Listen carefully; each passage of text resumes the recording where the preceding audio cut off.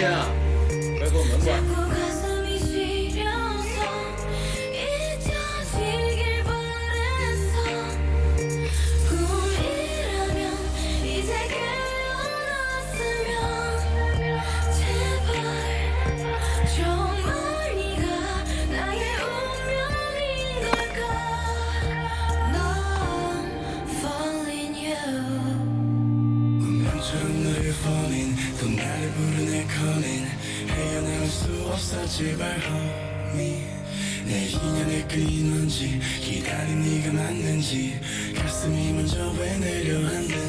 Hello everybody， 大家晚上好。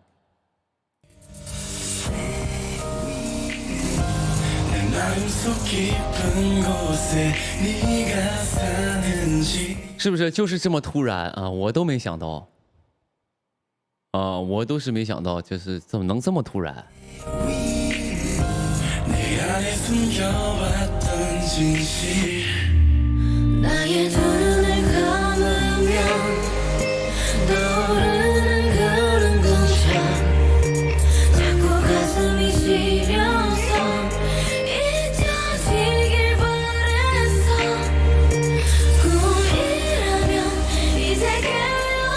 晚上好，朋友们，晚上好啊！太突然了，是不是？好开心啊，在这个太不厚道了，吊了我们半个月没有吧？没有吊你们的意思啊！这我干哈嘛？我钓鱼啊，钓你们半个月那还行，没有啊。就是最近事儿比较多，然后呢，我也怎么说呢？就是我最近这个宁哥这个身体状态不太好，我总取笑你们熬不住了，其实是我最近有些许的熬不住了啊。就是也不知道为啥总困啊，就是感觉特别困，然后呢睡一会儿，然后就醒了，醒了之后呢，然后呢就是睡不着，然后就有点失眠，有点包括有点熬不住了，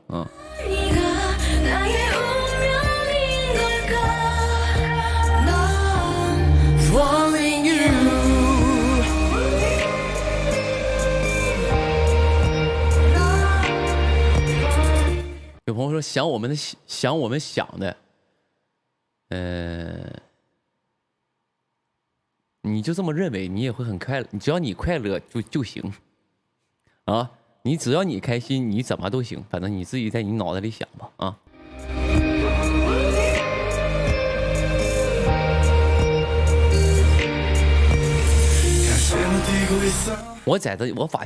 我发现很多朋友就是有点不懂事儿。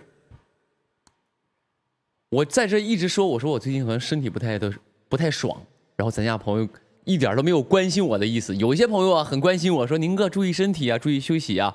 然后但有些朋友就是感觉我说了我最近身体不太爽的这个东西跟他没关系。然后呢他就说哎想我们想的，还跟我俩开玩笑呢，在那儿。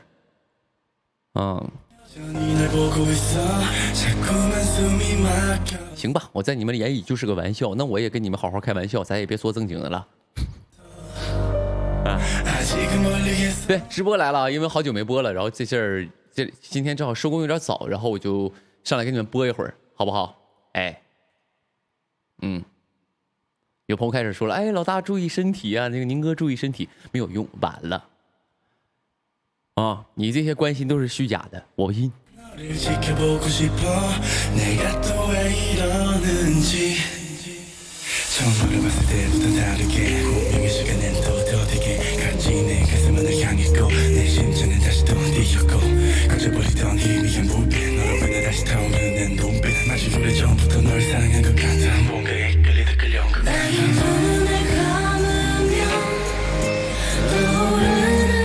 哎，罐头音效没了是吗？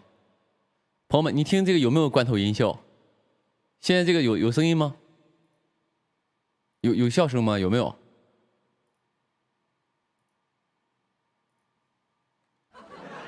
有吗？这样有没有？有没有？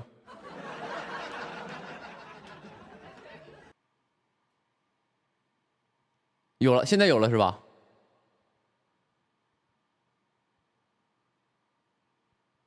刚刚有。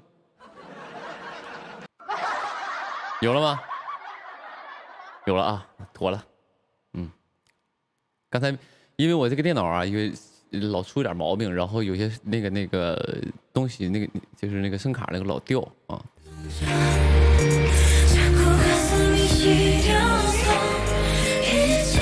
刚开一会儿啊，刚开1分钟的新服，朋友们赶紧玩啊！新的服务器赶紧玩啊！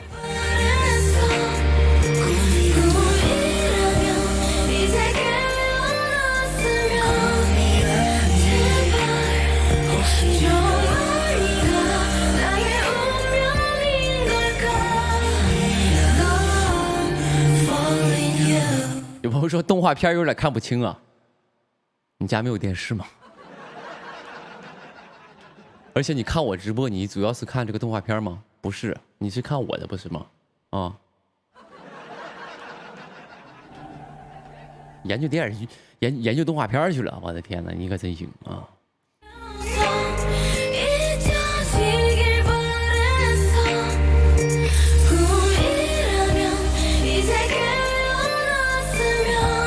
有人说新歌太惊喜了，哪有啥新歌啊？是这个吗？是这个吗？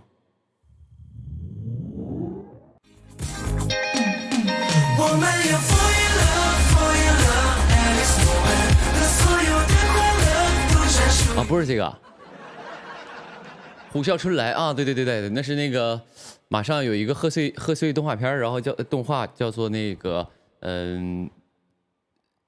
小虎墩儿啊，小虎墩儿，然后那个歌呢叫做虎啸春来，因为今年是虎年嘛，然后就有一个动画啊，然后到时候可以过年的时候那个贺岁档的时候，你们可以到那个电影院去看看这个片子，如果家里有孩子的，可以领孩子去看一看，挺好的啊。有多美丽，所有的词语都配不上你啊！大英雄小虎墩儿啊，对。有朋友说词是方文山老师写的，对，很厉害，然后里边可以到时候听听这个歌吧，也看看这个电影，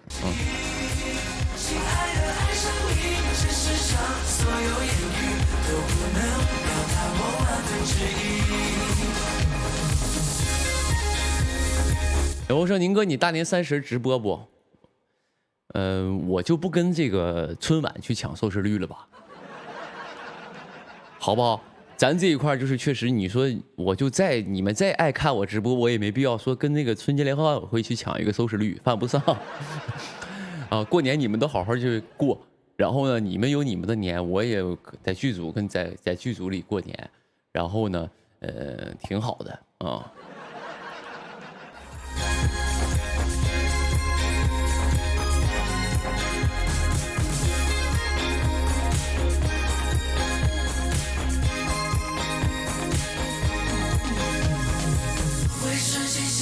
我的音乐将你，我心上一口慢慢品。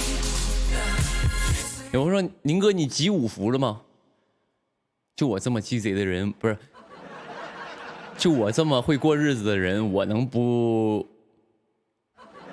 每年会错过这种免费的东西吗？不可能的，每年都有吗？对不对？每年都有，不可能的，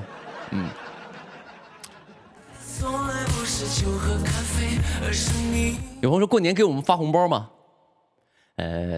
发不了，发不了，因为那个什么，因为就是本来准备给你们发红包那个钱呢，当时就是换了辆那个商务嘛，你们也看到了啊，换了辆商务，然后那个就是我先替你们花了啊。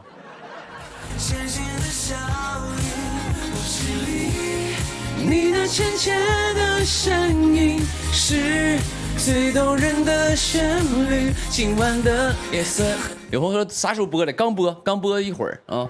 今天因为这个收工比较早，然后也好久没播了。我寻思，因为我明天又要出门了，我就寻思再折腾一趟回来，然后我又要拍戏。哎，你给我走开行不行？你在那烦死我了，你要。而且，你烦死了，你给我走开。我搁他直播播，搁那磨磨唧唧在那儿。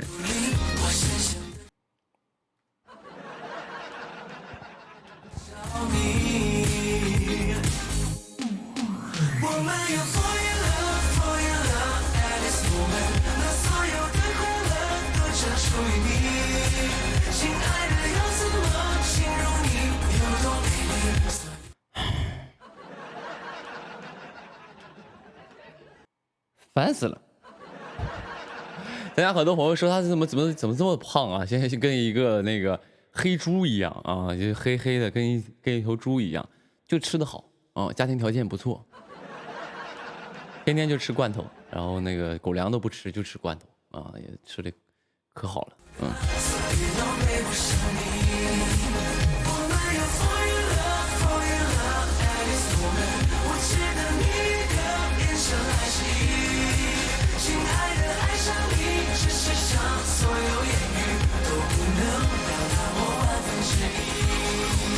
有朋友说老大，你把这个帽子摘了，让我看看你完整的盛世美颜呗。来，你给弄下去。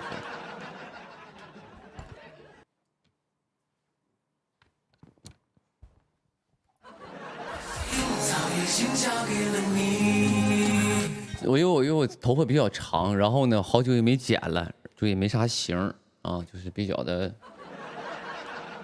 比较的憨厚，也没啥型。然后就是一般现在最近都戴个帽子，啊，完了，还是戴了吧，对。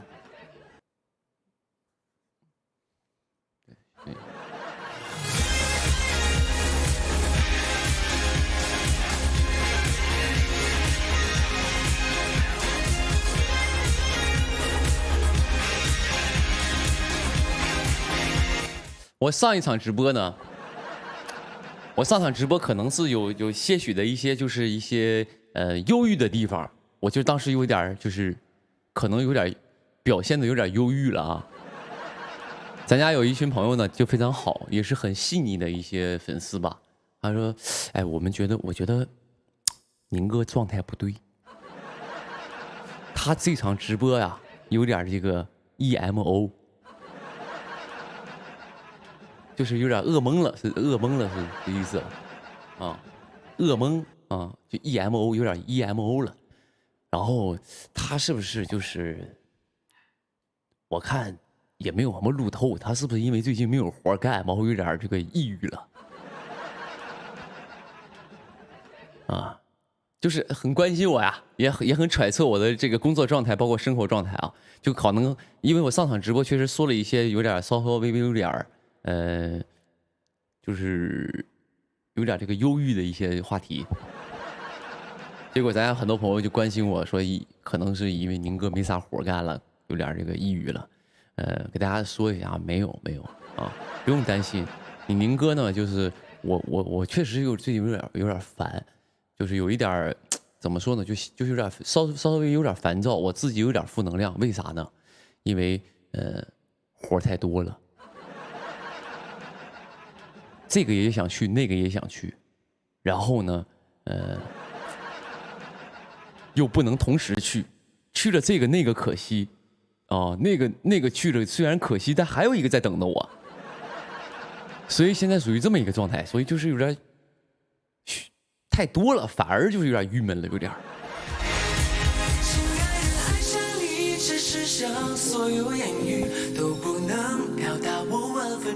哎，这一下被我装到了啊！所以朋友们不用担心我说宁哥没活了，说担心什么的也不会啊，活还是有的，因为我刚刚往上走呢。现在此时此刻正是我的上升期，我上升期的时候没有活干了，那还行，对不对？啊。我的心早已经交给了你。所以别担心我啊，我只是跟大家说，别担心我，没啥什么郁闷的，我只是因为就是这阵儿有点状态不太好，我就身体状态不太好啊，然后所以就是有点那个什么，盯不住了。但是不用担心我说没活干了或咋的，那没有啊，活还是有的。不要说看不到路透，就好像宁哥没活干了，你们好像我就得活在你们的路透里。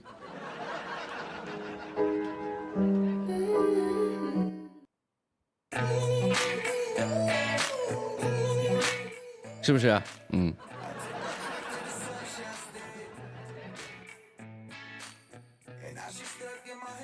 不舒服看医生啊，也没什么可看的，没有什么不舒服啊，就是最近这个，因为进这个组吧，现在我属于就是现在来这个组里快2月了，然后呢，前期的就戏呢前期没有我的戏，然后呢这次正好我有一些晚会没拍戏，都在跑那个晚会包括综艺，然后明天我也是去录个晚会嘛，然后包括一些之前像什么小虎墩这个哈，虎啸春来，这都是这阵儿干的活。这阵录了好多音，都在把那个录音呢，年前把这些录音都录了，然后呢，包括一些晚会都给录了，然后包括一些专辑上的一些事儿，都在过这些事儿，所以可能就是没有就是没在拍戏，所以你们看不到我的路透啊，你也别担心说宁哥没活干了或怎么样的啊，你们也别盯着那个路透，好不好啊？看看我直播啥的也挺好的，嗯。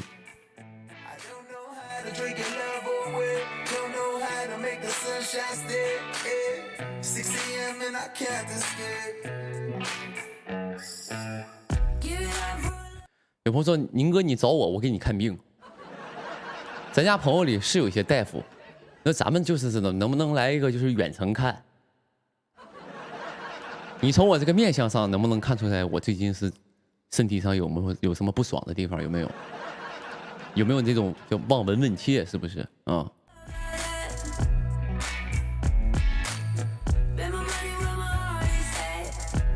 云看病，哦，脸太白了，脸太白了就感觉好像这个身体有点虚弱，是不是？没有什么血色，因为开了美颜，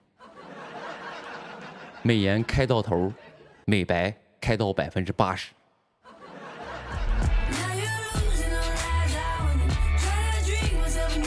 开了美颜看不出来，那就别看了啊。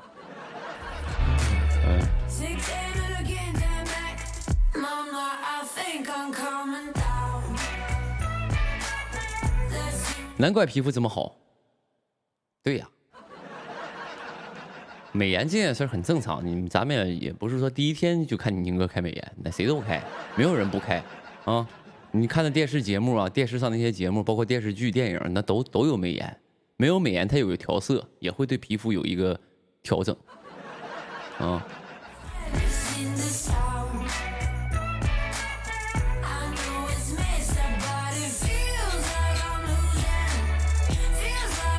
有朋友说宁哥你不舒服，是不是说是怀孕了？刚才我看你刷好几遍了，这朋友，你说你精神不正常吧？我是男的，我是男的，听到没有？啊？这玩笑啊，开这个玩笑有点这个尺度，好不好？啊？别老把我想说，别老把我想象成一个女的，因为什么呢？就是有一帮朋友喜欢把我想成一个女的。你想别人，我觉得可以，你宁哥这么粗犷的人，你都能想得了。这个好像叫做泥塑，是不是？我不懂啊，是叫泥塑，是不是？就把一个男的想象成一个女的，叫做泥塑。就你想象啊，有人把张飞当就是泥塑一下吗？有没有泥塑张飞的？有没有？我都这么粗犷了，我都这么。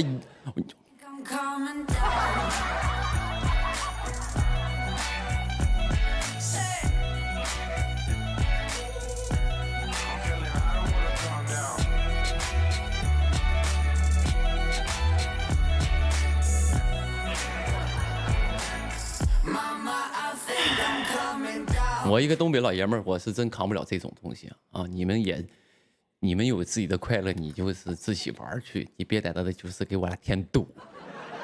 本来不一眼 MO， 叫你给我整噩梦了啊！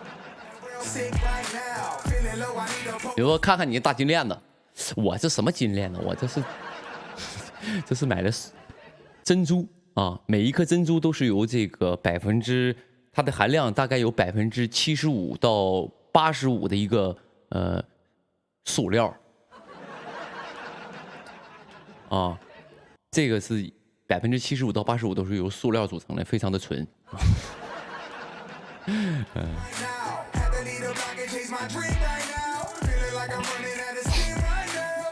当然，咱家最近很多朋友挺好的啊，然后那个什么。昨天我看到一个东西啊，看到啥呢？就是因为很多朋友最近也挺喜欢我的哈，哎，最近也就莫名其妙的粉上了我。然后呢，但是咱家这里边有很多朋友，包括现场在我看我直播的这些朋友里呢，有一些年纪偏小的。然后呢，咱家也有粉丝群，然后他就想加粉丝群，但咱家是什么呢？咱家的粉丝群都是那个不收那个未成年人的。对，你可以粉我，咱不是说歧视啊，只是想说你要未成年，你应该好好上学，然后也不能参与说就是你未成年的话，你没有一个自主的意识，你需要什么呢？需要你好好上学，学习为主。然后呢，就是对，然后呢昨天呢有一个人呢就加咱家这个粉丝群，加完之后管理就问说你好，你成年了吗？他说我今天是我18岁生日，我就今天刚好成年，我卡在今天，我来加这个粉丝群，我给你看看我身份证，直接嘎发了个身份证，是1月19号啊，就是那个，我当时我看完这个图，我很感动啊，我当时很感动啊，就是这种，就是卡的那个满18岁那个点儿吧，然后加粉丝群，你说他得多么的爱我。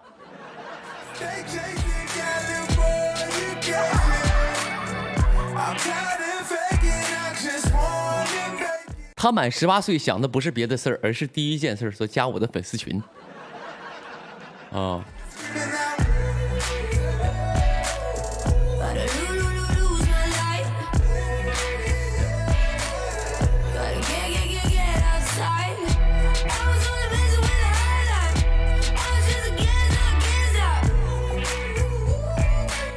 纯纯的硬核啊，满满的仪式感。对，是的啊。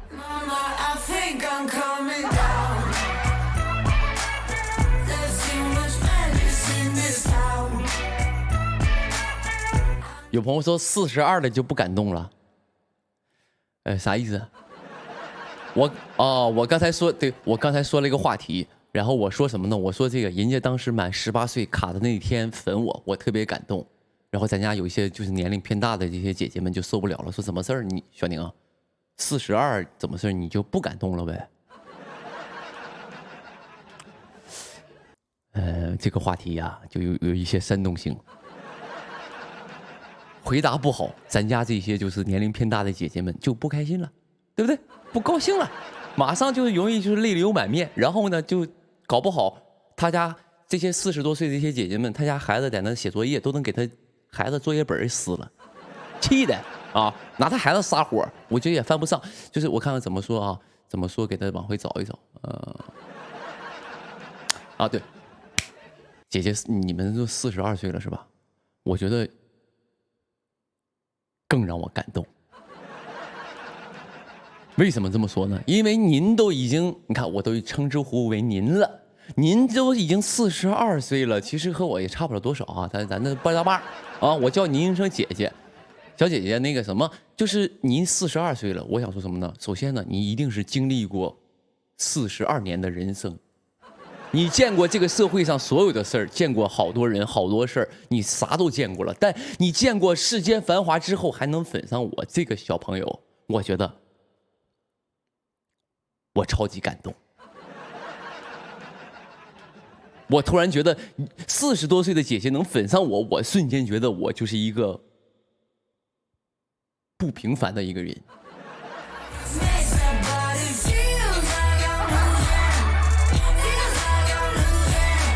有朋友说52岁的阿姨不能叫阿姨，52岁反正在我这儿大，无论你说大多少都叫姐。我这没有阿姨，咱不叫阿姨那一块儿，就是都是姐姐，好不好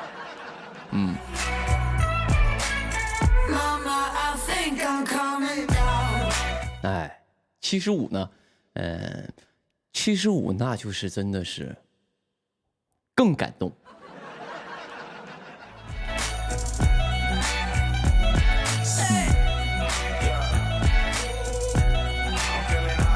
有朋友68岁，年龄不重要，我觉得是这样的啊，我是这么安慰自己的。我是这么安慰自己的，天天安慰自己啊，年龄不重要啊，无所谓，年龄大点怎么了？怎么能跟我一起演这个同龄人的都是00后呀？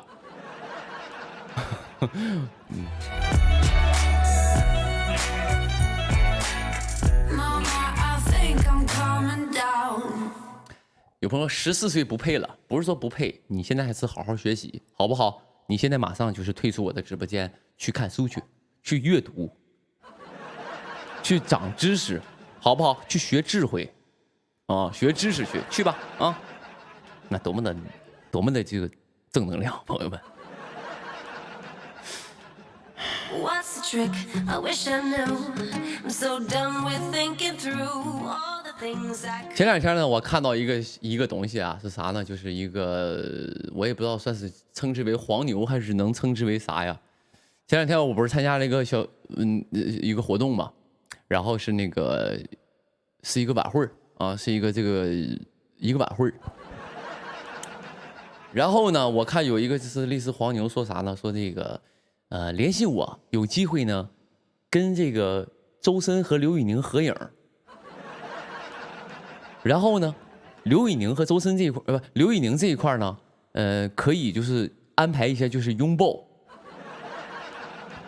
我不知道你们看没看到啊？就是说，可能这个黄牛能办到一件事，就是找他能抱到我。我不知道你们看没看到这个消息啊？我是看到了，就是一个。他们在群里发的，我看到了。当时我在想，报一下多少钱？我特别好奇这个事儿。我不是说就是我好奇，我看看我报我一下到底值多少。我当时想的是这个啊，我想的是这个，我倒没想别的，就是看看，哎，那我这一个拥抱大概能值多少钱呢？于是呢，咱家还真有朋友去打听了，问了一下，说那个什么，哎，那个什么，那报刘宇宁下需要准备多少钱？那边有人回复说，8000块钱，8000就能安排，说跟刘宇宁拥抱一下，抱的合影。当时我就想说，8000块钱也不是不行。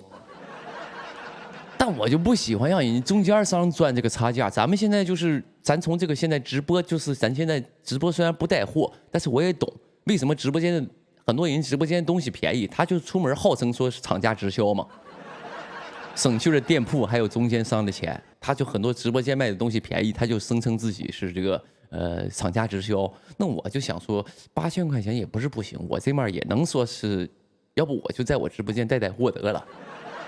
我直播间带的货就是跟刘宇宁拥抱一下8000块钱，我自己就干了，也别整那个中间商差价了，好不好？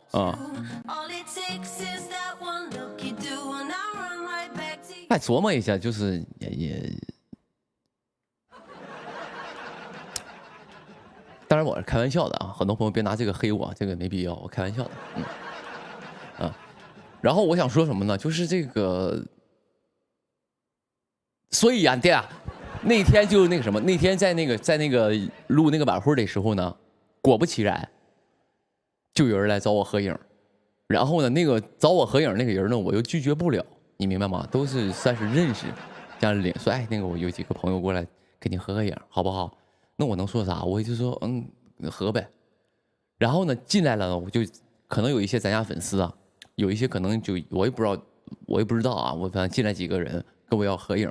然后呢，当时我就特别好奇，我就问他，我说：“哎，那个，你花钱了吗？”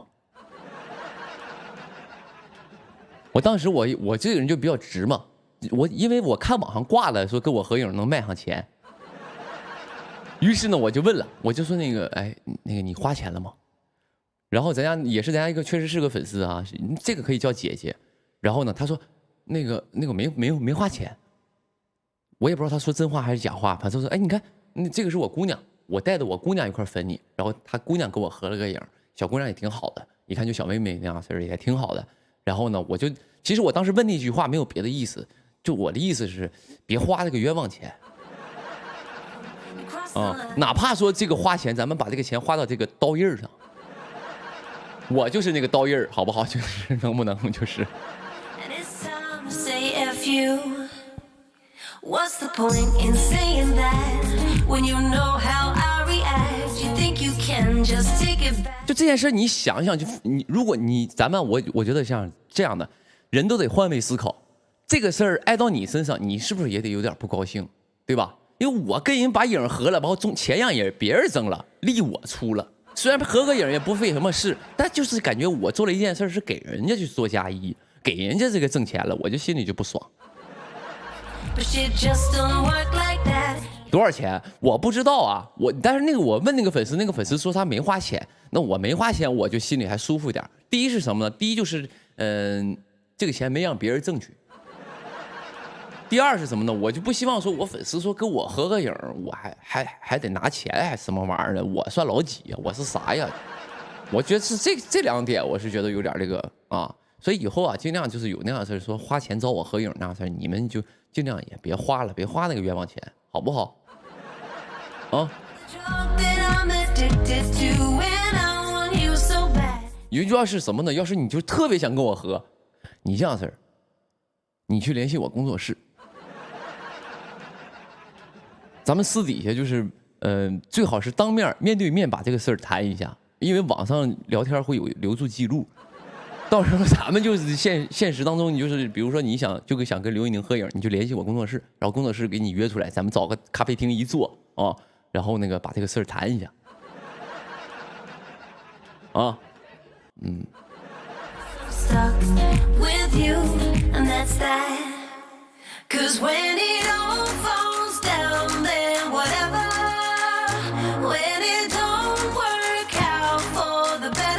有朋友真的假的？哎呀天哪！就是我的直播你都白看了，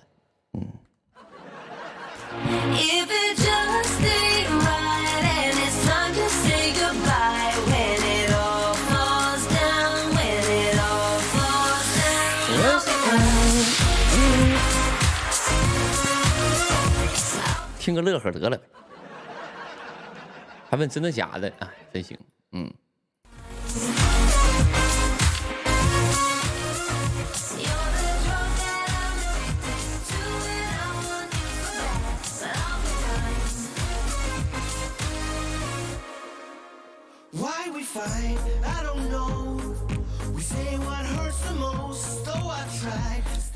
有朋友说老大，你这个春节在哪过呀？我春节是在横店过啊，我去年就在横店过了一年。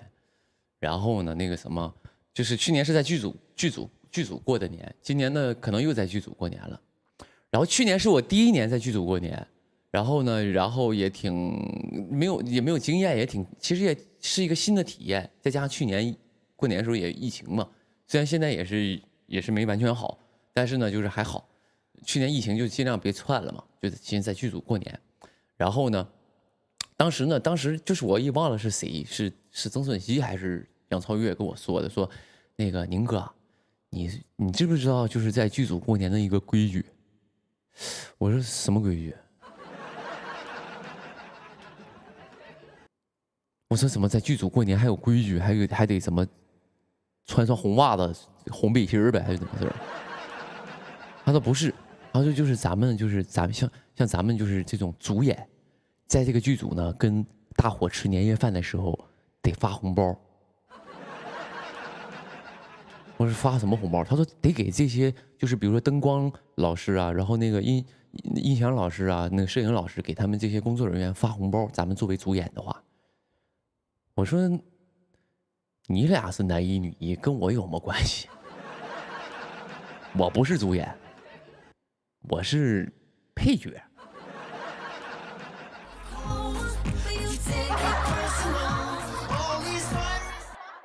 然后他说那个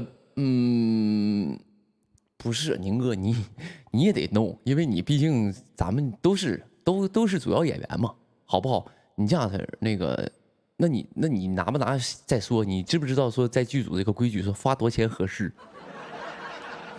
我说我也没在剧组过年，我也不知道啊，我也不知道说发多少钱合适。发多了吧，确实也心疼；发少了吧，人剧组你说还不如不发，对吧？后来就是我们几个人探讨了一大顿啊，后来就把这个钱给发出去了啊。其实他俩去年不提的话，我也能少损失一些。所以今年呢，这个组我就不提了。我这个组我就不提了，就假装不知道这个事儿啊。因为这件事让我想了1年，我就觉得花了冤枉钱。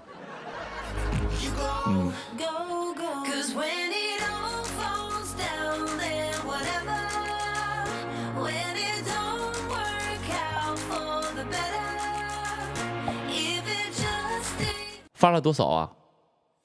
发了当时反正关你什么事儿？你给我报销啊！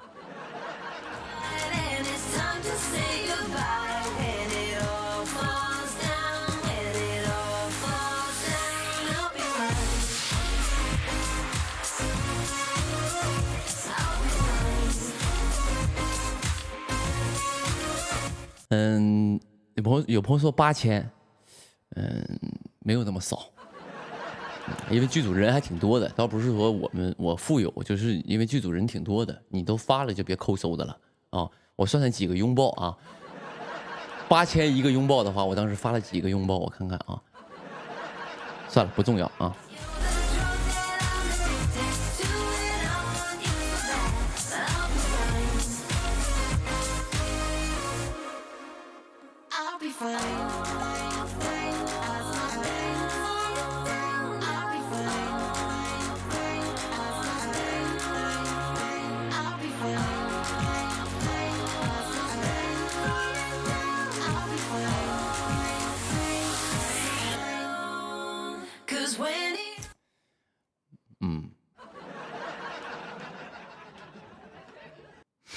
我不要红包啊！上热搜了吗，朋友们？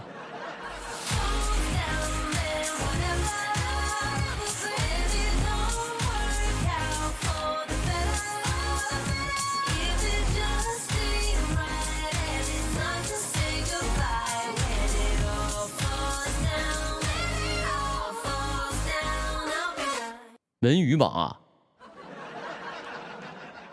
那就是马上就要上了。那如果是文娱榜，那就说明就快上了啊，快上了。我看两个话题，一个是刘宇宁直播，一个是刘宇宁小虎墩大英雄主题曲啊，这2个啊，能上一个就行，能上一个，我这个年就会过得非常快乐。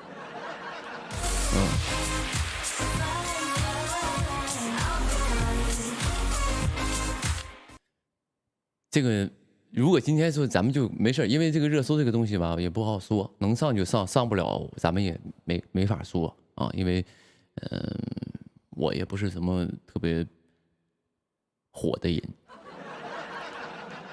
先那个什么，能上就上，反正你们帮我去评论一条或者怎么样，看看能不能上，能上的话就上，上不了那也尽力了，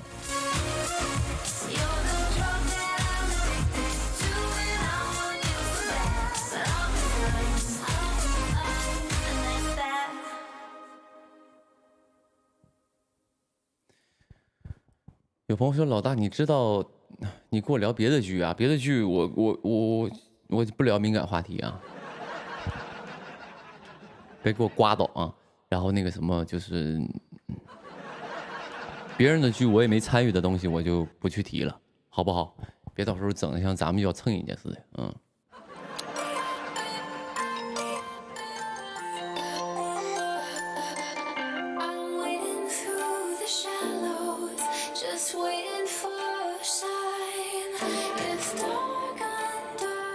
有朋友说宁哥会有机会演现代戏吗？会有啊，当然会有啊。对，因为前2天还真的有个现代戏的剧本在找我，但是能不能去呢？是让我等消息呢。让我等消息呢。然后那个如果能去的话，就告诉你们了。然后但是不去的话，那就去那个古装也一样。都行，反正就是无所谓。现代戏其实我觉得没有什么太多的说一定要拍现代戏啊，因为我不是特别的想要去拍现代戏，因为天天看我这样啊，我宁哥总直播，所以希望还是以古装形象先给拍扎实了啊，然后再去拍现代戏。男几啊？如果能去的话是男一啊，我去不了就是跟我没关系啊。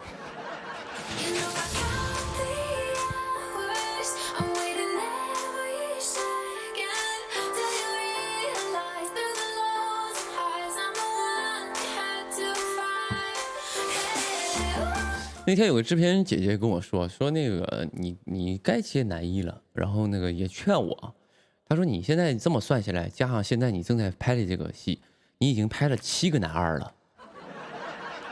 啊，在那个什么那个黑眼镜那个不是男二啊，但是就是已经拍了7个配角了，你也差不多可以试试男一了。我当时我就觉得，因为我是一个怎么说呢，我相对来说其实像哪个部分。有些部分还比较保守，我就怕给人家信任我，让我接个男一，结果我没给人弄好，我还是比较压力比较大的。所以呢，但是那个姐姐跟我说那个你就开玩笑嘛，也不是开玩笑，闲聊嘛，就说你可以弄一个了啊。我说那我也琢磨琢磨，对吧？宁哥年龄也不小了，然后呢，在有限的年龄能够拍几个作品，我觉得有机会演男一吧。等再岁数再大点估计也拍不了了。该拍一拍吧。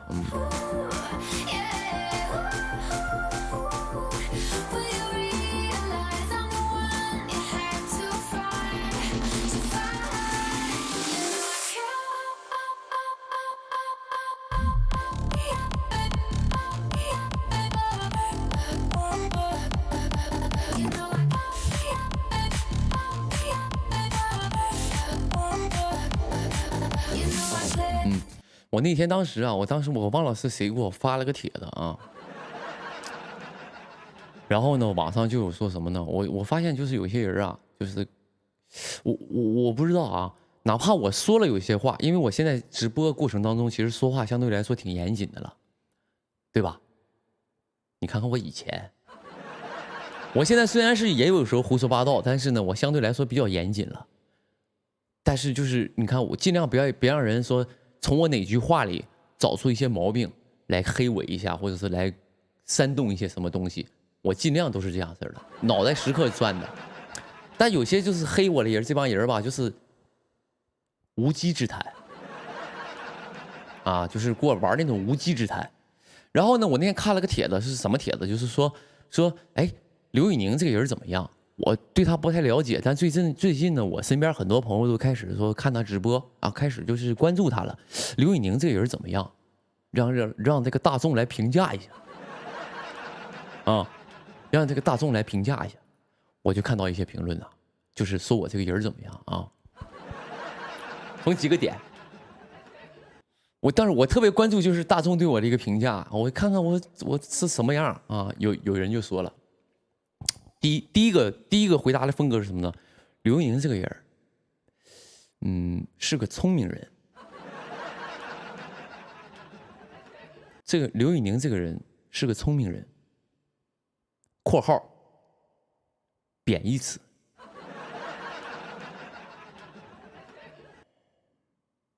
什么意思？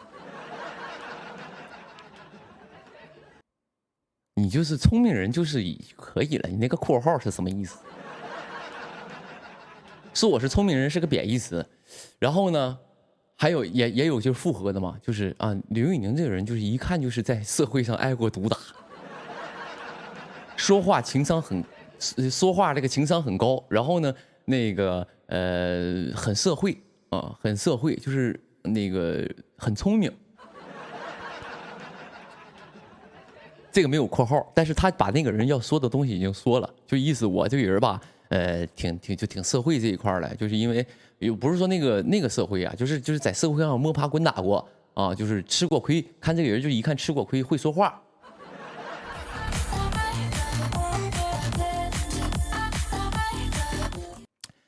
首先我就想问一下，就是比如说哪怕啊，你可能我先不说我是不是一个就是很会跟人交流的一个人，或者是很会说话的一个人。首先呢，会跟人交流，或者是会跟人就是这个相处的，这是一个在这个社会上是一个不好的一件事吗？我觉得不是啊。你不能说因为你不是这样的人，你就觉得这样人的你不是说你做不到，你就觉得别人这样做是不好的。我跟你们说一件事儿，我前两天听到一个姐姐，也是一个做节目的一个姐姐说了一句话，我觉得特别有道理，就是这个时代在发展，科技在发展，用技术去生存的人，可能没有会与人交谈的人生存的时间久。这句话他原话怎么说我忘了，但是他这个意思是什么意思呢？就是你比如说两个人，一个人技术特别过硬，第二个人特别会与人交流，第二个人可能在工作和未来的发展上更有优势。当时他是说了这么一句话，我就想了一下，因为别人说话我过脑子。他说因为科技这个东西，无论是你的技术也好，或者是所有的这个，就是你比如说你今天打字打得特别快，有一天科技会代替你。比如说你在这个在这个工厂里做一件事儿，做一个技术工种非常快，但有一天科技也会替代你。科技会替代，科技在发展，可能10年、20年、30年、40年、50年，用技术去生存的人，容易被科技所替代。但是如果你是用脑子与人交流的人，可能生存的时间会更远一点。我觉得这句话未必是绝对的，但是我想了一下，是有道理的啊。所以你想一想，如果在这个社会上生存，其实与人交流这件事是最重要的，因为其他的东西其实大部分都可以用机器去替代或者科技去替代，但只有人与人交流这件事儿是机器替代不了的。所以与人沟通的这个能力非常重要，无论你在任何的岗位、任何的工作当中。所以我也希望什么呢？我也希望这些，就是你可以去想一想，你旁边、你身边的人，或者你的同学也好，你的工作的同事也好，善于与人交流的人，是不是他们的生存环境会，就是他们的机会会更多一些，或者是更容易往上爬一些，往上走一点，让自己过得越来越好一点？你想想是不是这么回事？就是其实就像我上学的时候，你们班级里肯定有几个会跟老师沟通的人，啊，会老师特别喜欢的学生，有老师肯定也有老师不喜欢的学生，就是这么回事。那就是体现了在那个上学的时代，两种人的一个区别。所以呢，我觉得是这样的，无论你是不是善于做这件事的，可以去尝试去与人沟通，善于与人沟通这件事儿。其实我是一个特别自闭的人，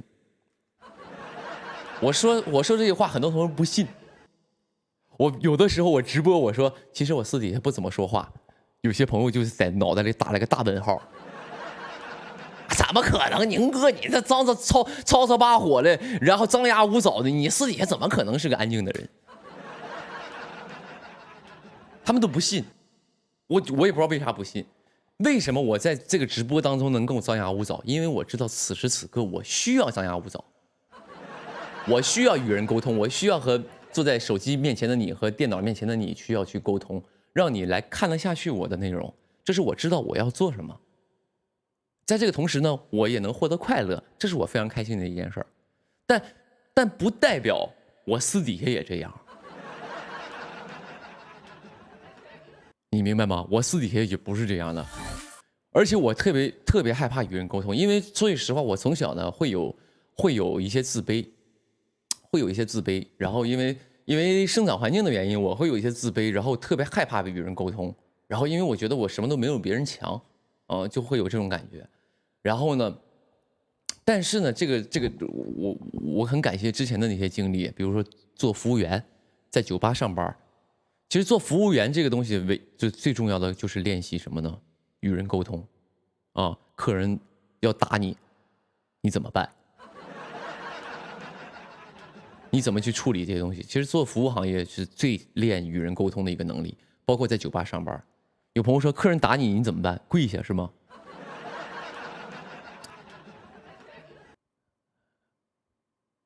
能说出这种话的人啊，你肯定就是没干过服务行业啊。服务行业是要，确实顾客是上帝，确实是啊。给上帝跪下这件事儿，确实也没什么太大的错啊。但是我是不跪。哦，有朋友说跑，客人要打你怎么办？跑，打回去，怼，然后报警。咱腿长，打不过就跑，他打不到你，打不死你，你打他，躲开，给他大飞脚，找老板。首先呢，这几条呢，我一样样跟你分析啊。我作为一个从事多年服务行业的一个人，第一，找老板这件事儿是最下策，因为你作为一个服务行业，你作为一个服务人员，你面对的顾客所有的问题出现的能够解决这件事的第一人一定是你自己。如果你去找老板或者找经理，就说明你能力不行，你处理不了这件事儿。你对你自己也是个否定，所以找老板这件事不行的。第二呢，跑，你往哪跑？就别人要打你，然后你在你家了，你跑，那跑是不会跑的啊！我告诉你怎么处理，让他打。首先呢，如果是我遇到这种事儿，客人要打我首先我这一块会让他打，因为作为一个服务行业的人，就是要满足客人的需求。哎，但是我会就是尽量不要他打中我的要害。哎，尽量不要打中要害。比如说正常打，他玩拳击的话，我就让他打；如果他拿斧头的或者是拿电锯，那我就得跑，那是另一回事了。但正常在这个餐厅用餐，可能没有斧头，没有锤子，没有电锯，没有这种就是那个狗头铡什么的，可能我就不跑了。他要用拳击的话，自由搏击或者是这种的，就是正常的赤手空拳，我就让他打，我就满足他。打完之后，我还站起来问他说：“满足了吗？”啊，先问他们满没满足，他要说没满足，再打，打到他满足，然后呢，我再站起来问他，我说满足了吗？他说满足了，好，报警，该赔多少钱赔多少钱，啊，就是我该多要一点，我也多要一点。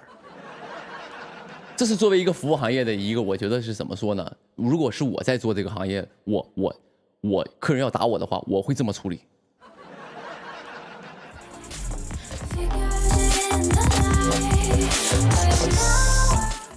有朋友说人家不给怎么办？人家不给怎么办？你是法盲吗？你就是打人就得赔钱的这个东西啊。但是我是绝对不会还手的，啊，我要还手那就是互殴，那是另一回事儿。我就是一定是，啊，一定是站直了让他打，啊，打了谁扛不住我就躺下，啊。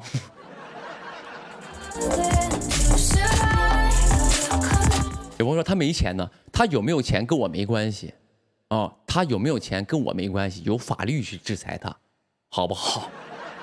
啊。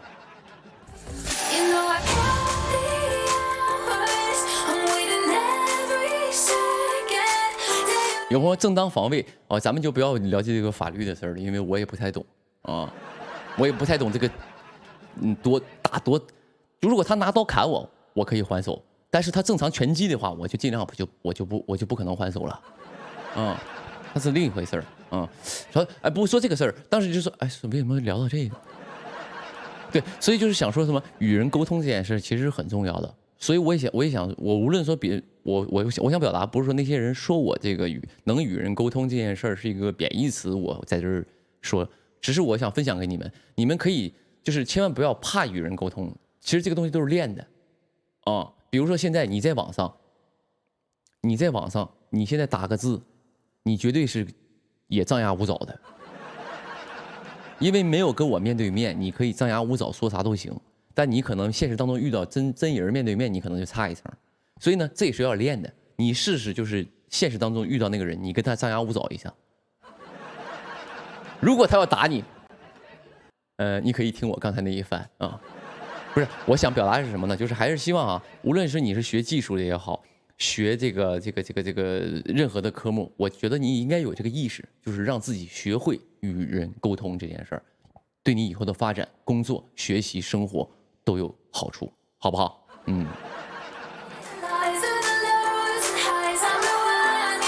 所以我想表达的是什么呢？就是能与人沟通，能够去与人交流，和人相处得非常愉快这件事儿，不是什么贬义词，也不是一件坏事儿，是你们我觉得在这个社会上生存要具备的一项技能啊。当然这项技能我练的也不咋地，因为我跟你说朋友们，你别觉得宁哥在那张牙舞爪，在那跟你俩在那呜呜喧喧的，其实现实当中我也是一个小怂包。我经常和某一个人坐到一块儿，比如说这个人呢，我被不得已要跟他坐在一块儿，我就脑袋在飞速旋转，我该说些什么，让这个场子没那么尴尬，我俩一言不发，就是那种的。我不知道你们有没有这样的情景，我经常会有。我比如说坐在这儿，旁边坐了个人，我觉得此时此刻10秒内我俩一句话没说，这件事是不对的，我得想聊个什么话题。我首先先过他的喜好是什么，他喜欢喝酒，他喜欢喝酒的话，好，先挑起第一个话题。哎，那个什么，那个平时你喜欢喝酒是吧？啊，是啊是啊。哦，那你喜欢喝什么样的酒？什么样？比如说醇香的还是说酱香的？他说啊，我这醇香的不喝，我一般都喝酱香的，比如像那种五粮液啊、茅台那样，就是我喝的比较多。我说哎，我这个时候就得赞赏他。我说哎，那你很有品位啊，像这种酒喝完就属于什么呢？就是不头疼，第二天头不疼。我觉得行，那你能接下来就是一个酒的话题，如果他愿意跟你聊，你就往下延伸。那你一般能喝多少？1斤？他会说哎，喝不了1斤，就半斤。哎，不像你这个身材，觉得你这个体格不像喝半斤那样。我觉得你1斤差不多吧，1斤差不多，半斤你这体格，在这儿肯定能喝。哎，我虽然说体格行，但是我喝不了，我不信。那你平时就是平时怎么样不锻炼身体什么的吗？就延伸到另外一个，从这个酒聊到身体，从身体聊到平时日常生活，就是你每天你跟人沟通，你得脑袋得转，你明白吗？这些都很难的，都是练的啊。真社恐怎么办？没有什么怎么办，就硬着头皮上。啊，有朋友说我爱喝五香和蒜泥的，你家用蒜泥泡酒是吧？蒜泥泡啤酒，哇，厉害厉害，这个味儿就是炸啊！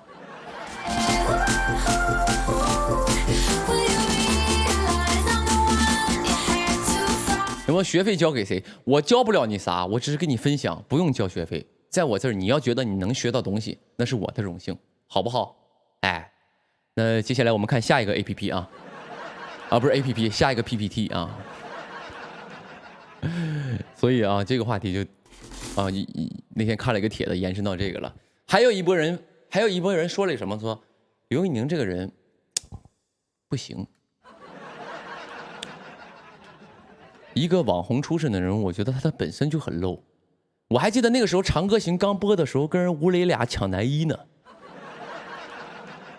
当时跟人吴磊俩抢翻在那儿，我觉得他这个人品不行，多恶心！一个网红出身跟人吴磊俩抢翻。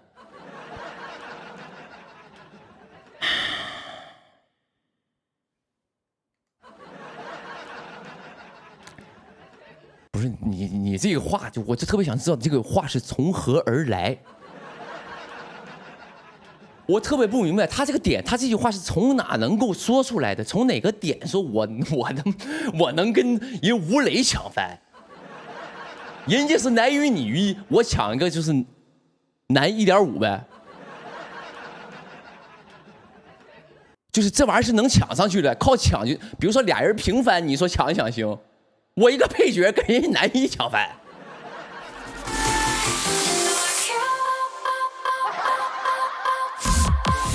对，你说要是这个戏，他是双男主，或者是1男1女，他俩去抢一个谁是1番，谁是2番可以。我一个配角，我跟人男一去抢饭，这句话是从何而来？我没明白。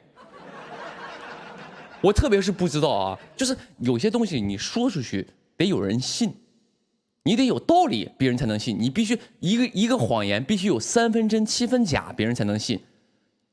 你这是一点溜都没有。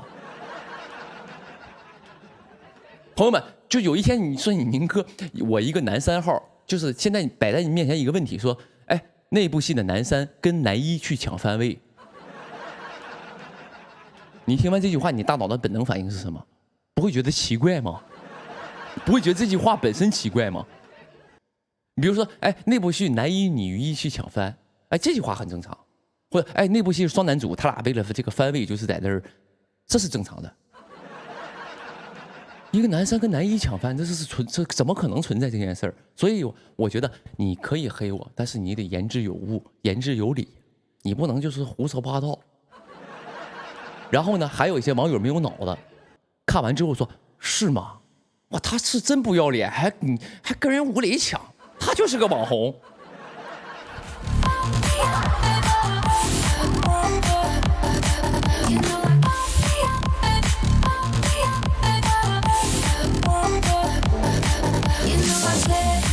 就太离谱了，你知道吗？就也太离谱了，哦。你说哪一天啊？你宁哥说我不是你宁哥，可能黑我那些人不把我当小宁或者是宁哥什么的。然后呢，就是哪一天我要是演个男一，你可以去说造个谣，说我跟女一起抢饭，你这是可以的，这是合情合理的。从这个社会世界逻辑上是合理的。一个男3和男1去抢饭这件事是不成立的，你明白吗？就好像一个。就说，哎，我隔壁家我隔壁邻居俩小孩，一个8岁，一个10岁，那个10岁，那个8岁的跟那个10岁比年龄大，就是有点就扯到这个程度了已经。哎，就是以后造谣咱就造一些合情合理的谣，好不好？就比如说前2天我看到一个营销号给我造谣。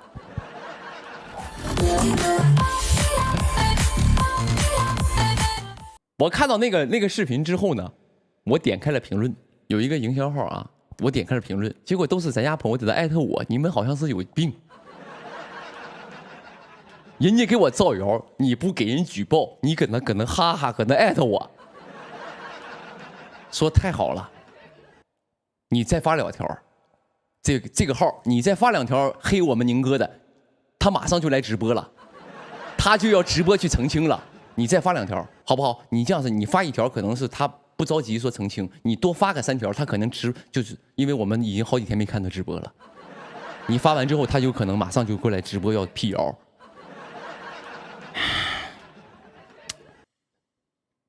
你看我这些粉丝是不是多么神奇的，多么的神奇啊！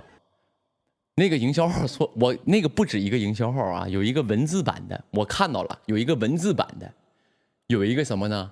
有一个这个就是类似像那种小视频版的，啊，那个文字版的是说什么呢？说这个熊猫眼男星，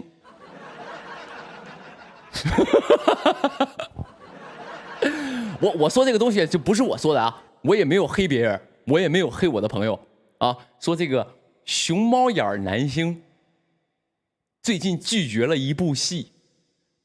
一部双男主的戏，因为这个另一个男主是有一个富婆喜欢，然后呢想让这个熊猫眼男星带这个男艺人，因为这个富婆正在追这个男星，然后呢然后这个富婆跟这个熊猫眼男星他们2家呢是什么呢？是世交。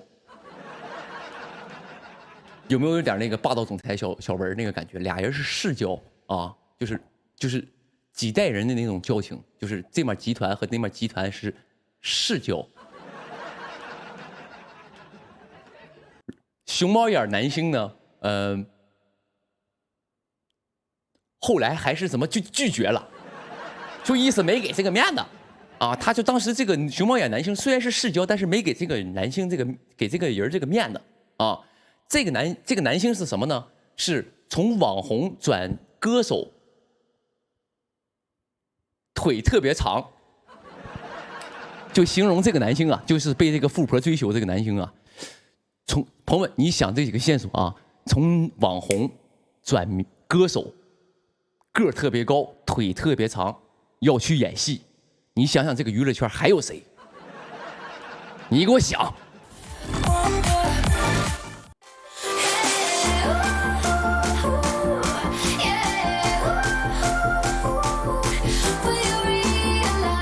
你想，就是你现在脑袋里能给我出第二个人名，就算我黑这个营销号。现场有很多不是我的粉丝，也不是我的这个可能不是我的粉丝，也是路人，也是说对这个娱乐圈都了解的朋友。你想一下，从网红转歌手，然后呢最近在拍戏，然后是个大长腿、大高个男星，是谁？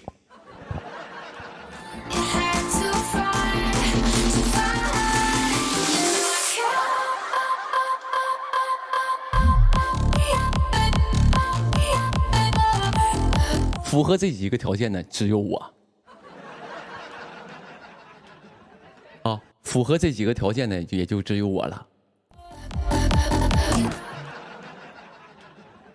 啊，这个熊猫眼男星呢，我开始我说熊猫眼男星是为什么要说熊猫眼男星是谁呢？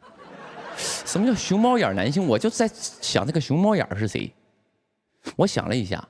我身边这几个朋友或者我认识的人，熊猫眼一点的，可能就是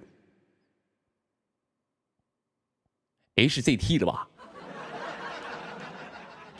可能也就是 HZT 了，对不对？啊，您这么说就捋上了，有点就对上了，好像就更确定这个男星是谁了。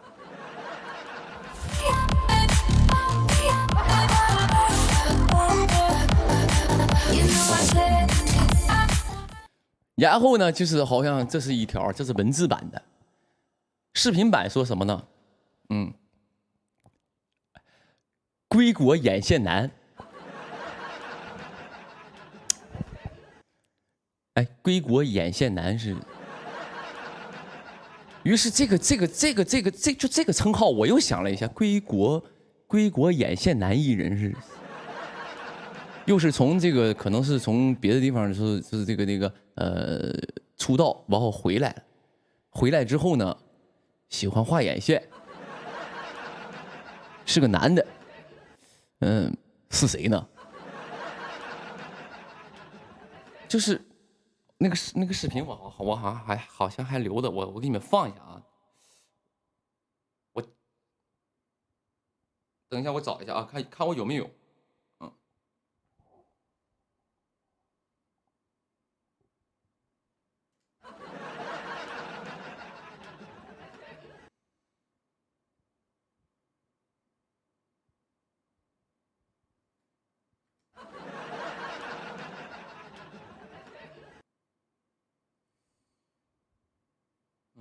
找一下啊，在这儿。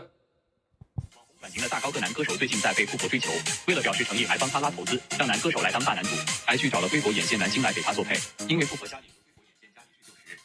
网红转型的大高个男歌手最近在被我重新放一下，你们仔细听一下啊，你们看能不能这个听懂他在说什么啊？网红转型的大高个男歌手最近在被富婆追求，为了表示诚意，还帮他拉投资，让男歌手来当大男主，还去找了归国眼线男星来给他做配，因为富婆家里和归国眼线家里是旧时，但是归国男星并不想给男歌手抬咖，直接拒绝了。关注我，每天快乐吃瓜。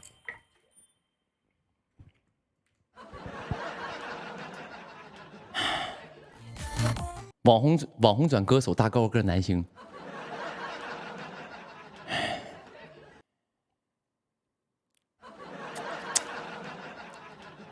就是，我突然觉得，就是有的时候有点开心啊。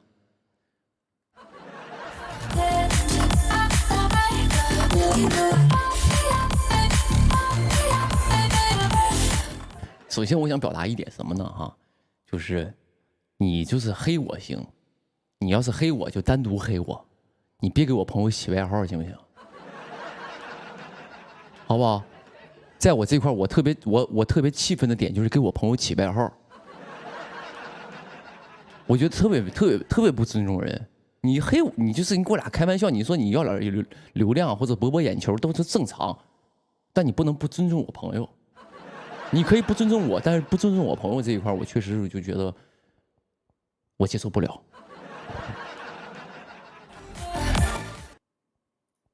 懂不懂？所以呢，我想说什么呢？这部戏叫什么？我想去，我真的想去。要不这样的事儿，因为他这个号说的是什么呢？说的是这个那个另一个男主没同意，我可能和那个男主认识，我明天给那个男主发消息，我看能不能让他同意一下。好不好？富婆那边面子不给，我觉得我这边面子他稍微多少能给一点吧，好不好？我想去这个戏，但是具体我不知道这是啥戏。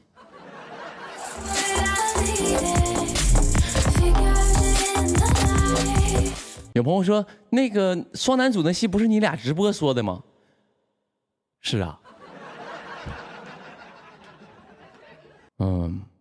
所以富婆是谁？我也知道，我也想知道啊。要是真有这么有能力的富婆，咱们就是能不能提前认识一下？我不希望这个富婆是通过营销号认识的，咱就是有一个没有中间商差价，咱就面对面认识一下。你要是真能跟我联系一下熊猫，不是联系一下这个别的男主，就带我那样式，给我抬咖什么的，能不能就是直接联系？啊，别通知。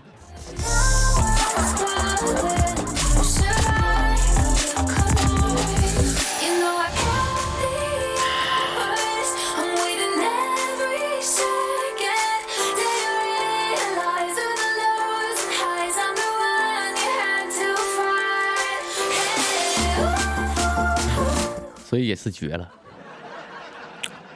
哎呀，也是绝了。你说要是啊，你宁哥啊，你说不是宁哥，刘宇宁这个人呢，要是资源好到爆炸，你这么聊聊还行。就是现在都是有点就是活不起的一个状态，你还说在这儿还给我家造谣，哎呀，头都要炸了，都要是。看完之后觉得好可笑啊！就是这个事儿是怎么能编出来的？这是什么套路吗？这是很多小说里边会用到一些情节，是不是？所以都说这个艺术是高于生活的，是吗？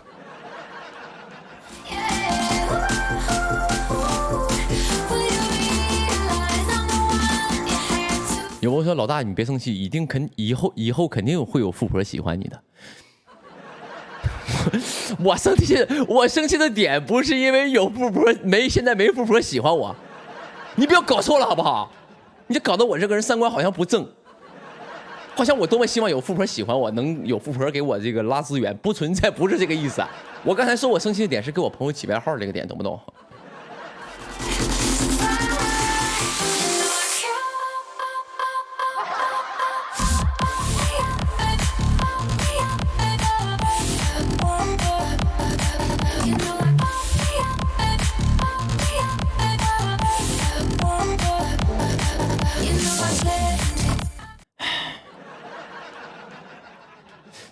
其实我跟你说，我看完这个我有点怀疑了，因为什么呢？因为黄子韬那天有一天跟我聊天，说那个我有个戏，是一个双男主的戏，我想要你来演。当时我还挺诧异的，我说为什么突然找我？到现在我觉得我看完那个号之后，我觉得有点破案了，是不是有某个富婆联系他？然后他们是那种就是那种旧时，家里是旧时世交，于是他找到我了，有没有这种可能？他这个富婆是谁？我现在脑袋就是毫无线索。你说这就是有朋友说快连麦黄子韬，他最近在拍戏啊。但是这个号里又说什么呢？说这个黄子韬他说他拒绝了，他不想给这个网红抬咖。咱们就从这个几个角度来分析啊。他说黄子韬拒绝了，他不想给这个网红抬咖。然后呢，黄子韬前天给我发消息说，要我给他留档期。反正他要不黄子韬说谎，要不那个营销号说谎，他俩肯定是有一个人在这说谎，我不知道是谁。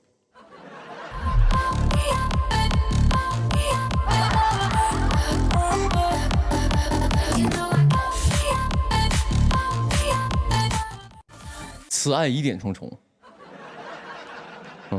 万一两个都说谎了，那你的意思这俩人说谎，然后富婆那个是真的是吧？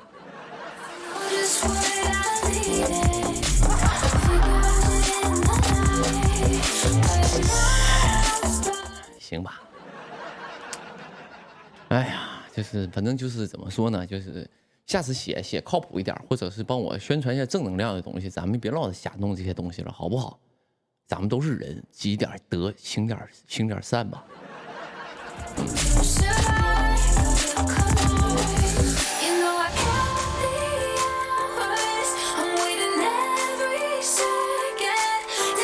因为这个圈子里啊，我其实不仅是营销号啊，我遇到好多就是特别奇怪的人，特别奇怪的人。我前两天我有个朋友问我说，就发了个人给我，发了一张照片，他拍了一个人的照片发给我，然后说这个人你认识吗？我当时看了一眼，我说我不认识，干啥嘛的？然后他说这个人呢，那天他说这个人我们那天开会，然后呢就是聊到你了，然后这个人说你啥呢？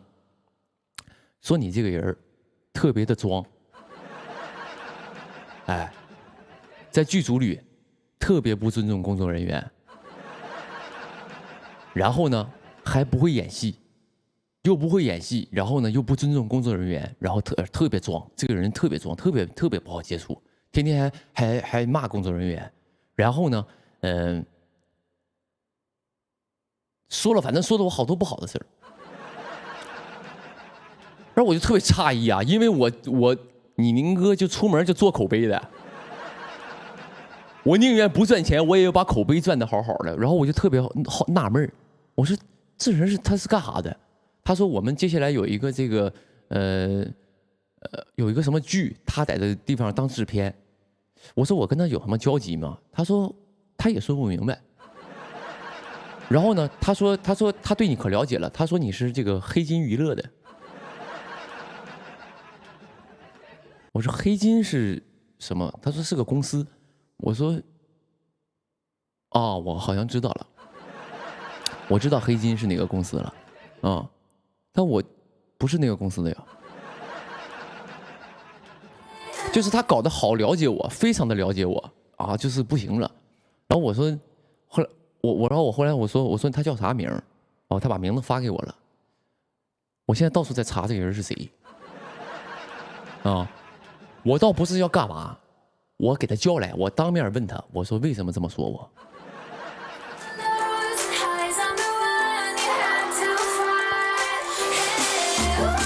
我不存在这个行业里，就是在这个口碑这一块容易跌倒，因为我能走到今天接这么多活，就是因为口碑还可以，也不能有这么多回头客啊，所以呢，我最近就在抓这个人。我抓到他，我就问他这是为什么？你是跟我有仇吗，还是怎么事儿？所以就是我这个行业里有这种人，就是可能他根本都不认识你，但他就显得跟你很熟。就像很多人呢，很多人其实跟我也不熟，我也不认识他，但就打着我的名号卖草莓。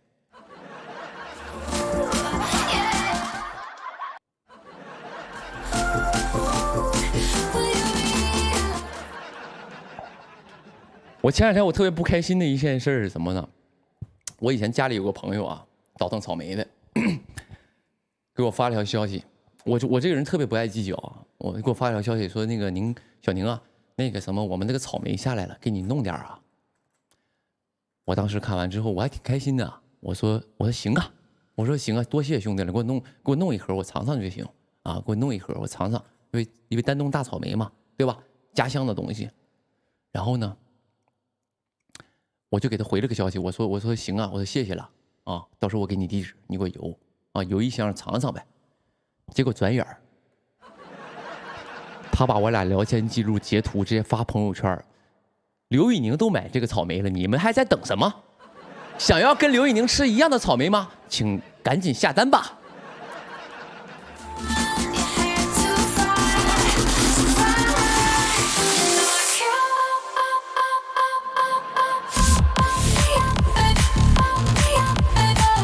绝不绝？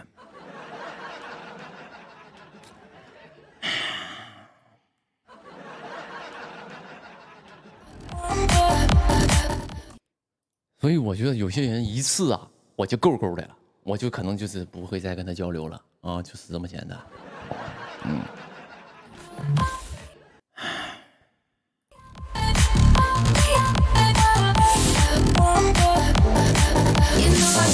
你确定这不是段子？这个东西这件事你可以信100%。真事儿啊，我无语。非常之无语啊！你要真开口跟我说您那个小宁啊，那个我这块儿就是你能不能帮我说买草莓什么的，或者帮我带一带，跟你粉丝俩说一说。你哪怕你跟我商量，只要不影响我基本上有很多我私底下的朋友也会找我说，哎，我干点啥事儿，我这面啊开了个足疗店。小宁啊，我这开了个足疗店。你能不能就是当时你在你粉丝群里发一发？你在你粉丝里群里发一发，你说都到我帮我宣传宣传，到我这个足疗店来摁脚来。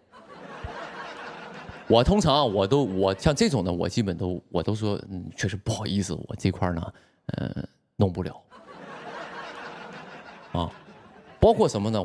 因为我说我确实不可能说给我粉丝去推荐摁足疗什么的啊。然后还有一些朋友什么，比如说我以前有一个非常好的朋友啊，然后但是他也以前我们就是同学嘛，虽然他也知道现在我可能是当艺人了，可能是有一点粉丝啥的。前2天呢，就是过中秋节的时候，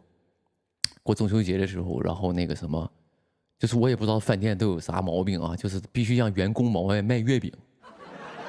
我不知道你们遇不遇到这种情况，就是他是学厨师的。他们饭店呢就说啥呢？说你想在这个饭店继续干下去，你就得承包1000盒月饼。你把这1000盒月饼给我卖了，你不卖就扣你钱。我不知道你们现实当中会不会遇到这种事儿啊？比如说公司给你发点指标，让你往外卖卡也好，或者卖月饼也好，或者卖什么到了假什么节假日卖卡。卖什么？我不知道是吧？没有那么多是吧？我这是打个比方，都有一个销售 KPI。然后呢，我这个朋友就找到我了，说小宁啊，那个你能不能就是跟你粉丝说说，买我的月饼？我兄弟，我确实是没招了，确实是没招了，我这卖不出去了，我这饭店给我开了一个 KPI， 我们这完成不了，你跟你粉丝俩说说吧。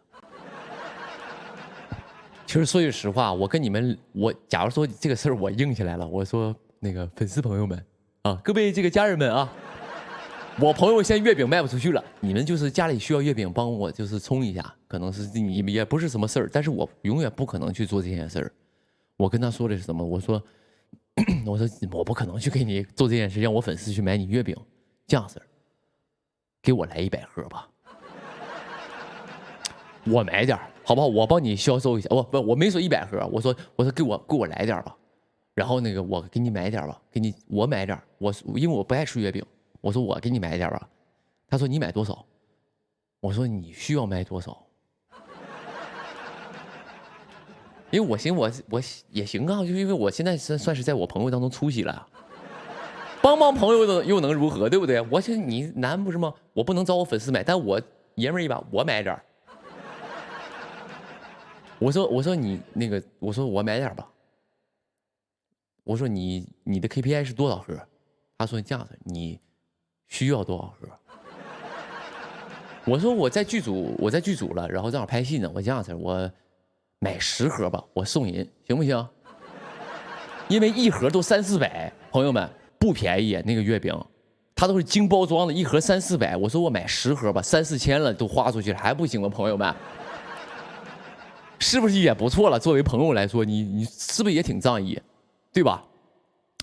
对吧？3、400，我说我来10盒，3、4千块钱，我也其实我也不吃，我买回来也就是送人啥的，挺仗义，可以了。然后我那个朋友说，那还是算了吧。嫌少啊，当然开玩笑了。后来我还是买了点啊，后来还是买了点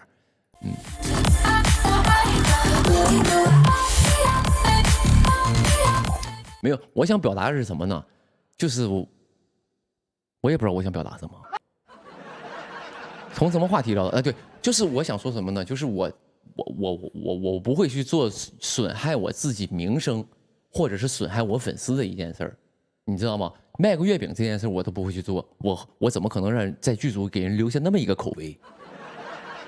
啊，我现在到处抓这个人呢，啊。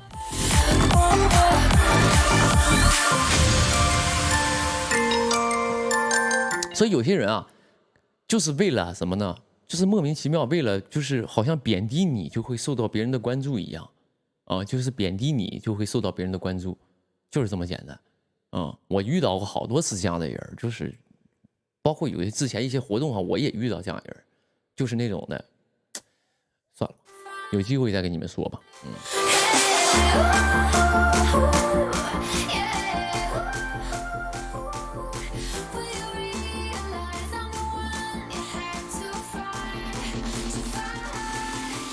有朋友蹭热度，也不是蹭热度，就是我不知道你们现实当中能不能遇到这种人，就是比如跟你说一个说，哎，那个电影昨天我去看了，很好看。一定，你身边一定会有个人说，那啥电影？那电影能看的？那不糊弄小孩的一样吗？谁看那电影？那狗都不看那电影，看那个电影什么玩意儿？你有没有点品味？你身边一定会有一个这样的人，我不知道，你想一想，会不会有这样的人？啊。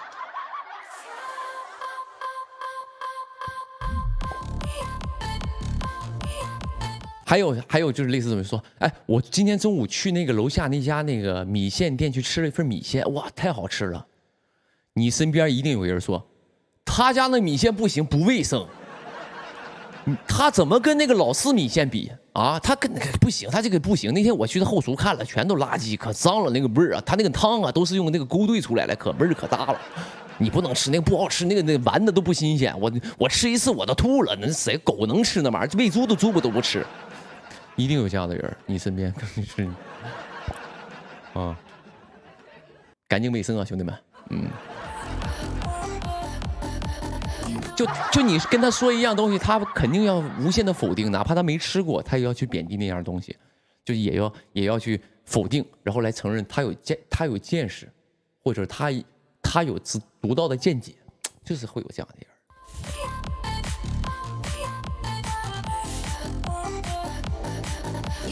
就是你说啥，他第一他要反对，第二呢，他要跟你什么呢？跟你俩就是说出一个惊人的观点，让你觉得哦，是这样的吗？不会吧？不能吧？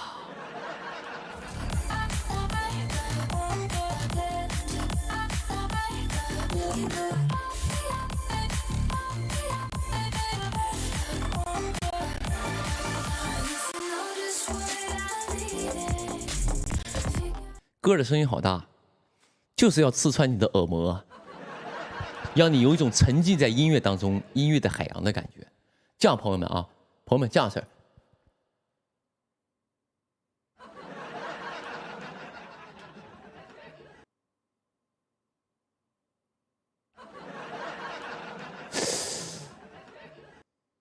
哎，等会儿。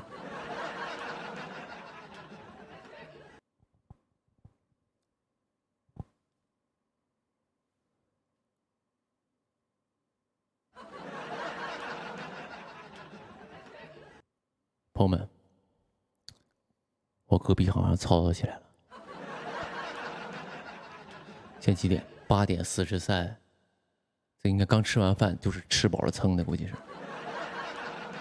吵起来了，那边很严重，已经就是有点摔东西了在那儿。我听的刚才就是摔了几个盘子，我没在意，但是现在有点愈演愈烈了，柜子都推倒了。这样式儿，我邻居的，我去看一眼啊，我去撒摸一下，然后看看，就尽量是劝和不劝分，不劝分嘛，对吧？宁拆一座庙，不破一桩婚，就是这么说的。我去看看，朋友们，你们别走，你们等我一下，好不好？等我一下，朋友们啊，我给你们放个 VCR，然后你们看一会儿，我一会儿那个什么，一会儿那个，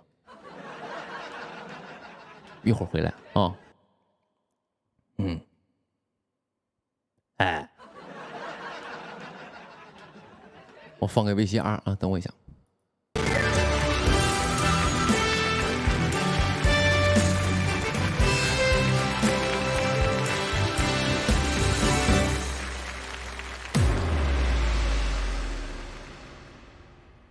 我是经典传唱人摩登兄弟刘宇宁，我把《凉州词》唱给你听。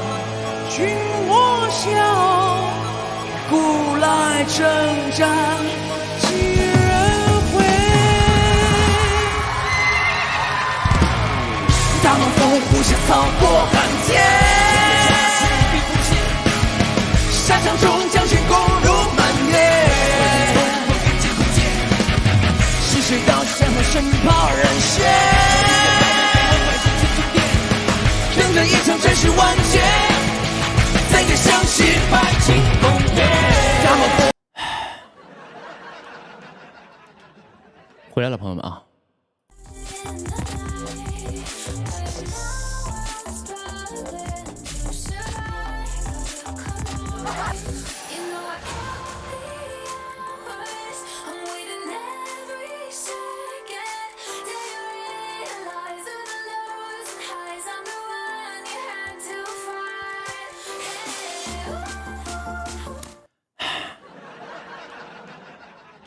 隔壁和好了吗？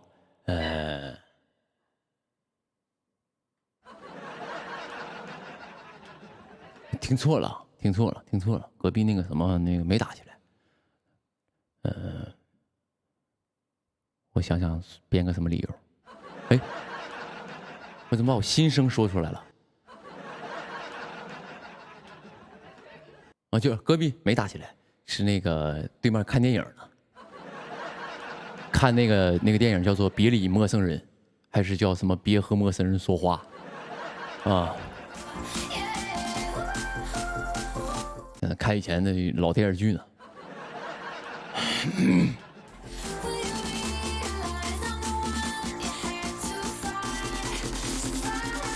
有朋友说隔壁是不是在看一部电影叫做《离谱》？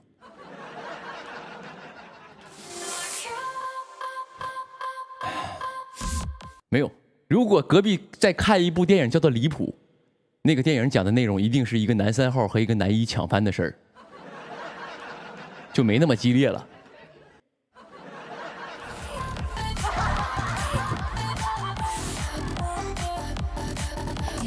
就离谱。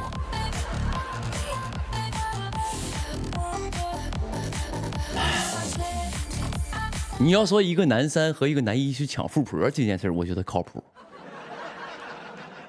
抢翻就是没什么可抢的。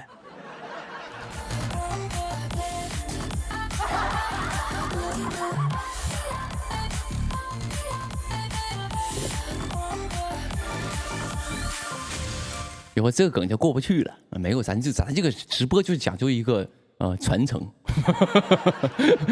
这不是讲究一个就贯穿。讲了一个话题，可能到结束了都会讲，可能上几期讲的事儿，这一期还能续上，对不对？哎，有人说包青天啊，不要这种就是拿这个特别优秀的人去开玩笑啊。包青天是我们这个历史啊，不能聊太多。反正就是包青天，是吧？包青天啊，为什么有朋友说这个词呢？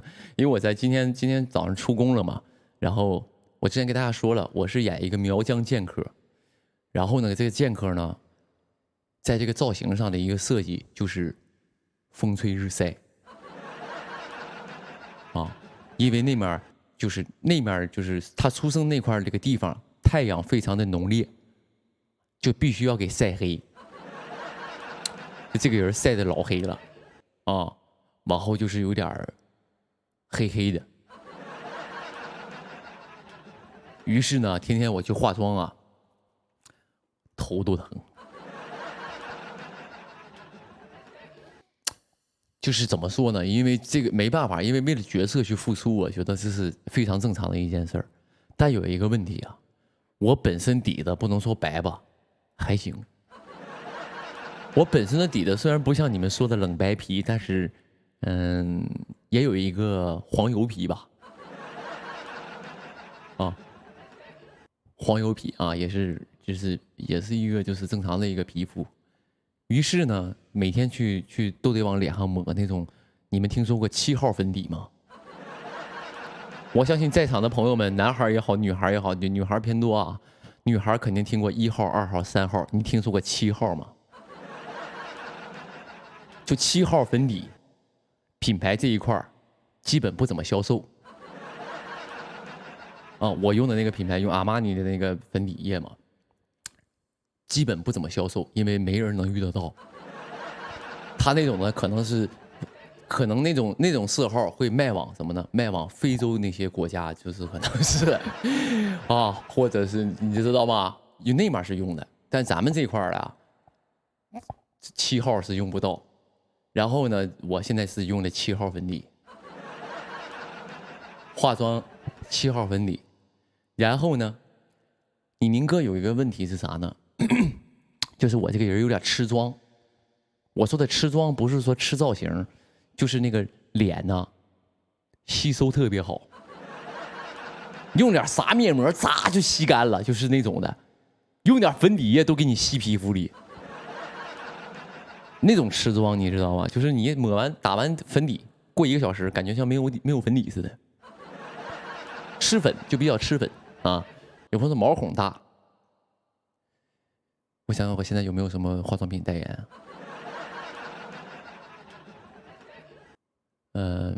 面部毛孔这一块儿，针对毛孔的东西目前没有。好，你说的对啊，可能是毛孔大，对，因为我成野医生收缩毛孔这一块的东西已经是合约结束了，可能是啊，没有，也不是毛孔大，就是我皮肤爱出油。你的朋友们，你了解的都知道，爱出油它就吃妆，脸就吃妆。然后呢，我脸抹的特别黑之后，一吃妆呢，嘴这一圈，眼睛这一圈变白了，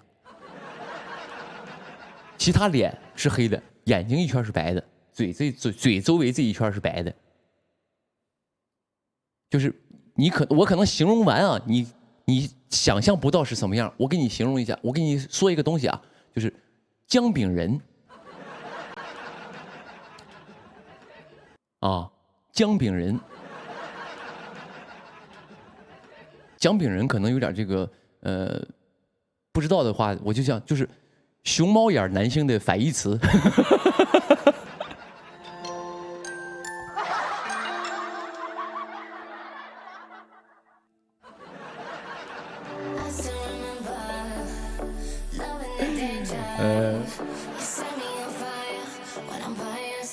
绝了。啊，有朋友说你手不也黑吗？手天天就给你抹呀，抹的那个各种粉呐，就抹的黢黑的，所以也没办法，为了角色所付出嘛。但是今天很多朋友第一次看到我出妆，一看我的妈呀，宁哥以前都演这种的翩翩公子，今天怎么照这么黑？照了这么黑，因为他们没接受，他们因为为角色去付出，那是很正常的，角色需要你啥就是啥。但咱家朋友没见过我这一副面孔啊，对吧？然后呢，直接在头上给我 P 了个月亮，直接给我 P 个月亮，啊，就是让我在这个部剧里有一个 cosplay，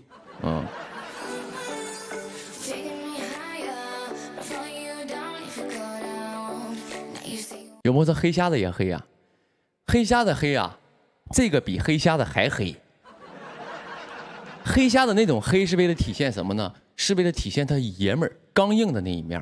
我这个黑呢，是为了体现它的生长环境，它是两个东西，你懂吗？这个黑是另一种独特的黑，而且黑瞎子那个也吃妆，他可能眼圈变白了，但是戴着墨镜啊，你看不到啊，对吧？你可能这样是看不到啊，对吧？但是但这个就是得露着眼珠子给你俩看啊。黑爷是几号？黑爷应该是没猜错，应该是5号。这个是7号，他俩差2个档，啊，就跟男3跟男1的那个感觉一样，差2档。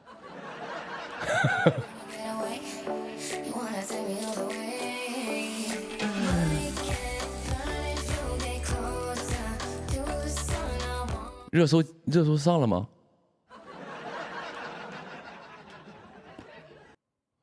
热搜上没上？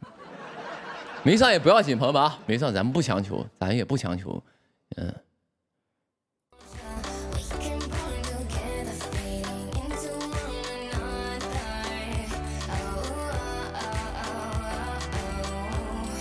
上了啊？没上啊？没事儿，反正不强求啊，不强求。反正这个东西吧，也不是说就是能上就是能上点，上一下，上不了就那个我们也尽力了。可能也就没那么多人关注我，无所谓。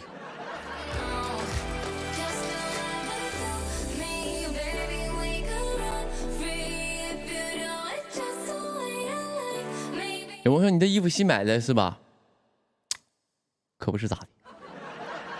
我其实平时大部分的时间都是爱好就是买衣服啊，因为我会分哪个衣服，比如说这个衣服买完了之后呢，我就想说是直播穿的，有些衣服是舞台穿的，有些衣服是日常穿的。那这衣服就是为了直播而买的一件衣服，因为直播呢，我就要不老穿黑色也不行，老穿白色吧又装嫩，所以就买点这种绿色呀、紫色这种的。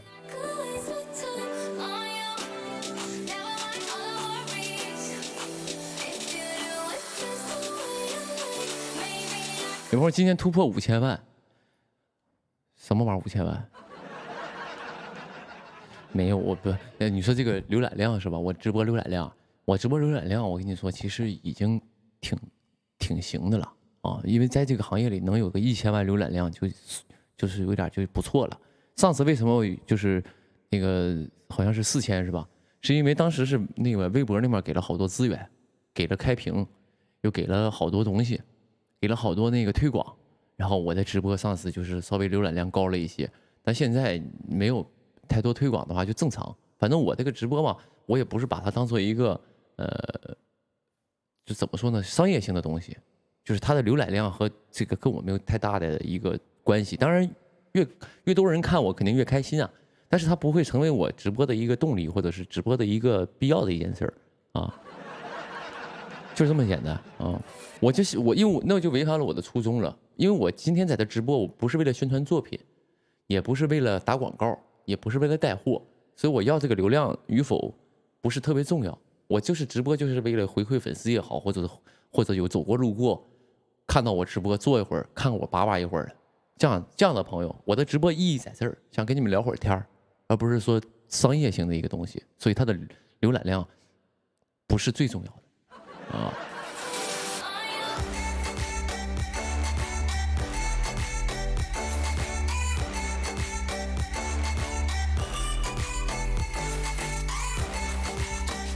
我直播的主要功效就是为了给我自己 PR 用的。我这是个反黑直播间啊，自我反黑直播间。哎，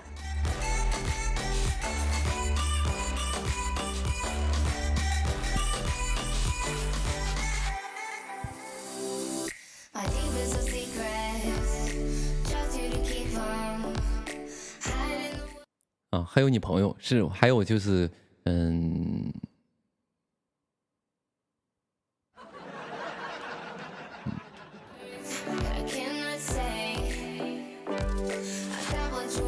有很多朋友在看我直播。刚才我有个朋友给我发消息呢，啊，我就不提人名了，啊，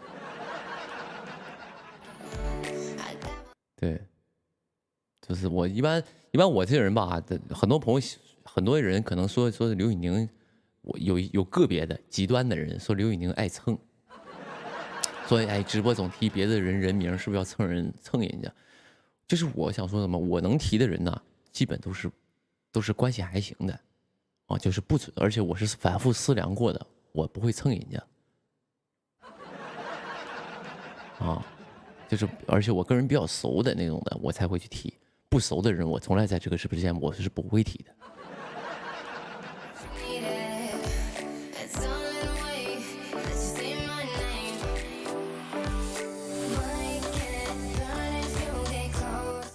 刚才有一个，刚才我在这说草莓的事儿，我有个朋友给我发过来消息说，我卖你啊，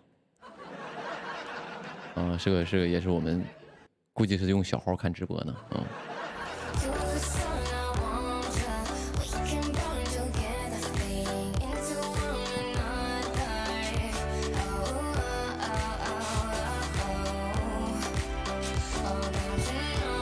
有朋友说哈哈哈，好多人说你爱蹭。别人说我爱蹭，你搁那哈哈什么？你都没帮我去平反，你搁那偷着乐，你给我玩了一招幸灾乐祸，啊！你给我来了一招窃窃私语。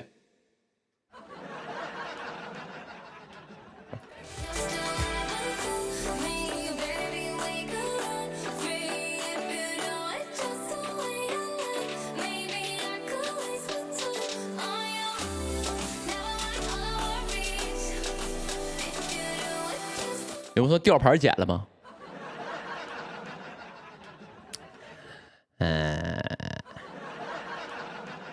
前两天穿了一件衣服啊，吊牌那个什么呢？吊牌没剪，被你们看到了。朋友们，我在这发誓啊，那个衣服不是说吊牌不剪为了退，是我忘了，早晨出门太赶了，没看。因为那个衣服确实是新打开的，那件衣服呢是某品牌的一件衣服啊，某品牌的一件衣服是我去参加那个跨年的时候在那边买的。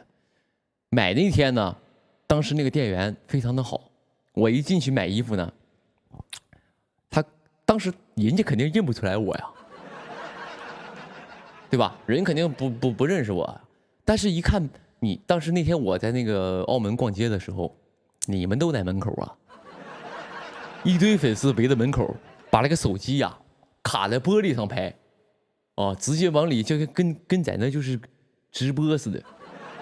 你们那个造型就跟我平时在飞机上卡在玻璃拍天似的，啊，拍云彩似的，卡在玻璃上搁那拍。人家说这帮人干嘛呢？然后看看我，哦，他可能是个明星吧，可能是啊。正常，因为他也认不出来我。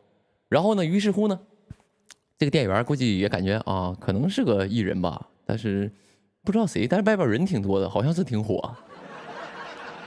人估计是这么想的，我就是特别喜欢揣测别人的心理，他估计是这么想的啊。然后呢，就说哎，那个我们家到了好几件新款，他感觉这是个艺人吧，艺人起码买衣服就是买衣服、服装啥这一块的，可能是为了演出也好，他不会说特别的这个技巧，啊，可能就是他认为我会敞亮一些，你明白吧？这是正常销售员的心理嘛。然后呢，我也干过销售嘛，我也卖过衣服，所以可能就是会把家里这种就是稍微偏贵一些的，或者是限量款的一些东西拿出来，看看能不能从这个艺人的手里给销出去。因为艺人的就是怎么说呢，就是感觉上好像是能爱买衣服吧。哦，然后呢，就说那个有朋友结果失望了，你听我讲啊。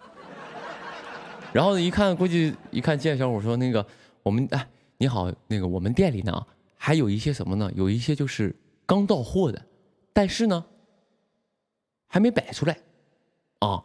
这个货刚到，但是没摆出来，你要不要试一试？我一想，可以啊，因为我难得出来逛次街，我就想要买衣服，我来就是买的啊。他就问我说：“哎，你来看看，你来选点什么？你要选夹克、选外套还是选裤子？我给你推荐推荐。”我说：“什么都选。”什么好看买什么，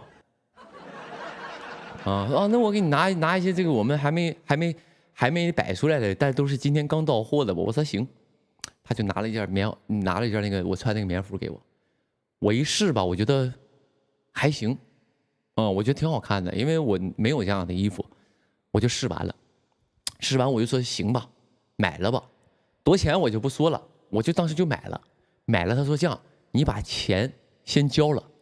但这个衣服你不能拿走。我当时我就懵了，我说：“你这是黑店吗？”我钱交了，你让我把钱先交了，然后这个衣服我不能拿走，是为什么？你告诉我，你给我合理的解释。他说：“因为这个衣服呢是1月1号才上市，你现在属于就是。”这个衣服没上市之前不允许有人穿，这衣服没，就是因为我们公司规定，这个衣服必须得1月1号才可以销售。但我提前给你试了，你选购了，你等于预定，你把钱交了，衣服不给你穿，对吧？我觉得他说这个道理也合理，他这个是合理的，因为他这个东西没销售，你提前就有了，那就比如说苹果电话，现在刚出 iPhone 13，你现在我们都在用 iPhone 13的，现在旁边你出来给人拿了 iPhone 14，你是不是得懵？你是不是得懵？是吧？你肯定觉得，哎，那我这个13为啥？那我都14都出了，我为什么要买13？对吧？就是这个感觉，你明白那个意思吧？哎，所以呢，就是当时他就说，哎呀，那个1月1号才能穿。我说这样式儿，我说我1月1号我就走。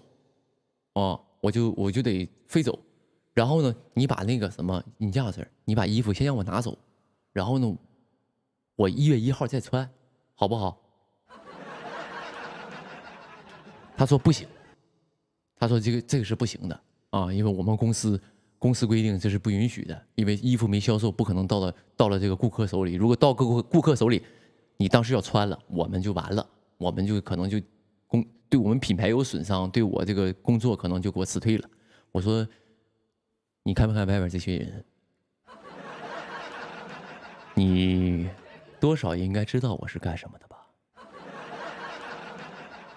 我大大小小也算一个公众人物，我可能去干这件事儿吗？你说，对吧？啊，当然我没说啊，怎么可能？我怎么这么狂啊？我没有，但我心里是这么想的啊。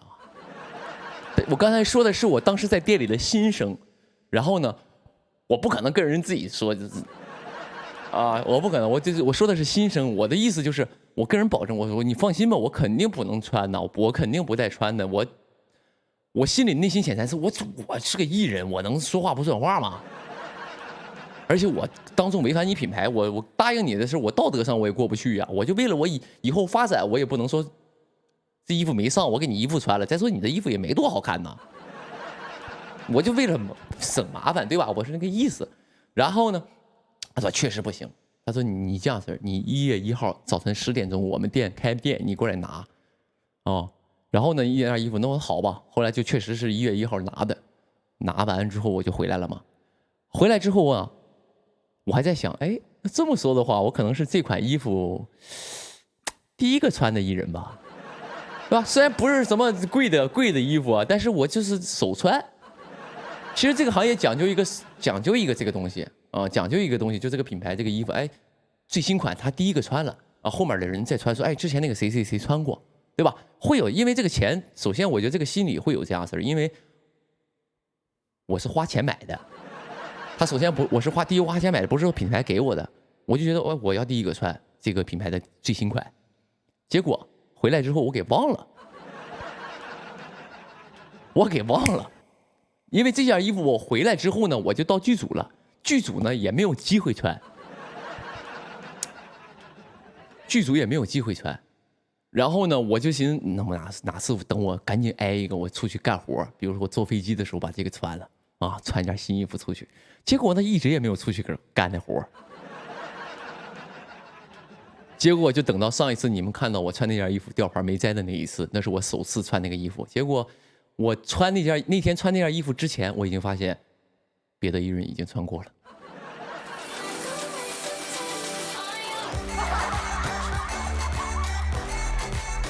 我瞬间就觉得很懊恼。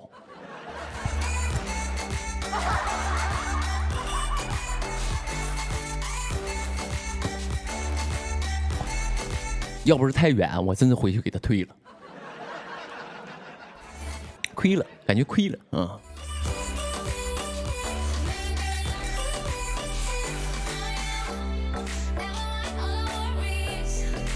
我相信我应该是第一个买的，但我不是第一个穿的。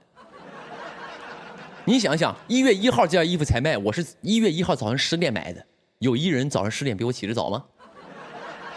不存在。因为店10点开门，我是第一个1月1号10点拿的那件衣服到手的。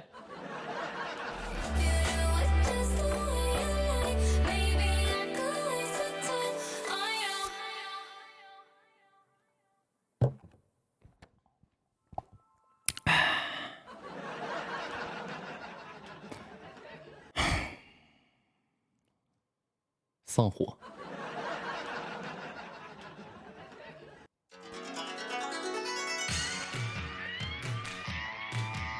有人说宁哥，你可以把那个交易记录发出来，证明你是第一个买的，不重要。啊，不重要。其实呢，很多品牌呢，因为我买贵的东西，其实相对来说比较少。我就是买的贵的都比较少，除非什么大晚会，我会就是让自己花点钱，就是说服自己说贵就贵点吧。为了这个晚会，为了舞台，为了这些支持我的人，我不能让他们掉链子，穿的衣服对吧？起码人模狗样的啊。但是呢，其实很多跟大家讲，在大品牌呢，很多朋友可能不对这个东西不懂啊。有的时候呢，我到一些店里，就是比如说大的品牌去店里，我想找一些就是特别点的衣服。说句实话，你有钱人都不卖给你，真的，你有钱人都不卖给你。很多朋友都是这样式的，为什么呢？因为啊，人那个包括很多大品牌，某品牌我就不说了，你能想到的那些品牌，他们为什么不卖呢？他们那种限量款、秀款，或者是那种极难订到的款式，他都留给他店里的 VIP， 留给他店里那些老用户，每年消费额在几百万以上那种的用户，都给那种人留的呢。你这种随机去买一件的人都不卖给你，明明他有货，他也告诉你没货，因为他不愁卖，你明白吗？有些款式，也不说你不是 VIP 吗？我不是，我还真不是，因为我说了，我那个贵的衣服买的比较少，而且有的时候宁哥有点装啊，有的时候去，因为我是到处买，比如说我有的时候到上海了，我就去上海买。我在北京就在北京买，就是可能那个店里店员他也不认识你，啊，而且什么的，而且我的消费金额肯定也没那么高，我也不舍得买，没钱，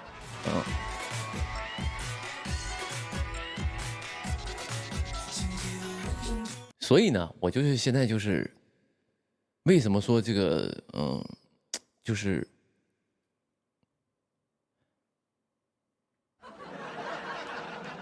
算了，不说了。说这个词儿，好像我怕你们当真了。就为什么现在需要就是认识一个富婆，就是希望就因为像这种富婆，他们在那个店里肯定是一个 VIP。当时我买什么衣服可以找这个富婆。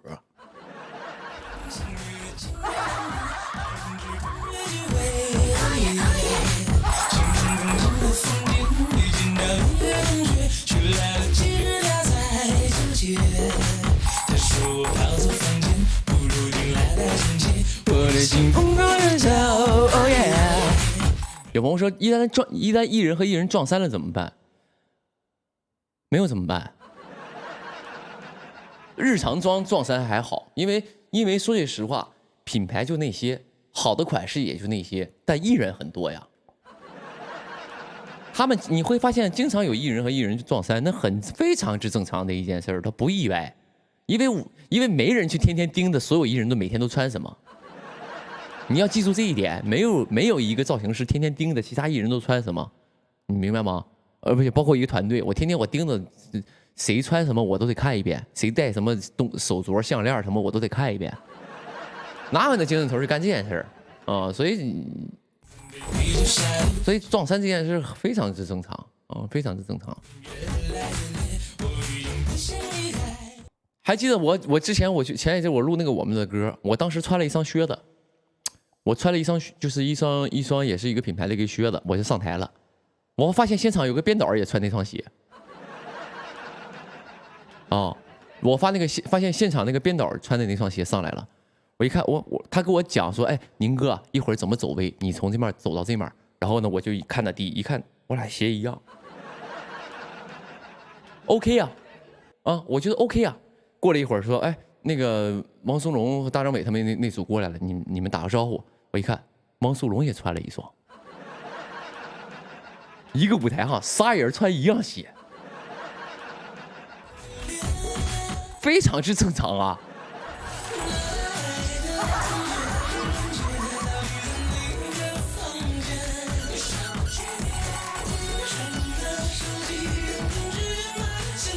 所以说没有什么尴不尴尬的，这玩意儿很正常啊，因为这些鞋好看点的就这些啊。就是能比一比的，就是看谁是买的贵呗。反正我这双买的便宜，我是400多买的，他们估计是6、7千吧。我渠道不一样，我这块我有我的一个，我买鞋、买裤子、买衣服，我有我的特殊渠道。他们那个鞋肯定是6700或者是8600买的，我这双鞋460，一模一样，渠道不同。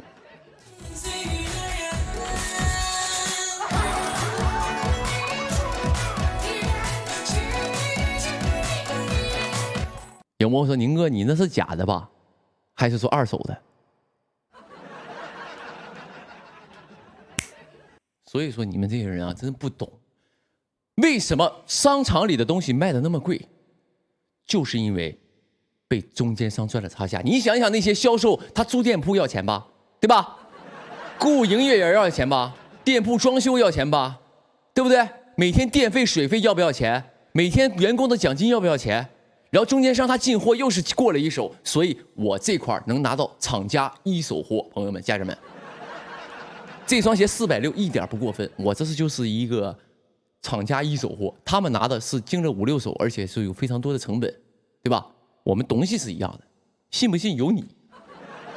你自己有脑子，你自己去想，信不信由你。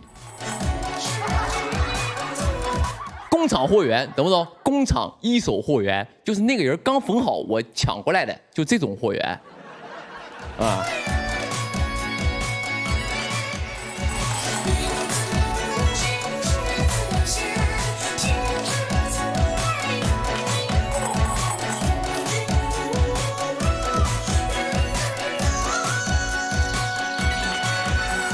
开玩笑了啊！我直播内容啊，朋友们，你们听一半听20%就行。我刚才说这个话题呢，20%，你算算，我刚刚说这双鞋360，20%，也就是再乘以，也就是360等于这双鞋的20%的价钱，你自己去想一想。没有，我开玩笑，我不可能，我出门是不可能穿假的啊。首先我在这澄清一下，我不可能穿假的。第一呢，我丢不起这个人。第二，为了以后能又有一些稍稍微微的时尚资源，我也不能穿假的。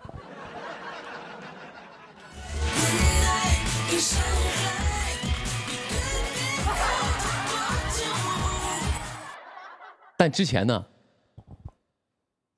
我确实是买过假的，但是是在我不知情的情况下，这个我发誓啊，这个确实是朋友们不要做这个当做我的黑历史。我之前给大家讲过，以前呢，我就当时前一阵，大概去年还是前年，有一阵特别流行什么呢？就是有一个品牌叫 Will Down， 你们懂不懂？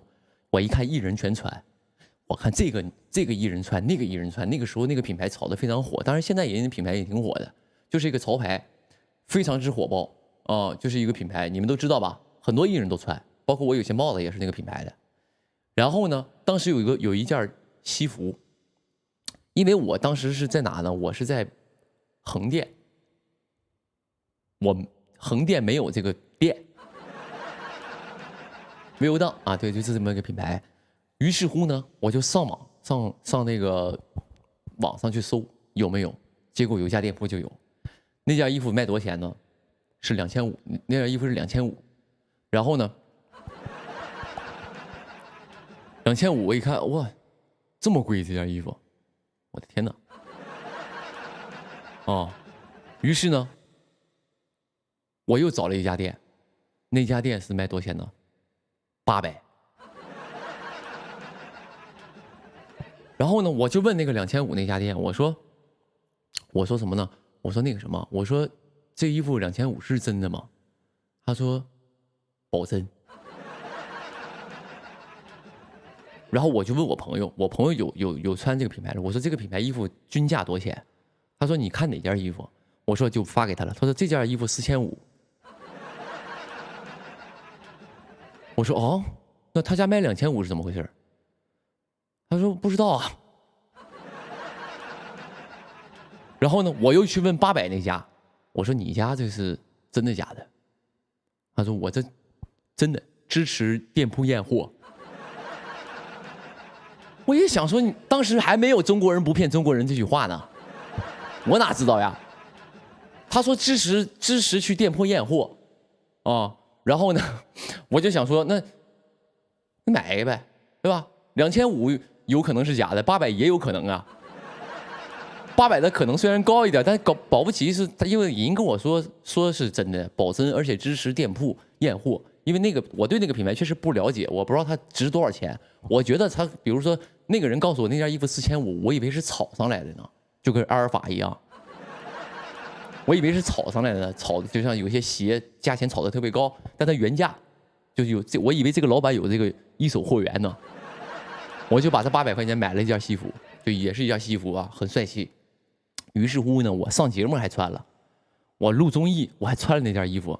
咱家粉丝看完之后还说那件衣服好好看，还说那件衣服好好看。然后呢，当时录节目有一个嘉宾是个女孩，还过来说：“哎，宁哥，你穿这个衣服啊？啊，刘宇宁，你穿这件衣服？”我说：“啊。”他说：“我也有这件衣服。”我说：“啊，是吧？我是刚买的，你们估计早都穿了吧？”他说：“对，我们之前穿了，但是这件衣服我们也有。”我说：“啊，好嘞。”当时我就觉得他那个眼神有点不对，我没细想。我当时是没细想，我说你穿过吗？你跟我说啥？没细想。于是呢，我回来之后呢，我就觉得我又经历了大概1周，我去了解这个品牌啊，我越想越不对劲。我说800块钱好像这个事儿不太对呀、好像是不太对，因为我当时对这个品牌不了解，我以为一个潮牌1000、2000、800、1000左右就能买了嘛。然后呢，我就上网搜了一下，一看这衣服确实语音原价、代购啥的都是4500啊。然后呢，我就问那个店家，我说这个衣服是真的假的？他说真的呀。我说我不信，我觉得是假的。他说你支持店铺验货。当时宁哥就没诚实。女装不是女装，因为现在很多衣服都是那种叫做 oversize， 懂不懂？男的也能穿，女的也能穿。很多女孩现在都穿男装，你懂不懂什么叫 fashion？ 时尚这一块懂不懂？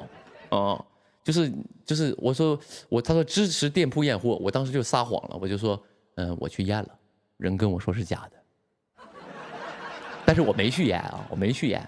然后呢，我就说我验了，于是呢他就不回我了，他就不回我了，我就后来我琢磨了一下啊，我寻思也算了吧啊，因为800块钱一件衣服。不是说我不是说我不差这800块钱，是因为这件衣服我用了，我每次上节目都有一个服装费的一个额度，我800块钱上个节目，服装费额度也出来了，我就寻思算了吧，啊，反正因为我在节目上露出了，可能在电视上看也看不出真假，然后也露出了，算了吧，800买一件吧，给它放了呗，对吧？我说我用了，我是上节目用的，我上电视用的，结果没到1周。突然有条消息，就是我发现我那个支付宝退款800多块钱，就这人这个店家还是挺良心的，就是这衣服都不要了，直接把钱给我退了，他都没给我提，他都没说你那个衣服我送你了啊，但是那个什么这个钱我退给你了，我送给你，以后有什么东西还来我家买，他连这句话都没说，直接钱退了，我都没申请退款啊。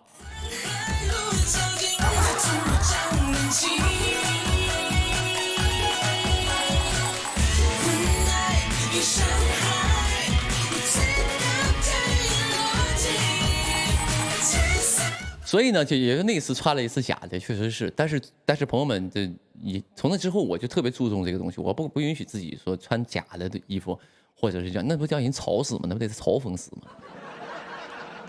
其实我一直有个理念，就是没钱就不穿，你要没有那个钱，你就别穿那个衣服，你就有钱你就买真的，没钱就别买了啊。买点这个你能接受的价格就行，别老追求什么大牌子，没有必要啊。有朋友说我想知道哪件抽奖送了吧？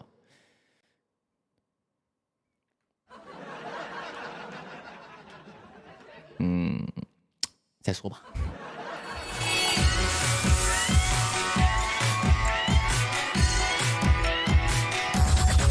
转眼已午夜2点，相约在今天见面，从下午喝到半夜。Oh yeah, oh yeah， 加油有点意。商铺知道怎么回事了，下架了也不至于，我不知道，反正是，也有可能他那个衣服是真的呢，也有可能是真的。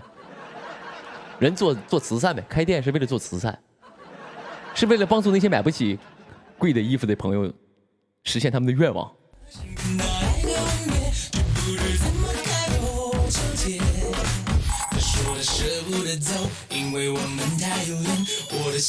有人话说宁哥，你穿过的衣服怎么处理？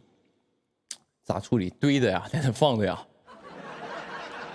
啊，就是穿过的衣服就在那堆的。我家别的不多，就衣服特别多啊，就是包括北京租的房子呀，包括在这儿的这个租的房子，全都是衣服。家里没别的，有一个房间专门是堆衣服的，就是这样。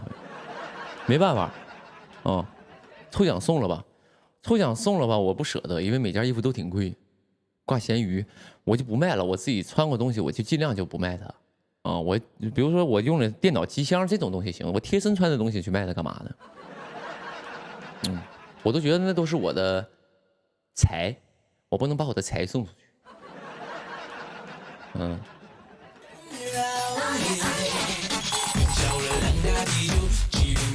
就是我觉得它不卖，比如说这件衣服是1000块钱买的，它不卖它就值1000，卖的话它就值300。我不想让我自己觉得1000块钱变成了300，它在那放着，虽然它一文不值，但是它值1000。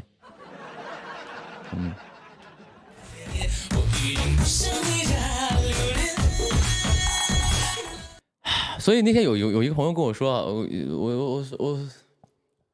有一个朋友跟我说什么呢？就是我分享给你们啊，就是虽然也不是说这句话可能有点不太好啊，这句话可能不太好，但是就是我想说的那个一个点是什么呢？我没有别的意思啊。首先我先说了，你们不要从恶意的东西去解读我，因为他说你买这种衣服啊，尽量买点秀款，买这种衣服买点秀款，买点设计师款啊。我说为啥呢？他说你前2天买那件衣服，设计那件衣服的设计师去世了，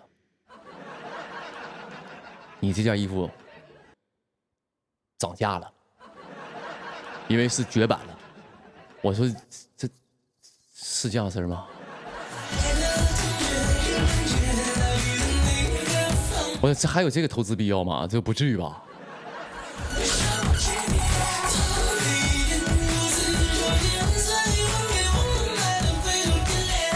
他说你这样衣服这种，所以你买衣服你买这种设计师款的，到时候可以买到那种就是那种店里啊，就是以后都是绝版的啊。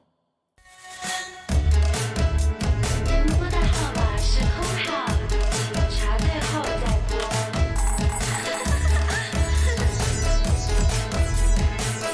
有朋友说看看歌迷吧，啥意思啊？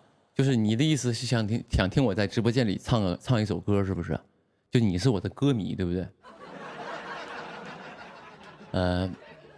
是这意思吧？那在场有没有我的影迷呀？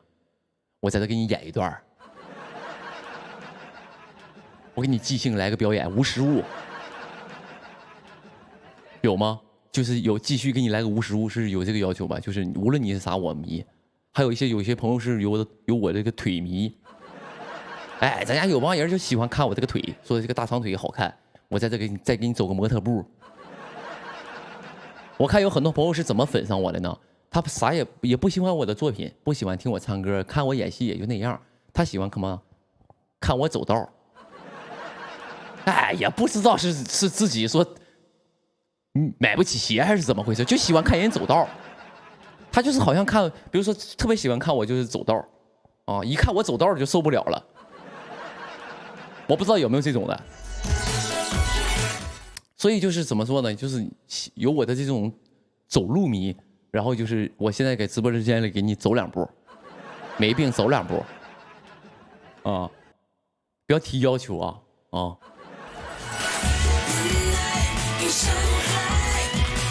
有朋友说宁哥，我是通过你的手粉上你的，那我确实有点亏，我的手确实不是那么好看，但问题是什么呢？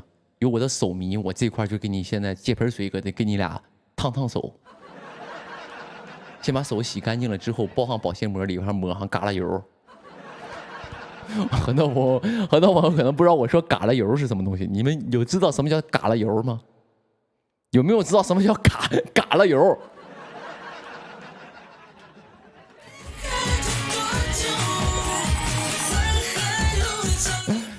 嘎啦油懂不懂？东北的朋友估计是有知道的啊。有朋友说嘎啦油是宁哥是橄榄油吗？不是橄榄油，嘎啦油就是什么呢？嘎啦是什么呢？就是那个青岛那边你们总听说挖嘎啦，懂不懂？就是挖那个有一种像是海鲜那个东西叫嘎啦。我们丹东有一个东西叫做嘎啦油。我不知道别的地方有没有，就是一个护手霜装在一个贝壳里。那个东西通常用于什么用呢？通常用于说脚底是脚裂了，或者是有那个脚气，脚跟裂缝了，或者是脚是旁边就是干裂了，抹那个东西，抹那个嘎啦油啊，抹完之后特别的就是皮肤特别的好。所以有的时候说小时候，因为小时候嘛，你宁哥。东北嘛，那边比较冷，然后小时候也出去玩啊，然后手玩完雪回来就手那个我们那边叫皴了，手就皴了就是干裂了那个皴了嘛。然后呢就先搁家里都有炕烧炉子，然后呢，先抹一层嘎啦油，搁手上先洗干净，抹一层嘎啦油，然后搁那个炉子上烤，啊，就是离远一点烘烤，有点像你们现在做那个美甲那一块儿。你们现在做美甲吗？都是烤手指盖，我们当时是抹完嘎啦油，搁炉子上烤一烤，就烤的那个油就是特别的滋润，让那个手看起来就是很好看。所以你的意思就是我的手迷还得搁那给你抹点嘎啦油。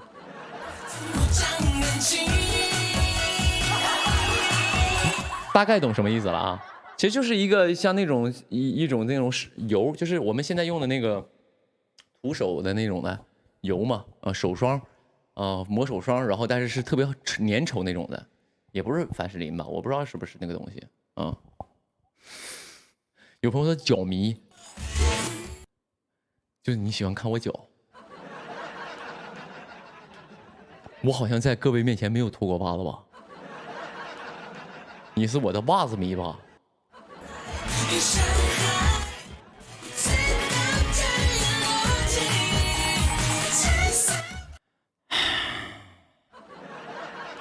唱个歌啊，唱一个，唱一首吧，行不行？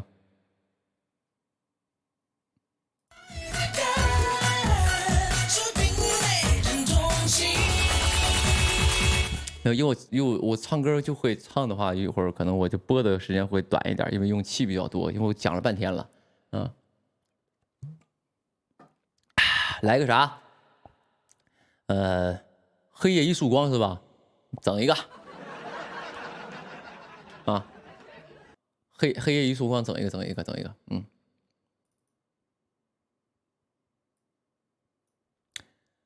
一下我找个伴奏啊。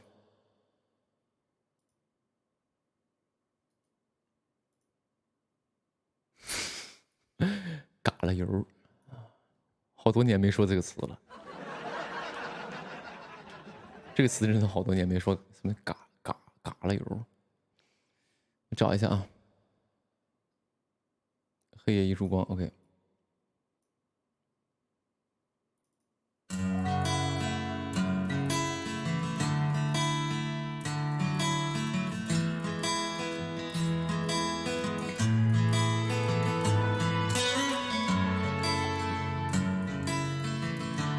好，伴奏找到了。接下来我就需要一个歌词。Hey Siri， Hey Siri， 哎，搜索摩登兄弟刘宇宁《黑夜一束光》歌词。这是我找到的歌词。谢谢。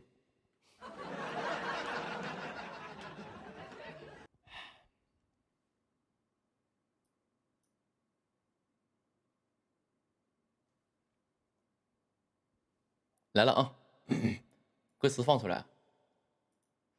没有歌词。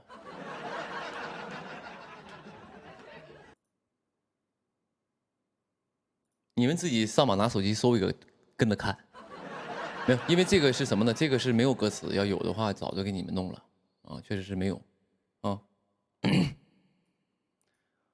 朋友们，最近有没有咱这个直播间里有没有就是受不了特效的朋友？我一会儿在唱歌的时候可能会开一个特效，有没有说特效这一块就是有点承受不了的？有没有？没有是吧？有没有那种承受能力比较小的？有啊，有，你让你闭眼听。咱们闭上双眼，享受这首歌，好不好？啊，有的朋友，咱就把眼睛闭上。有这种受不了特效刺激的，比如说这个，啊，你把眼睛闭上，休息一会儿，咱们来个闭目养神，行不行？啊，给我个面子，因为我想展示一下这个咱们直播这一块的一个专业性，无论能不能受得了，啊，你闭一会儿眼，来了啊。已经开始吐了，吐着你就习惯了，好不好？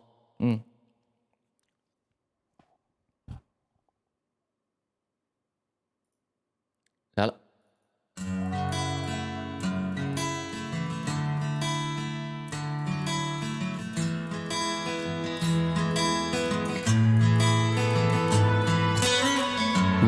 来还能承受多少伤？执念就铁石心肠，用真心换来一场荒唐。但有一束光安抚着我，是我最终的信仰。人活在白天，我不行，我看的我都要吐了。不好意思，这个不怪你们，我都要吐了。啊，那我关一下吧。我错了啊。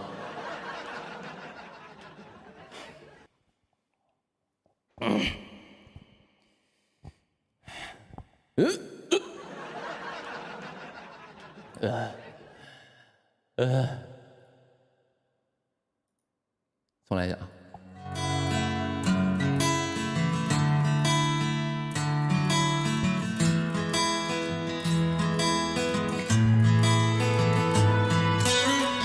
未来还能承受多少伤？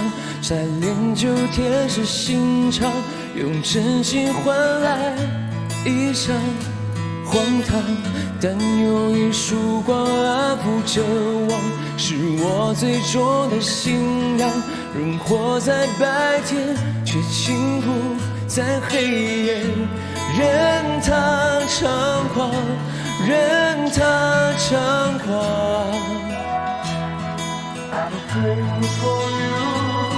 你是黑夜的一束光，照耀心如死灰的过往。你叫我勇敢的闯，借我最温的肩膀。那些曾经跨过我的绝望，终将赋予我翱翔的力量。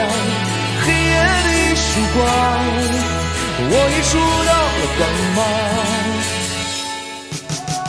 一定是活得太过认真，才换来满身伤痕。回忆越漫长，念念不忘。执着的人用沉默抵挡，在心中渐弱成长。无解的荒唐，我还是这样蜚语流长，蜚语流长。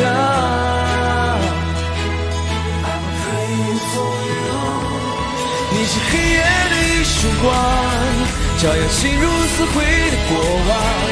你叫我勇敢的闯，借我温柔的肩膀。那些曾经跨过我的绝望，终将赋予我翱翔的力量。黑夜的一束光，我也触到了光芒。等我有天变强大，等我们都换了白发，我都不愿忘记。当我迷失了，唯有你。黑夜的一束光，照耀心如死灰的过往，将我的心安放，赐我温柔的肩膀。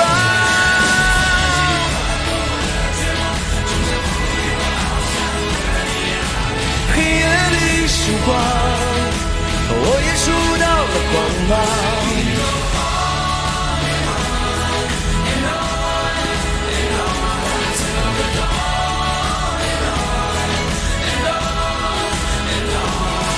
那些曾经跨过我的绝望，终将赋予我翱翔的力量。黑夜的一束光，我也触到了光芒。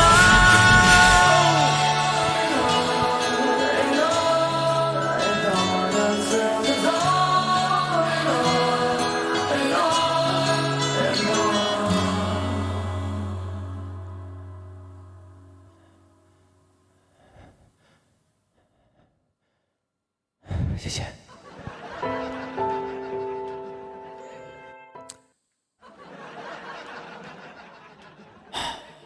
刚才讲太多话了，有点没有劲儿了，感觉啊，没有劲儿了。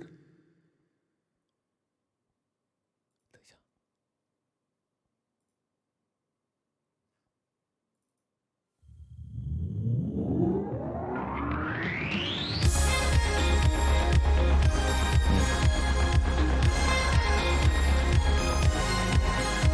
刚才就满足了一下我的这个歌迷朋友啊，刚才这个因为有个朋友说我是你的歌迷啊，那我就送了一首歌，给我的歌迷朋友了。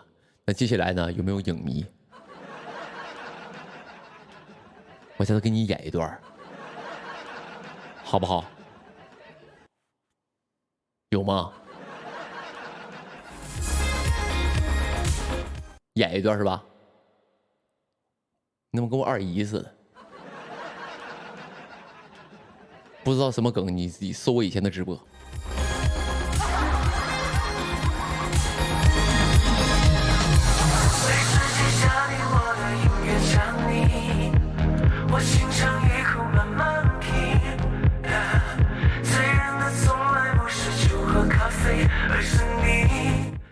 我不唱了啊！我刚说我唱有点唱不动了，刚刚话说太多了，气儿不够了，还可能说再来一个别的，上一个上才艺，快你再来一段，再来一个，唱一个莫和我听，好不好？你来一个，再唱一个，再唱一个。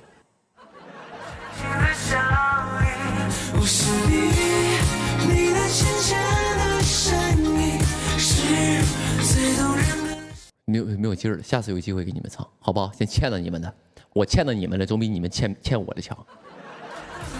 千万个颜色和你都令我深深的着迷。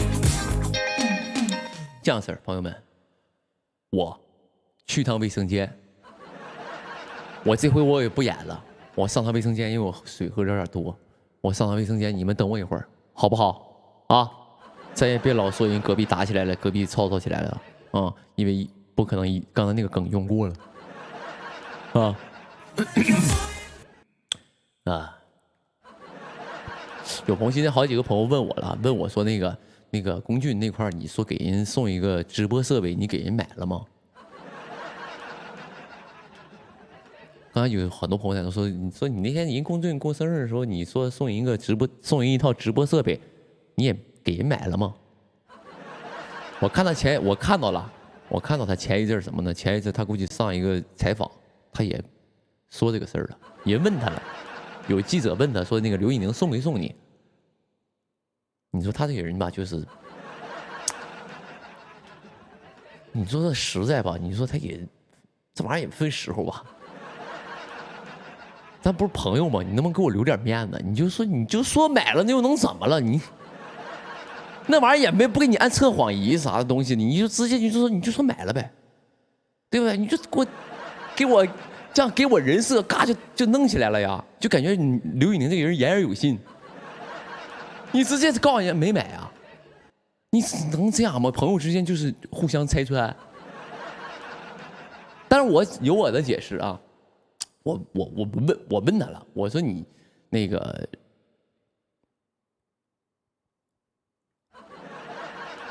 我是这么想的，朋友们啊，我是问他，因为我平时我们也聊天嘛。然后我是这么想的，因为什么呢？朋友们，我这个人我是个男的，首先，而且我1.89米大个，兔嘛就是个钉，说什么就是什么。我说送他，我一定送他。但我记不记得我说的是什么呢？我说等你明年直播的时候，我说我送你这套设备。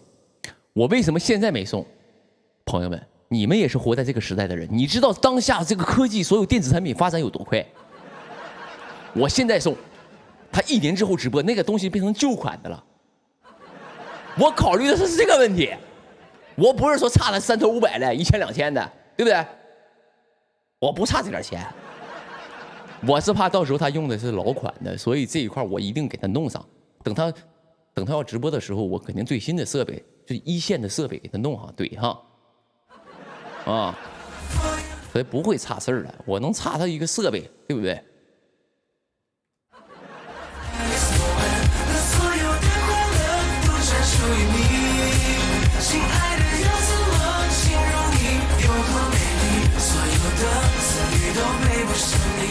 就跟我认识的人都不差事儿。那天呢是怎么事儿？也是一个朋友，也是一个演员朋友。就当时是怎么事儿呢？当时他发了一个视频，发了个视频给我，啥也没说。那个视频顶上写的啥呢？写的是没吃过丹东大草莓就不知道草莓什么味儿。他就发了这么一个视频给我。你们我俩啥也没说，他就发了一个视频，就是那个视频说介绍丹东草莓，我直接我就回他俩字儿，懂了。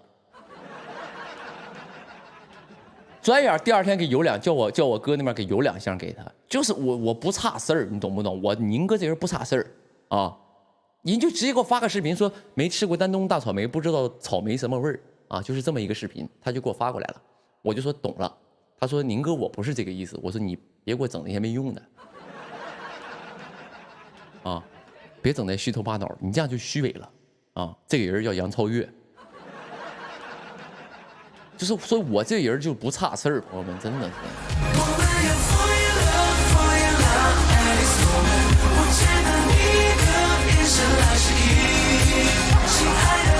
行，我放个 VCR 啊，所以朋友们真的不差事儿啊，我会兑现我的诺言的，放心吧。不行，我把我这套给他，我这一套也是很昂贵的，等我淘汰下来给他，那也不是我给你买新的啊，买新的啊，行吧，那个什么，有朋友说宁哥，我也不知道那个草莓什么味儿。有些东西你不知道比知道好。我跟你说，你现在可能够勇敢的活下去，就是因为有很多事儿你不知道。有一句话叫做无知者无畏，懂不懂？你现在很多事情你不知道，对你来说是好事儿。你记住这句话，别什么都瞎打听瞎问。不知道草莓什么味儿，无所谓。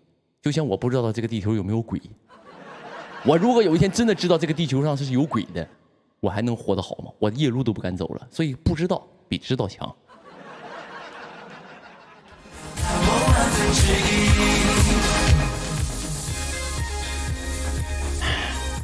所以这种没有用的东西不要去研究。说宁哥，我特别好奇，丹东草莓什么味儿？不用好奇，不重要。行吧，无知者无味儿啊。对啊，不知道丹东草莓的人不知道它什么味儿嘛，所以就叫无知者无味嘛，无味儿。可以这么解释，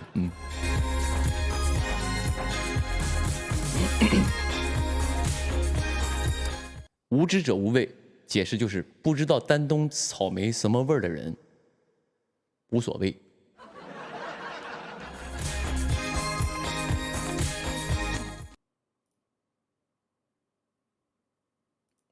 找一个 VCR 啊，我找一个不卡的 VCR 吧。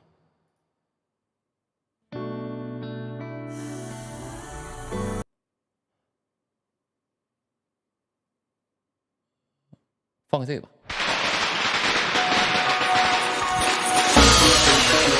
马上过年了啊，咱这块这个音乐这一块也可以使用起来，朋友们啊，过年适合过年听的歌。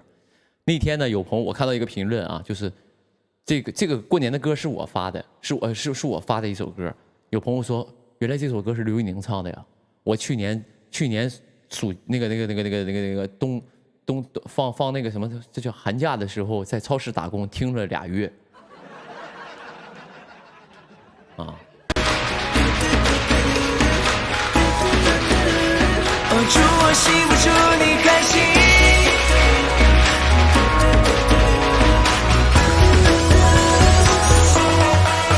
新年到，新年好，又是一年春来早。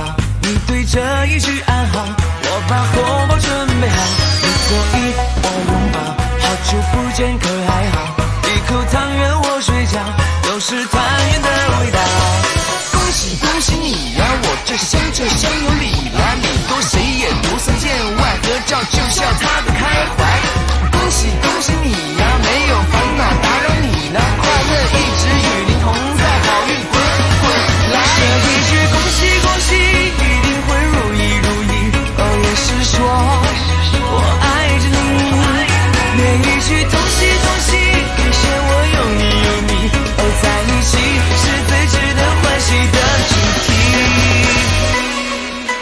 福要到，福来了，慢慢福气请接好。从我老家的门口，铁道拆的长街上，别嫌多，别嫌吵，拿开手机换电脑，今晚熬一个通宵，明天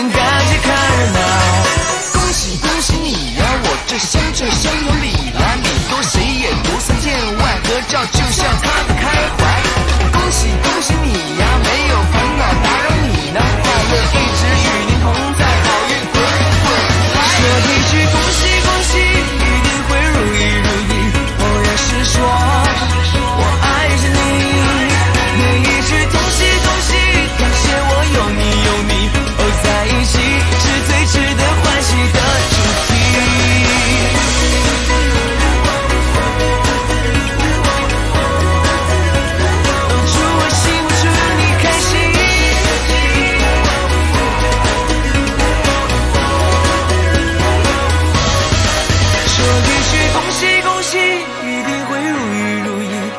是说我爱着你，每一句东西东西，感谢我有你有你，哦，在一起是最值得欢喜的主题。说一句恭喜恭喜，一定会如意如意，我也是说我爱着你，每一句东西东西，感谢我有你有你，哦，在一起是最值得欢喜的主题。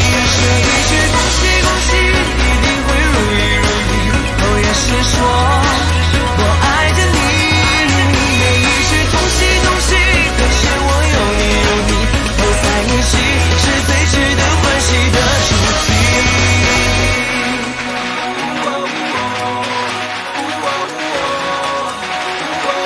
Happy New Year。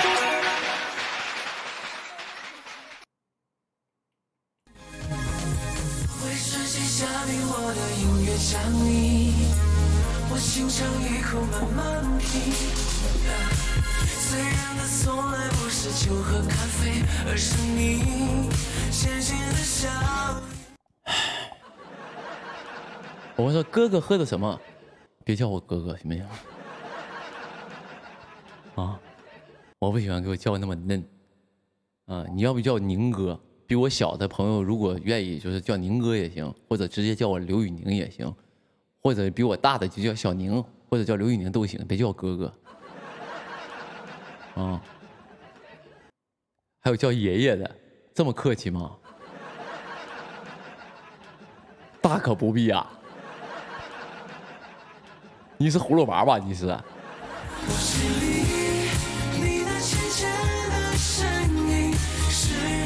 最动人的旋律，可以叫表哥啊，可不叫我表哥啊？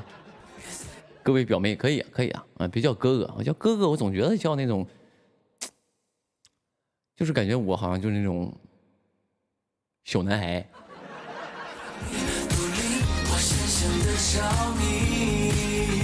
有说宁叔叔好，叔叔喝的什么？你要这么唠的话，大人喝的东西，小孩别瞎问。你到年龄，你自然就知道了。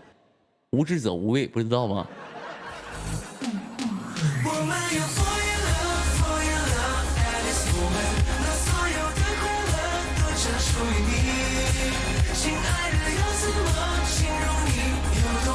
不知道什么东西无所谓，所以解释为无知者无畏啊。能接上的，咱这个直播都是连续剧啊，都是一句话不可能只出现在一句话里。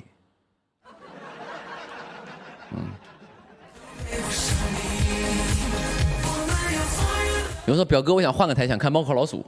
OK， 没问题，满足你这个愿望。猫和老鼠。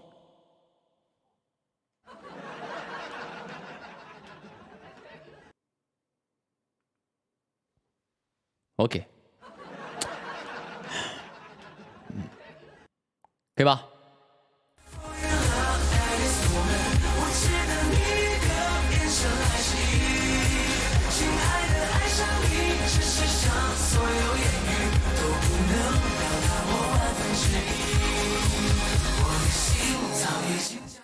这波又被我装到了，好厉害！什么电视？所以说啊，就是这个时代科技发展非常快，高科技这种电子产品发展非常快，对吧？很多朋友我现在这个功能都不知道是啥东西，所以能现在就是购买一些东西吗？就是得合适的时候买，很多朋友，包括现在咱家很多朋友说马上结婚，或者是马上家里装修，要结婚，准备要结婚了，家里装完修要添置一些家电彩电，都不能着急买。你就那些彩电、电视、什么冰箱，你就等着临结婚的时候再买。你提前买放1年半年，那都是老款。啊，那都是老款了，所以说就不能着急啊。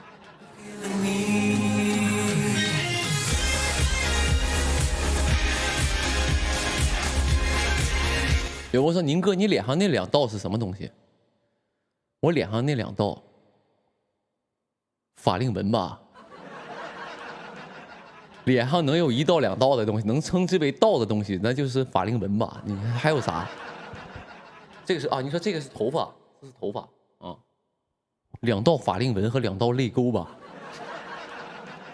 还能有什么是2道？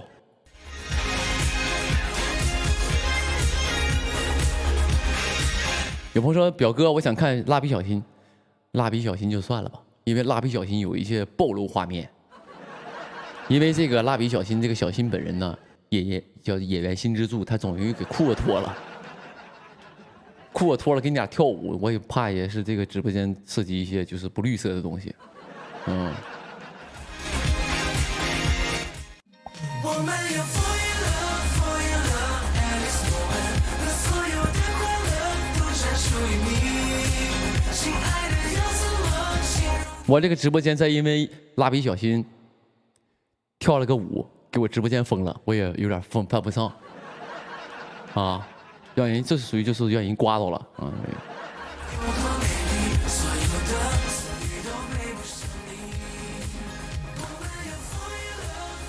有朋友给我说了好多东西啊，说放点什么什么动画片，放点什么什么剧。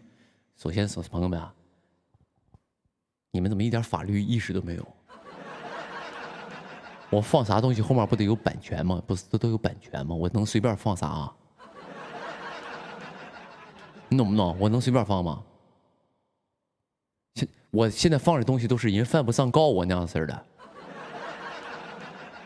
你说猫和老鼠那个公司人告我，犯不上啊！我放的东西包括那个什么，包括那个机器猫，人藤子不二雄就是当时蹦起来要告我，不可能。对，所以就是我想说，就是我放的东西尽量就是人别告我的啊！我要放点放点什么电视剧，人平台不得告我，人家比如说某剧是我们这个腾讯独播，或者优酷独播，或者爱奇艺独播，或者是芒果 TV 独播，或者是，哎，现在好像就这几个平台播剧，是不是？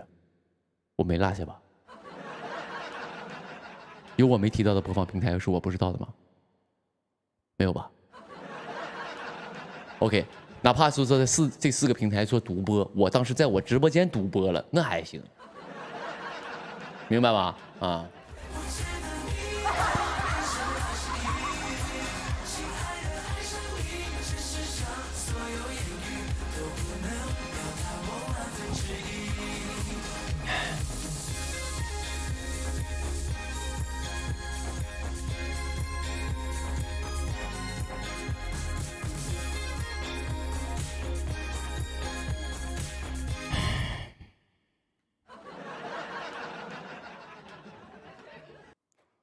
有朋友说放《长歌行》，我看有没有《长歌行》。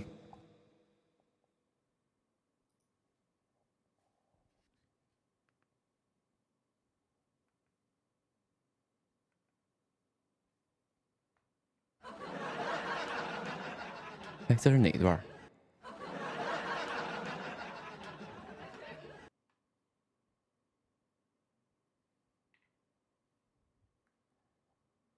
猫和老鼠，还是猫和老鼠安全一点吧啊，差不多得了。嗯。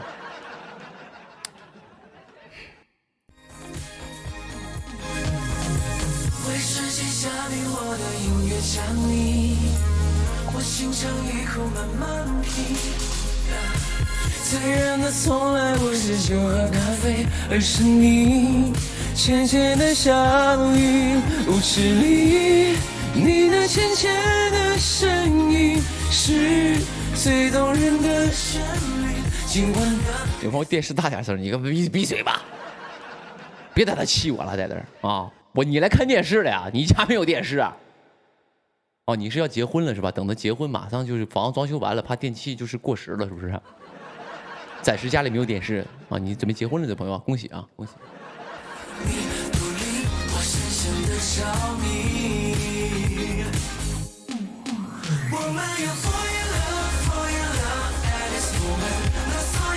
宁哥不知道几点，现在10点是吧？我几点开始播的？我不知道啊，我不知道，我今天应该是要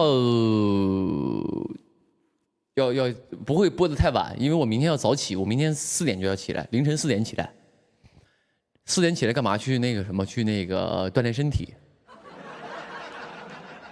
我明天真的我一会儿真的凌晨4点要起床啊，赶飞机啊，不是锻炼身体。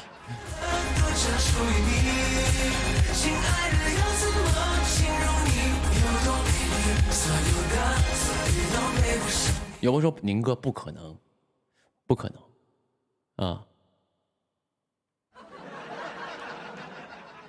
没有4点钟的飞机，是因为我在那个哪，我在横店嘛，我在横店这个地方呢，就是没有那个什么，没有机场，我得奔往另外一个城市，从那个城市坐飞机，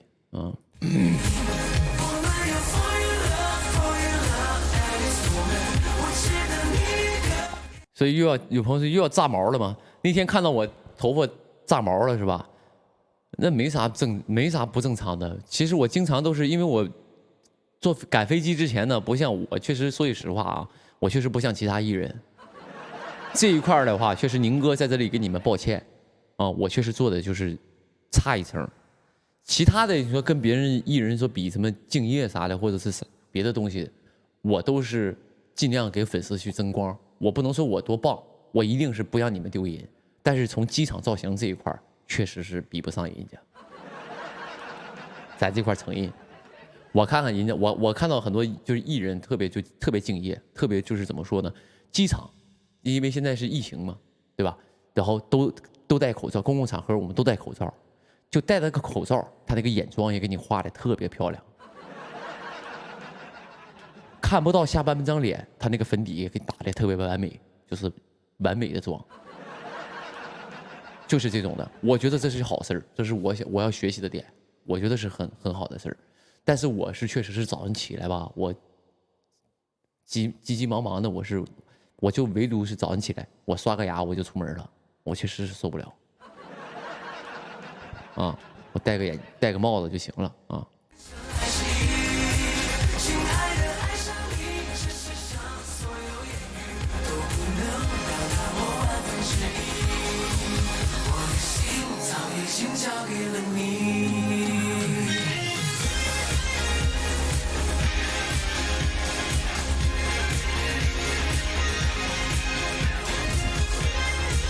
有朋友只刷牙不洗脸，对呀，对，我就脸都不洗，头也不洗，早上我就出门了，我就刷个牙，我已经很尊重各位了吧？因为我可能跟人沟通的时候需要张嘴说话，然后起码我一张嘴，人对面别熏倒一下，所以我要刷个牙啊。但是我的脸不用洗，是原因是没有人能摸到我的脸。无所谓，啊，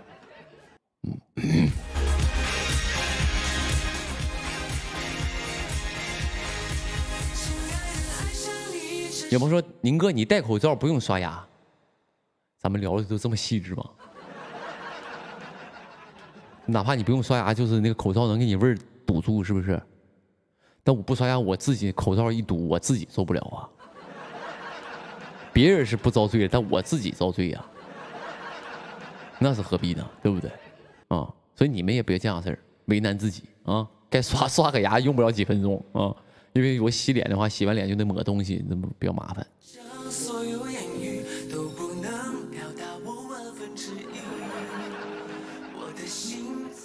是熏不到别人，自残可还行，自惭形秽了已经啊，自惭形秽了已经，对自己糟蹋自己。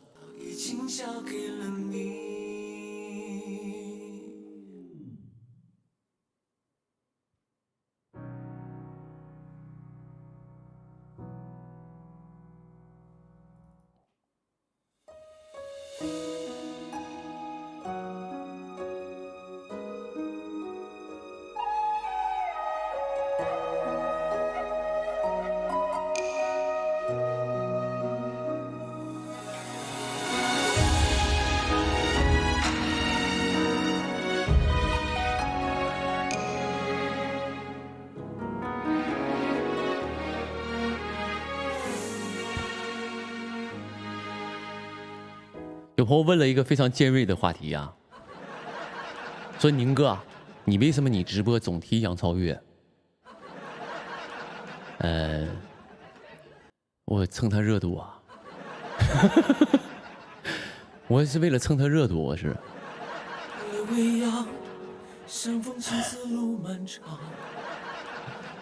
人超越妹妹火呀，我提她不就为了蹭人家吗？我刘宇宁多能蹭啊，对不对？是不是？你说呢？不曾想人间滋味几回尝，心有情君身旁，何须再流浪。是这么说啊，我觉得就是有些东西啊，我知道这是一个复杂的世界，或者是这个圈子也好，或者你们这些很多人在追星过程当中感受的东西都是很复杂的，非常之复杂。但我希望我自己不要变得那么复杂。我一直告诉自己，我不要变得那么复杂，否则我脑袋会，否则我的脑袋会一直想这些复杂的事儿，没有心思干正事儿了。什么是正事儿？工作是我的正事儿。我的脑袋都在想这些莫名其妙没有用的东西的时候，处处要就是处处都要做的完完美美的啊！一想到每一个人想什么，我觉得那我就每天干不了活了。这个圈子都是大家都会有一些什么避嫌呐，然后呢怕这个人说这个人蹭热度啊，那个人就是你会发现艺人之间很少有那种特别好的互动。哪怕有互动，也被他们自己家粉丝给屏蔽了，就不希望自己的idol的这个流量也好，关注也好，被别人夺走了。我觉得这是非常狭隘的想法，非常狭隘的想法，就是那太小家子气了。而且我觉得，作为一个公众人物，你要带来的是什么呢？你不仅是你的粉丝，也要给这个所有在这个圈子里人有一些娱乐精神。娱乐精神，大家都在玩，不是每天到晚算计、计较。你别蹭了我，我别蹭了你，你离我远一点，我不想提起你，干嘛呀？小孩啊，过家家呀，那是啊。我跟他玩，我不跟你一块玩啊。我自己吃我的盒饭，你不能尝我这口，啥呀？这是小孩啊。所以我就希望我做的所有的事儿，都希望和别人不一样。我不能引领什么，但是这样让我很轻松就好。我为什么就是直播总会提一些艺人的名字？我能提的人，我刚刚已经说了，就是还比较熟的，我自己单方面称之为比较熟的，人家跟我熟不熟，那我不知道。我在人心里什么分量，那是在他们心里的分量。但在我心里，我能提的人，就是我认为我还挺认可这个人，我很熟悉的人，这是首先。我不熟的人，我绝对不会去提的。不离不相忘，半盏红烛照亮来时的路途。而且这是我的直播间。首先呢，我在这是我的直播间，我在这是我表达事情的一个窗口。我粉丝为啥看我直播也好，或者是就是在这个地方每天就期盼着我直播，他不是想看我这张帅气的脸。他为什么很多朋友喜欢我，就是因为他觉得我是他的一个可能在遥远远方的一个朋友，可能这个朋友见不到面，但是很熟悉，而不是说单纯的我是他一个偶像什么玩意儿的，不是这个东西。我在你们面前不需要跟你们装的特别的帅气，一丝不苟，去机场造型穿的美美的，到任何地方说话严丝合缝，滴水不漏。就是自己脑袋里私人想法从来不跟粉丝说，保持一个神秘感。我不玩那一套，你明白吗？我和我的这些粉丝相处方式就是，我是你远方的一个朋友，这个朋友你想跟他交朋友你就交，不想交你就找新的朋友。但是这个朋友会给你讲他生活上的事儿，会给你介绍他的家里，会给你看他的狗，会给你聊他跟他朋友之间的趣事，就是这么一个人。这就是我的一个状态和粉我，很多朋友也就是因为我这一点才粉的我，就这么简单。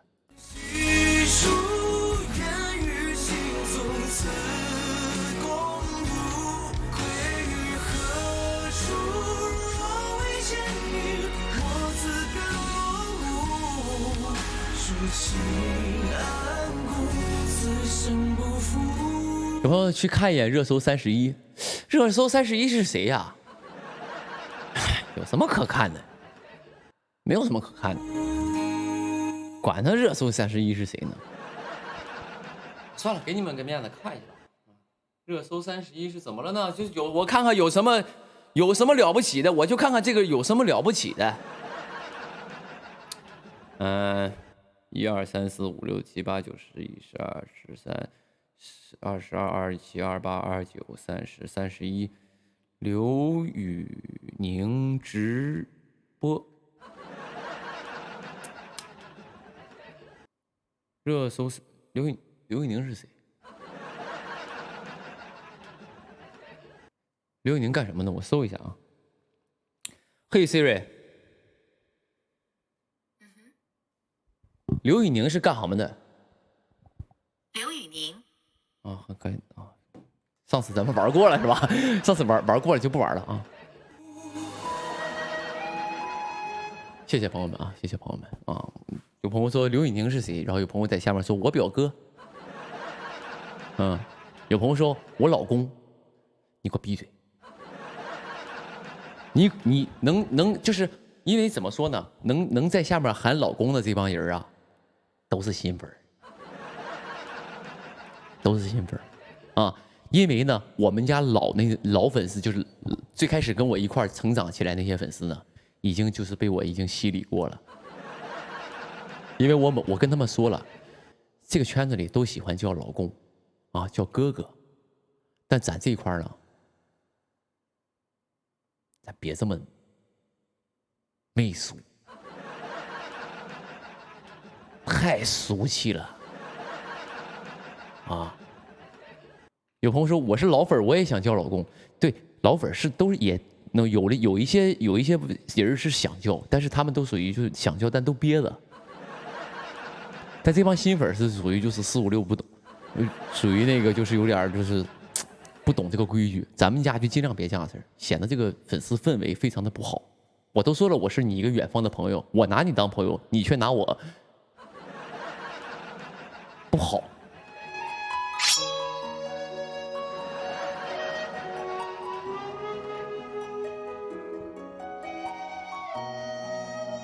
咱别这样式儿啊，别这样式儿，我特别不喜欢这种风气啊。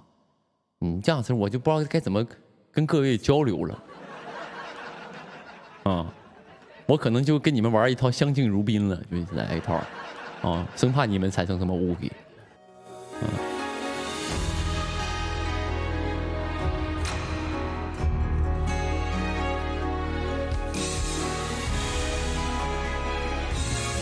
哪怕叫老舅，叫叔啊，叫这个表哥、表弟啊，都可以。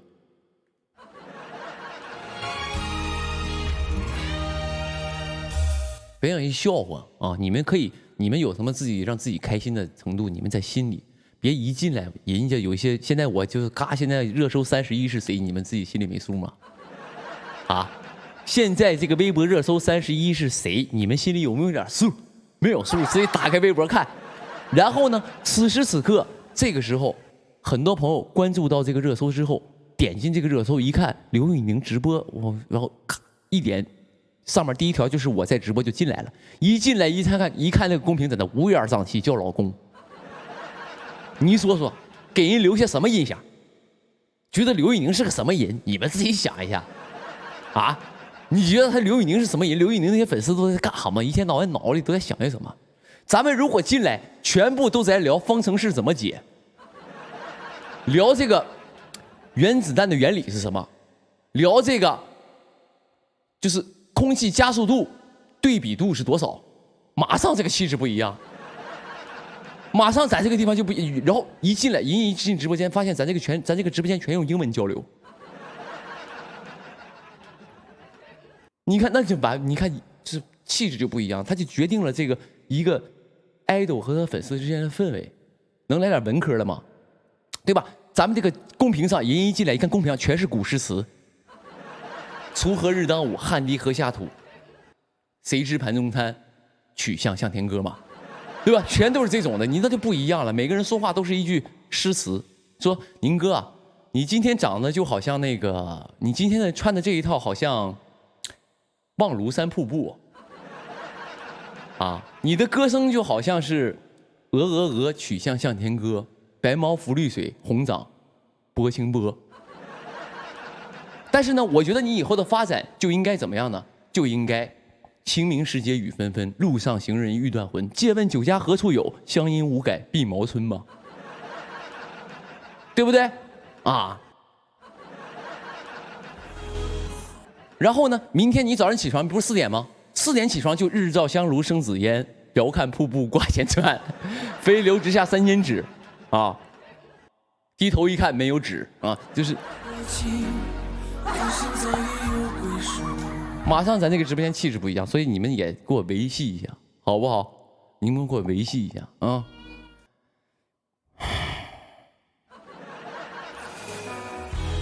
可天心，何以上苍的眷顾？辗转几度迷途，重随情空负。日夜。哎，我说你咋背的都是小学生诗词呢？哎，这个朋友啊，提出一个尖锐的话题，说宁哥，你咋那个你为什么你出口读的词都是小学生小时候学呢？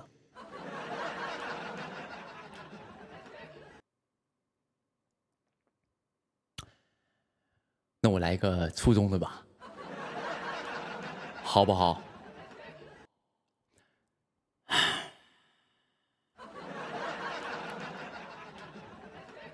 初中的难度的啊！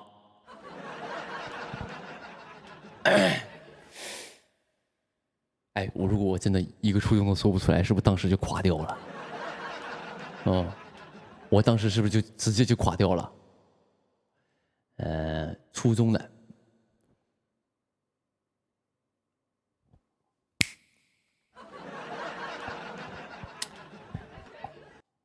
对不对？如果说什么呢？说宁哥啊，那你接下来的这个日常打算是什么呢？你接下来你的工作发展是什么 ？OK， 我接下来呢准备就是唧唧复唧唧，木兰当户织。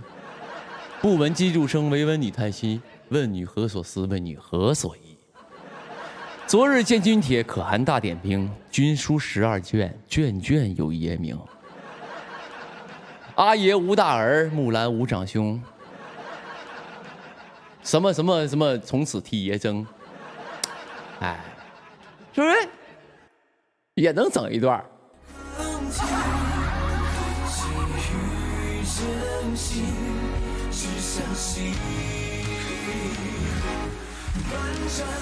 再往后背，我要是都能背下来，你宁哥啊，我要当时就是能这么虚心的把这些诗词都背下来，然后好好学习，你现在也看不到我了。啊，你愿为施鞍马，从此替爷征。哎，对，是这样啊。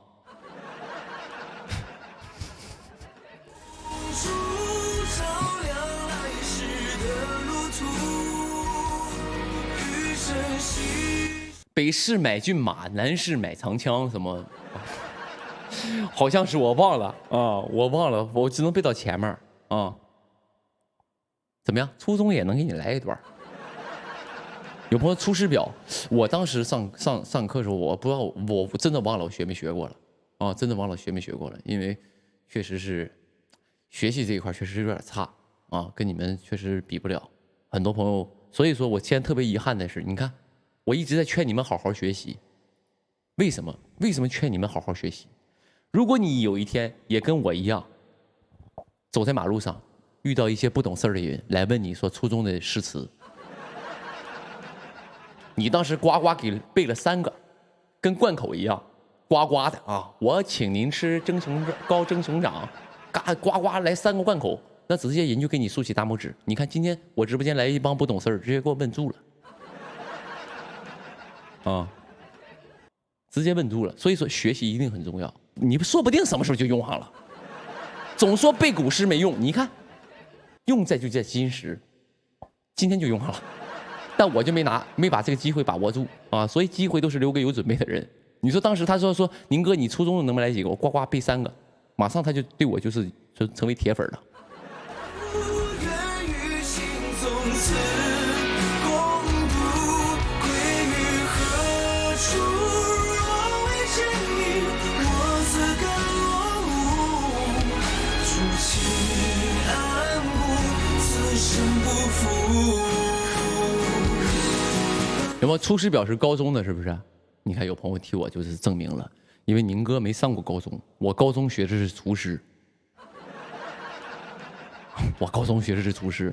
你要说你问你宁哥说宁哥，那个辣椒炒肉是怎么做？怎么做能好吃？我呱呱给你流程给你聊出来，告诉你怎么炒能好吃，辣椒炒肉。啊，但是呢，你要是跟我说高中这一块的，你说出师表什么的，我确实背不下来啊。厨师也有文化课呀，是有啊，但是不学出师表啊，和你们学的这个不一样啊。是不是？红烛照亮来时的路途。红烧刘宇宁怎么做？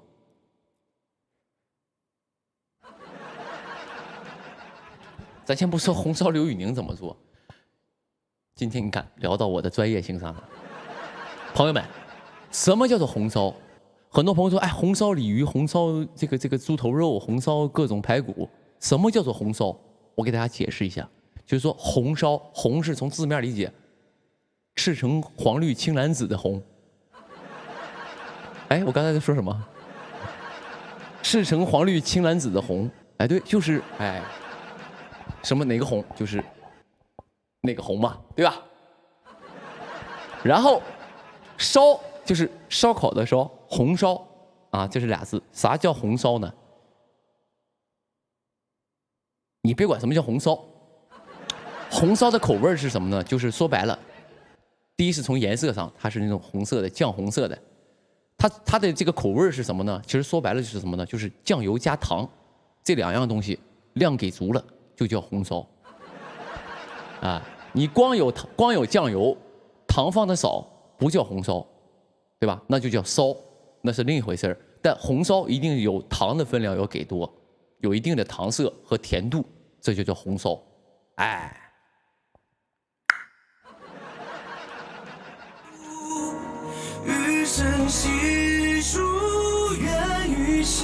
有朋友说清蒸是啥？清蒸呢，就从字面上连那个找，清就是清爽的清，蒸呢就是蒸蒸日上的蒸，啊，我们的公司正在蒸蒸日上。哎，为什么说到这个词儿？这个啊，清蒸对不对？清蒸，清蒸就是你就记住了，就是用水蒸，不加东西，就叫清蒸，啊。明白了吗？就是水，只是白水，啥也不加，去蒸，就叫清蒸。油焖呢？油焖这件事呢是什么呢？就是字面理解，就用油去焖嘛。油焖，你首先得油的量得够，但是不能多，油多了就叫油炸。啊，油的量得多，用油去焖。啊，白灼是啥？白灼就是用清水煮，就叫白灼，就非常懂。你从那个字面说白灼大虾啊，一听白灼大虾好像很酷，其实就是用白水煮一遍，给你煮熟了上来。黄焖呢？黄焖呢？哎，给我难住了。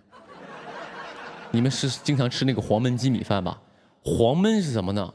黄焖也是酱油和糖，其实也是酱油和糖，但里边好像再加个什么东西，我是给忘了啊。确实这块黄焖这块给忘了，因为我学的是相对来说东北菜一些啊。糖醋咋做？糖醋咋做呢？就是糖加醋嘛。啊，一定得糖分给够，然后得醋多嘛，然后所以叫糖醋啊。水煮呢也是经常做水煮鲤鱼啊，水煮牛肉，主要是什么呢？主要就是水煮的菜一定少不了一样东西是什么呢？叫做郫县豆瓣酱。以前是这个，但现在呢，基本都替代了。现在基本都用火锅底料去水煮，也比较方便，也建议朋友们去超市购买一下。哎，火锅底料然后加上郫县豆瓣酱这2个东西，放上豆芽，然后你放牛肉什么东西都行。啊，盐焗啊，盐焗是啥意思呢？盐焗鸡吃的比较多吧，所以盐焗花生啊，盐焗是什么呢？就是把用盐给它热熟的一个料理方式，就叫做盐焗。比如说你锅里放大量的盐，比如说锅里放了5袋盐，用这个盐呢，去把这个东西加热这个盐，用这个盐的热度给它加热熟，这叫做盐焗。但是盐焗有一个什么呢？有一个前提是什么呢？就是你，比如说盐焗鸡，盐焗鸡呢不能直接接触鸡，你外边一定得包些东西，比如说荷叶，比如说锡纸，用这些东西给它包住，给它封住，啊，你不能直接盐给它泡鸡啊，不会化了吗？盐加热不会化的啊，纯盐加热是不会化的，但是你这个温度火候也得掌握，你不能开太大火啊。行了，就差不多得了。心是燃起，人间无数，初心安故，此生不负。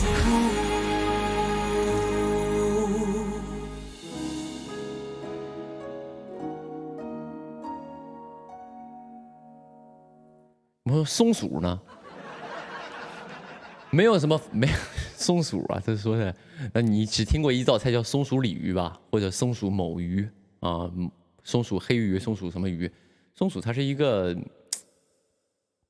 就是一个刀工加上一个视觉上的一个东西啊，刀工给切成那个像那个松塔一样的东西，给那个鱼肉切成那种菱形块，然后一裹上面一炸，它给炸的像那种像松塔一样的形状啊，就是其实它最终其实也是糖醋的一个东西。行吧，回头再说啊。回头有朋友说找你做菜的，哪天来个做菜直播，还真的行。哪天我没事了，我就弄一桌菜，啊，弄一堆菜，然后呢做完之后邀请一些艺人朋友到家里吃饭，到时候给你们直播啊。心有请君身旁，算了吧，我邀请谁来都容易说我蹭人家的。何须在流浪？朝暮相迎。他们敢来吗？对，还是我说实话，还是有很多艺人很避讳的啊。当然我见的我能避讳的人，跟我都成不了朋友。一般还行，也看他们有没有时间吧。日不语，不相忘。小魔说这个背景音乐是什么？你看。这种粉丝叫做正儿八经粉丝，和刚才那些有一些可能喊那个老公那些瞎胡闹的粉丝不一样。这个在这问这个 BGM 是什么？这样的粉丝纯的事业粉。首先我给你分析，这首歌他作为我粉丝，他一定知道这首歌叫什么名，但是他为什么在我直播的时候 Q 这个话题？这是给我抛话题呢。这个时候，我这个作为一个主持人，我懂事的话，我就把他这个话题接过来啊，不能让他掉地上了。接过来之后，啊，这个歌呀，这个 BGM 呢叫做《共度》，是来自这个电视剧将要播出的这个《祝青好》的一个主题曲。啊，马上要看这个电视剧叫做《祝青好》。就是里边的一个主题曲，你看，就是粉丝和我一配合，这个东西就显得没那么的宣传上就是没那么的做作。你有没有觉得就很自然？他一说，哎，这 BGM 啊，这 BGM 叫《共度》啊，也是那个过两天有一个剧要上《祝青好》啊，那里边这个主题曲，到时候大家可以去看一看啊，很自然。当然，他也有可能是这个袁冰妍的粉丝啊，也有这个可能。当然都欢迎啊，也是大家也多支持一下。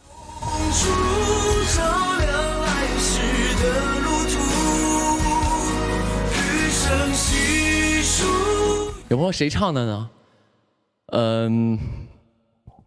谁唱的？我搜一下啊。共度，我看一下。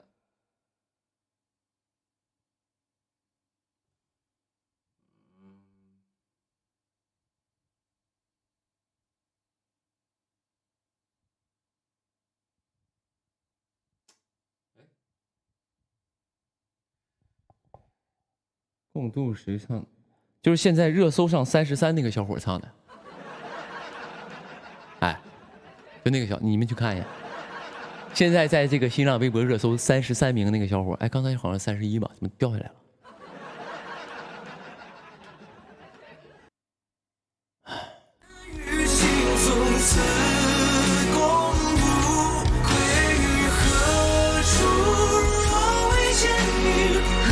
那小伙是谁？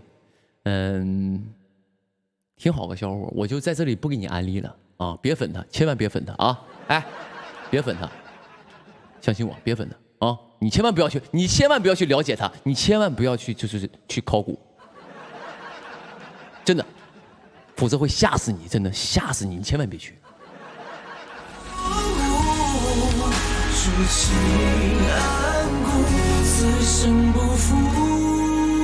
我跟你说，你真的是千万不要去搜这个刘宇宁是谁。你搜完之后，真的是你真的是会震撼你家一整年。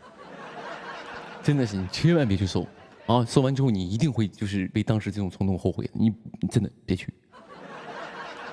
啊！刚有朋友说，宁哥，你跟那个袁冰妍很熟吗？说句实话，不认识。哦，我说这种不认识，不是说不认识人家，我当然知道人是演员，人也看过人的剧。我说我俩就是私底下是不认识的，但是确实是唱了人好几个剧了，啊，是这样式的啊。袁冰妍啊，你在说什么玩意儿？对我，所以也挺好的啊，也希望我这个歌能够守护住他们剧里的爱情吧，对啊，我觉得就是因为我可能有很多演员没合作过，就这个圈子里演员没合作过，但是我唱了好多他们这剧里的歌吧，啊，就是比如说这俩人嘎的一接吻，一拥抱，一眼神对视，一慢动作旋转，一整个愣住的时候，这个音乐响起，那他们也会听到是我的歌，啊，对，所以是这样的，啊。所以就是也都彼此都认识，但是没有机会合作啊，也希望能有机会合作吧，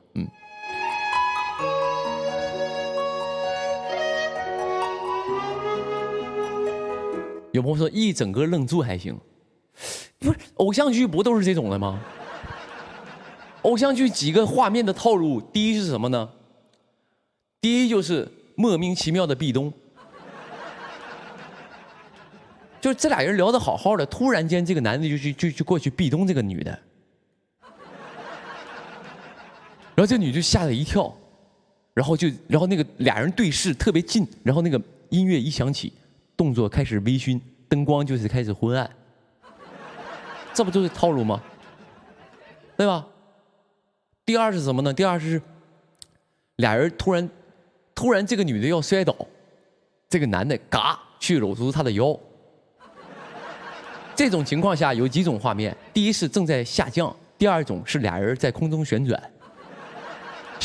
跳跃，我闭着眼，然后俩人对视，瞬间时空凝止，花瓣都在飘落，有风吹起男孩的头发，你想想都这个画面不是吗？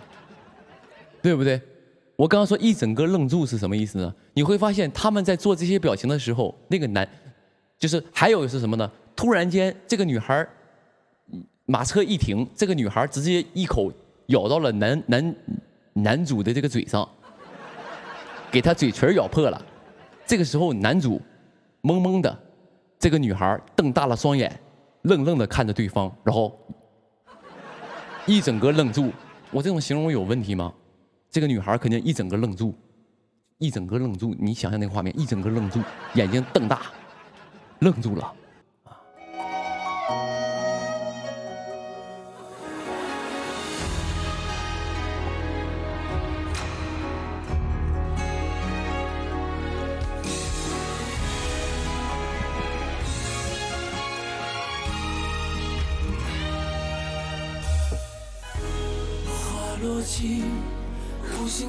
有朋友说这是偶像剧的套路，这也不算是套路，因为说句实话，影视剧从发展到今天，能拍的都拍了，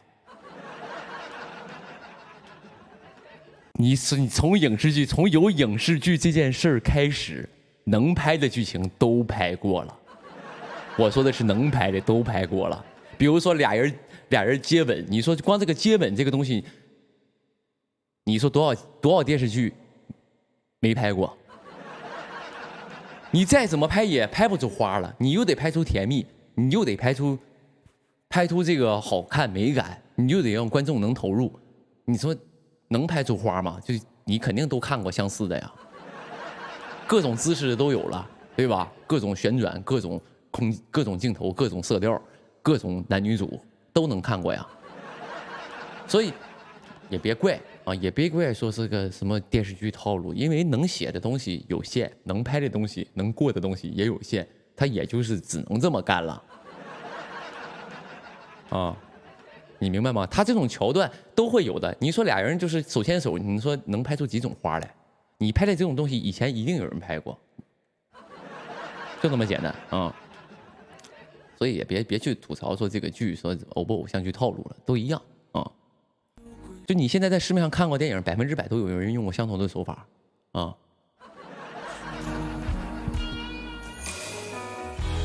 可天性。可以上苍的眷顾，辗转几度迷途，撞碎成空腹，日夜更替，给予真心，只相信。半盏红烛照亮来时。有朋友说你看的公屏信息和我看的是一样吗？大部分是一样的，有一部分敏感词我这边自动就屏蔽了。就比如说刚才有朋友喊我爷爷那样事儿，就屏蔽了。啊。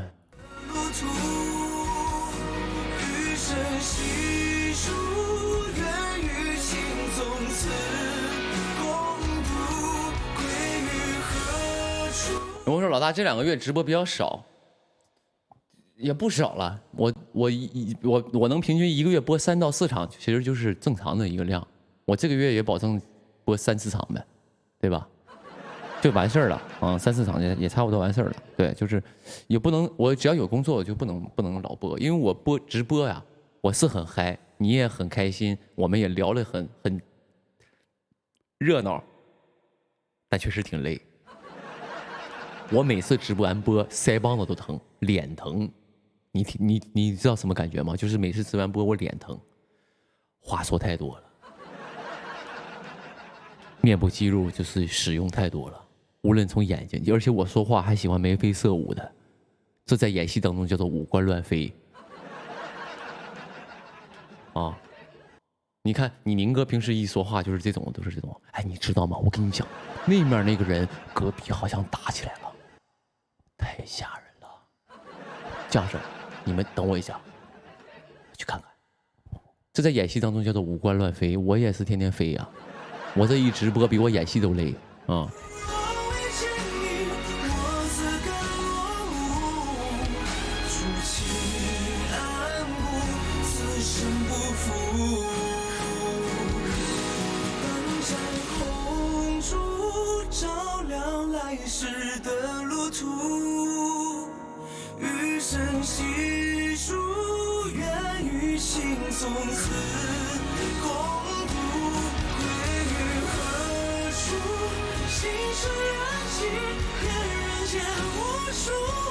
有朋友说，那个说英雄谁是英雄，有那个什么有信儿了吗？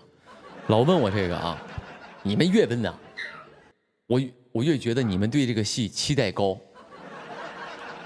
听我一句劝，千万别提前去期待它，先踩踩它，好不好？啊，就是有些东西啊，你会发现前期。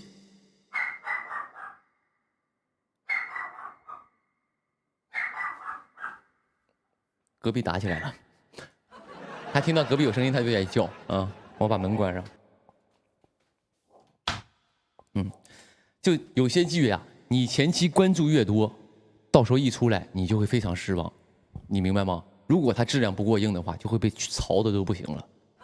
但反而不起眼的剧，啊，不起眼的剧，然后呢，出来会给你惊喜，对不对？对吧？比如说之前我合作的那个《终极笔记》，不得不说《终极笔记》确实是小爆了吧，但是拍之前都没人知道这个戏，甚至拍完之后都不知道黑眼镜是我演的，多么的低调，已经低调的不能再低调了，但那个戏就爆了呀，就小爆，不能说大爆，小爆，对吧？承认吧？啊，比如说《御赐小仵作》，也就是现在我正在拍这个戏的楼导拍的戏，叫《御赐小仵作》。之前谁知道《御赐小仵作》是啥？但那个戏也小爆了。反而大众都在关注的戏，就容易就是有一，也不是说它不好，它就是如果不够好的话，就会被批评，就会被嘲讽，对吧？是这样的。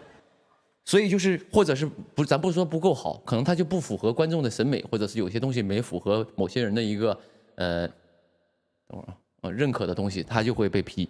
所以呢，像说英雄呢，尽量咱们就别奶他了，咱就让他就是踩两脚，好不好？咱先别那个什么，别去期待他很好，到时候你们再失望啊。就是反正说英雄谁是英雄是吧？不咋地啊，那戏不咋地。不要太关注，等上的时候看就完了，啊！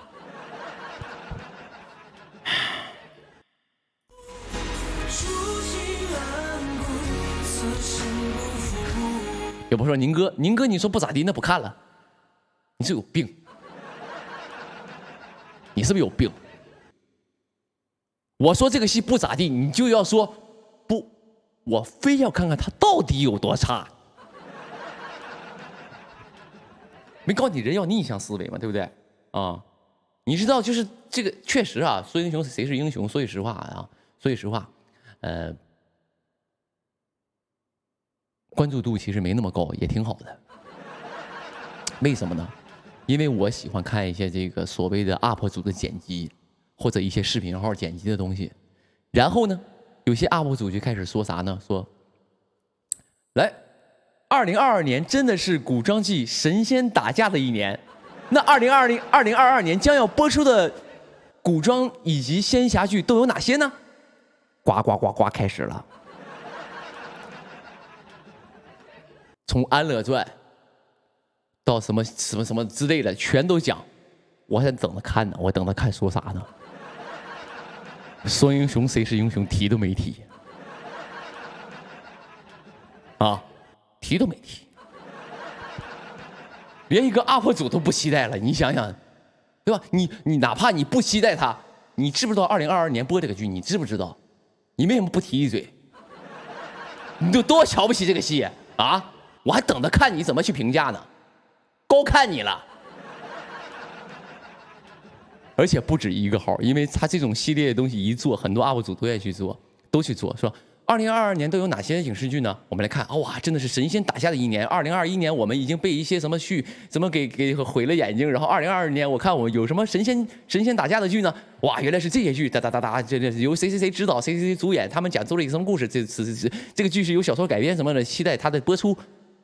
不提说英雄谁是英雄，我们不配。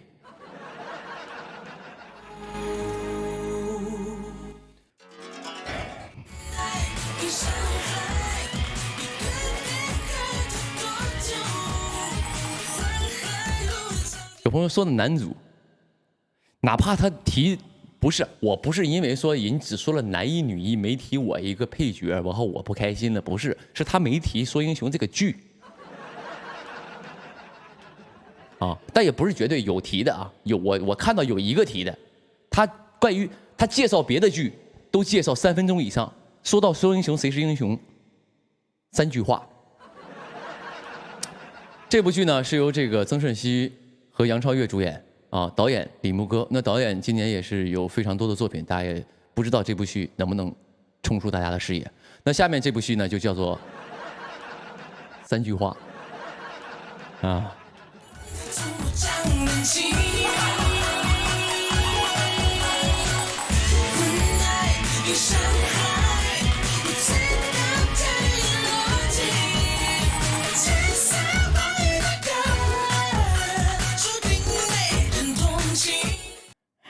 我不配。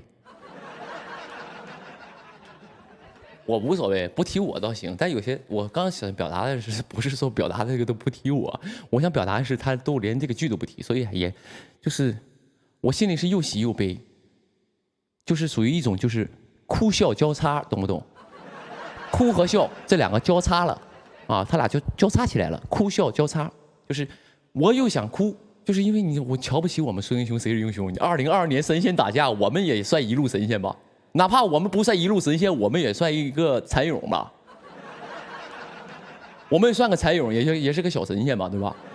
你光神仙打架，给我们虾兵蟹将忘了，是这个意思吗？所以呢，就是感觉好像就是没有提我们，就觉得这部戏没有得到重视。第二是什么呢？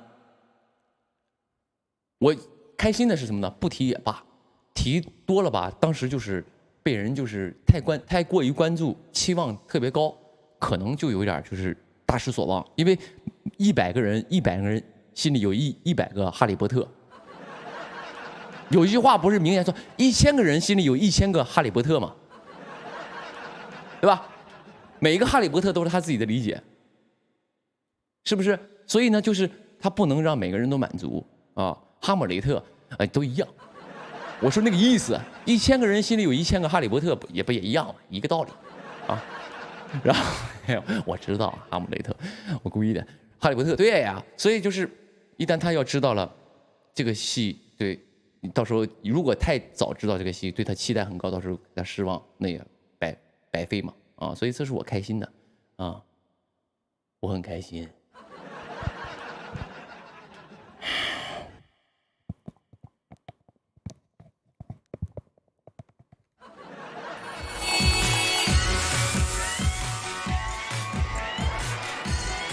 1000个人就有1000个豪敏，对不对？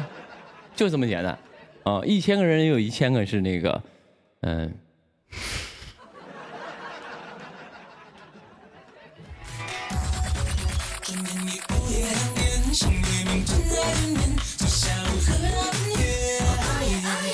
啊，赫敏，说错了，赫敏啊，啊。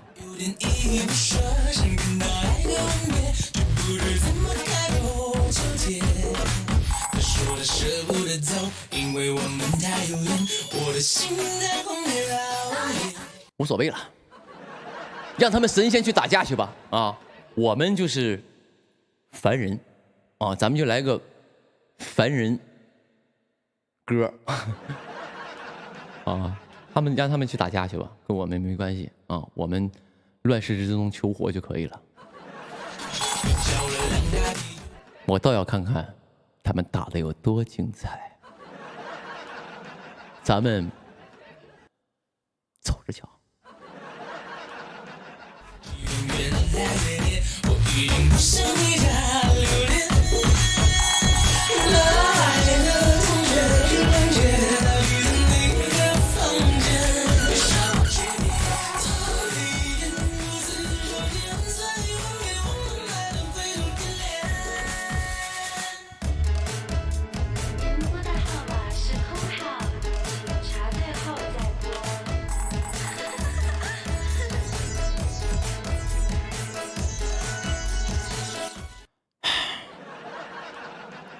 我说宁哥能放会儿你的歌吗？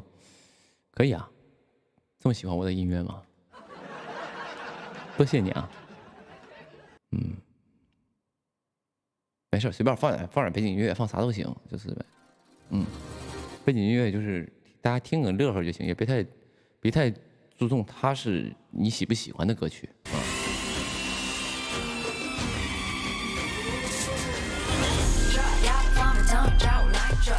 吃起喝喝水水重新上成水水，谁和谁爱是谁？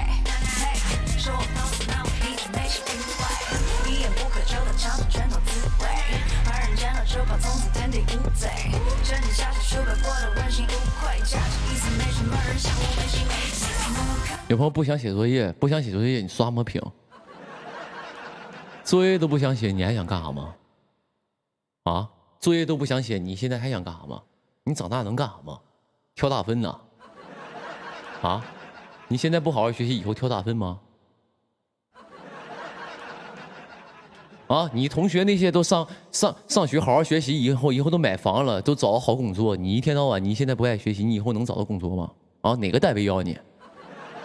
哪个单位要你不倒了8辈子血霉吗？你现在努力的时候，你不想写作业，你不想写作业，人也不想用你。一天到晚学那么点作业，搁那吭哧瘪肚写半天还写不完。你都现在11点了还没写完，还告我不想写，你还能干啥吗？你还想干啥吗？你想当明星啊？啊？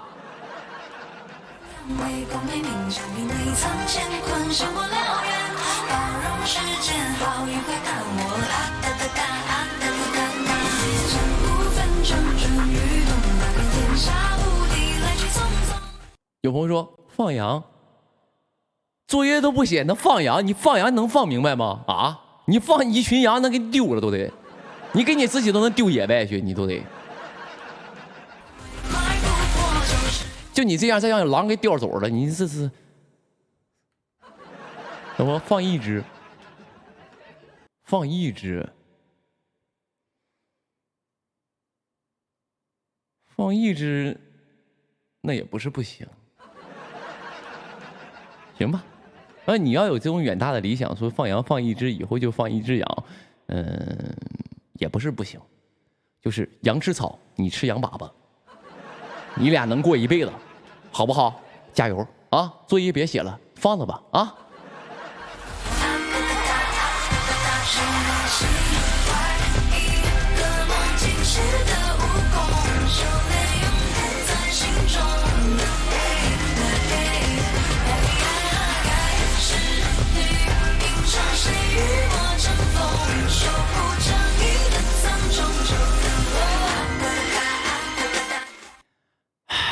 有朋友你好会带孩子呀，我孩子我可不舍得这么骂呀，你可别开玩笑，我要有孩子我怎么可能这么骂他，这么去损他，不可能。我孩子就是不写作业，不写是吗？不写可以啊，没事啊，不写你想干啥吗？你想当网管去，你去当网管去啊，你想干啥嘛就干啥嘛。那我那可是我孩子都可能那可是亲生的呀。我能那么去损他吗？我能说那么伤害他的话，伤害他自尊心的话吗？那不可能啊！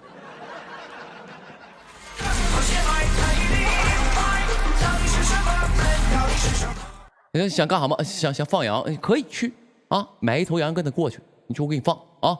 然后每天呢，让我们家这个戴米也陪你去，你们仨一块玩。啊，这个羊呢，咱们都吃最好的草，咱们就特意就是从那个内蒙古大草原那边给运那种特别纯净的草来喂这只羊，好不好？哎，只要你开心，只要你快乐，好不好？你就快快乐乐的。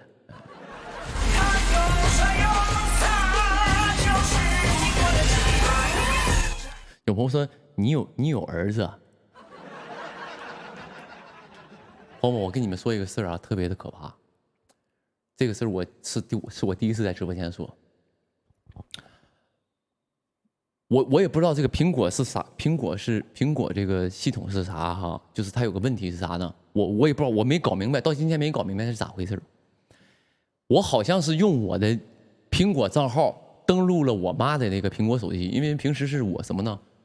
我的电话，比如说现在出了 iPhone 13，我的 iPhone 12就给我妈了，啊，我就给我妈了，就是这样的。我淘汰，比如说我换电话，比如明年出 iPhone 14，我换14了，我13就给我妈了。就这样式嘛，然后我妈就用我的手机，然后呢，我妈就在她电话里给我备注是什么呢？2字儿，儿子，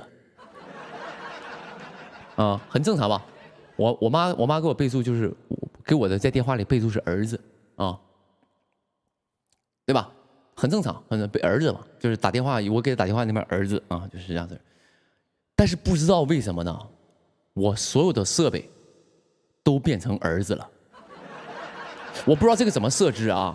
那天呢，因为我用那个苹果耳机啊，我苹果耳机。那天呢，我也是跟一个这个艺人同台，我俩准备要合唱一首歌，然后呢，这个时候呢，我说我俩先对一下，对一下这个段落嘛啊。这个女歌手是谁呢？就是我先不说了，这个女歌手你们都认识。然后呢，我就打开耳机，然后把那个我先戴个耳机听那个伴奏嘛，我俩对一下那个和声什么的，结果我电话直接弹出儿子的 AirPods， 他看到了，他当时。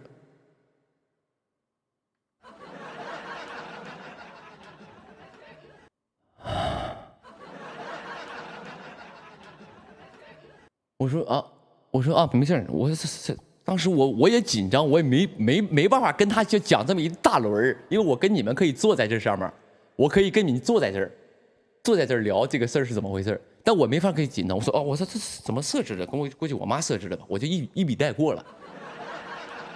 但是明显感觉他看我已经懵了，然后呢，过了几天，他就说找我，我俩演出了嘛，他就说宁哥。我跟你聊个八卦呗。我说怎么事儿？你是不是有孩子？我说你听谁说的？他说没事，你跟我说，我绝对给你保密。但是我就想八卦一下，你能不能告诉我？我说这谁传的？怎么能传出这种事儿？我年龄大也不能往这方面传吧？他说我那天看你手机，你那个。耳机是你儿子的吧？我一整个镇住了。我说啊，你原来是纠结在这个点上。我说啊，我给他解释一下。我说我真没有啊，有我就跟你分享了。咱们都是圈内人，跟你说实话也没关系。但我真没有，这是我妈给我设的那个设置的一个账号，也不知道什么苹果 ID 弄的什么玩意儿东西啊，一整个社死。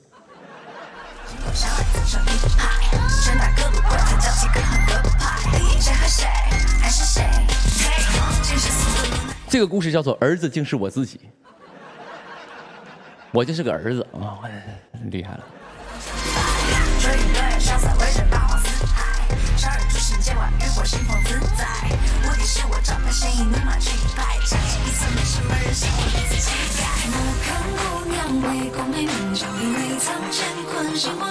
我相信这个经历很少有人能经历过，这个真的是太神奇了啊！我到现在我也没跟我妈说过，我要我妈就是给她电话里我的电话改一个备注也可以，但是我也不知道改完有没有用。我因为我对这个东西真是我对电子产品很了解，但是我莫名其妙我一打开，我那天打开我的那个耳机儿子的 AirPod， 我当时就直接蒙住，我的妈呀，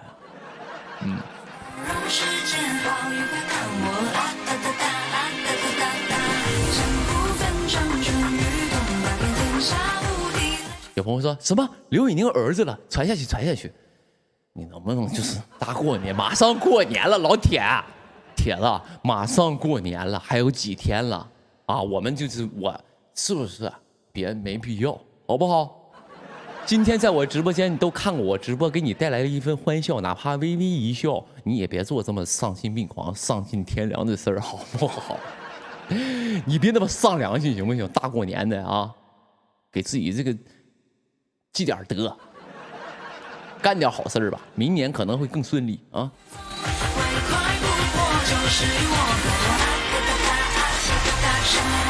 马上，这是受不了咱呢，还传下去啊！你们真的是，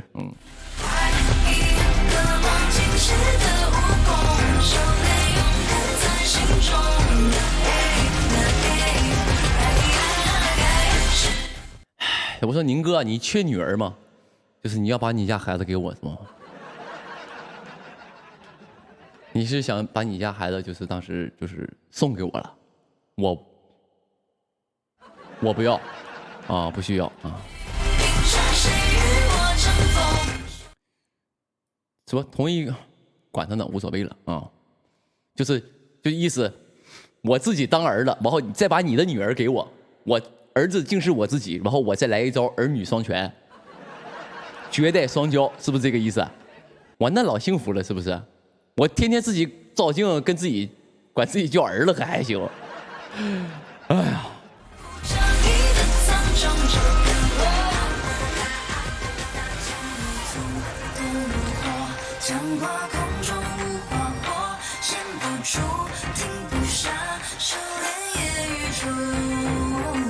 小雨上，霜天下，风风火火，迷迷糊糊。哎，行吧。嘻嘻哈。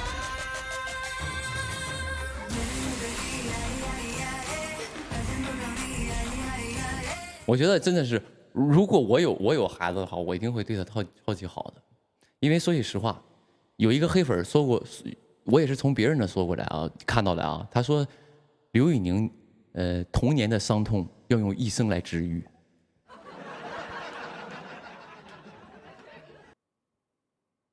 这句话说的太狠了。当我朋友发给我的时候，我当时就觉得这个朋友说的太狠了，就黑我。说我这个特别的什么 low 啊，特别的说了一通，说哎无所谓了，刘宇宁因为他童年过得不好，他这些伤痕，他童年的伤痕需要医生来治愈。你说的多狠，但我记住这句话了，确实我觉得他说的是有道理，不是说需要来治愈，我不是需要做任何的事治愈，而且我觉得每个人的成长环境不同，每个人的家庭经历不同，他给你造成的性格就会不同。像我这种从小靠，相对来说独立靠自己生存的人，可能更坚强一些。如果小时候家里娇生惯养，然后特别处处的特别好的那种，可能就会脆弱一点。他接受一些大的事儿打击，他就倒下了，他就不想写作业了，他就可能是属于那种。啊，我小时候是没人逼我写作业，啊，就是不一样。但是我想说什么呢？因为我小时候可能是也不能说不幸福，只能说不是我想要的那种生活，不是我想要的一个环境。当然也很幸福，我能长到这么大，我很感激我的家人也好。但是呢，我想说，当我有孩子那一天，我一定给他一个最幸福的生活，最无忧无虑的生活。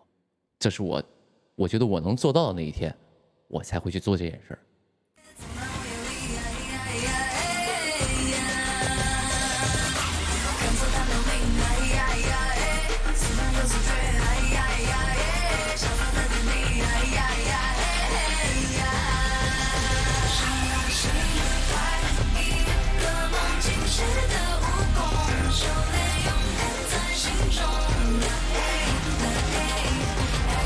有朋友说好的，我记住了，爸爸，别那么客气好不好？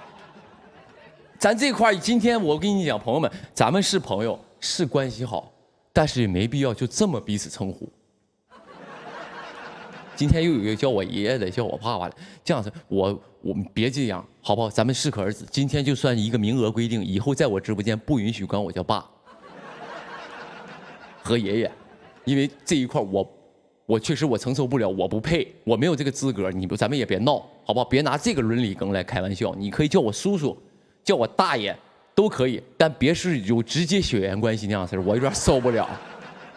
啊，你说点别的，说弟弟，或者是你就是个弟弟，也是可以的，或者你是小宁都是可以的，但别这么称呼啊，因为我不想分给你们遗产。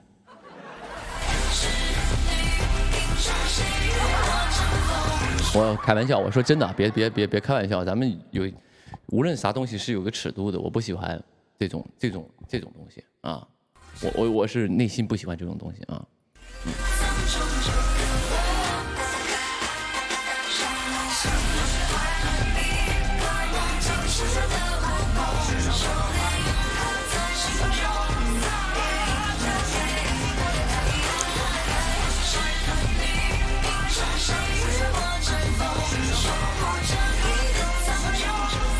对，所以我就希望我的直播间是跟你们可以随随便便开玩笑啊，然后讲好玩的事儿的地方。然后，所以呢，我也希望我是你，真的是你一个远方的一个朋友。我说的那种朋友，不是说别人口里说的那种，你们都是我的朋友啊。如果粉丝都是你的朋友，你的歌曲为什么要收费？我那天看到一个特别直接的一个话。那有一个歌手，他发了一首歌，发完之后呢，就跟在那个歌手评论区里跟这些粉丝说，你们都是我的家人，你们都是我最珍惜的朋友，谢谢你们对我的支持。有一个人给他回了一句，那我是你朋友，为什么听你个歌你还跟我要钱？你为什么我是你朋友啊？我听你个歌你还跟我要钱？我当时就是，我看完那个评论之后，我给自己一个要求，我以后发的歌绝对不收费。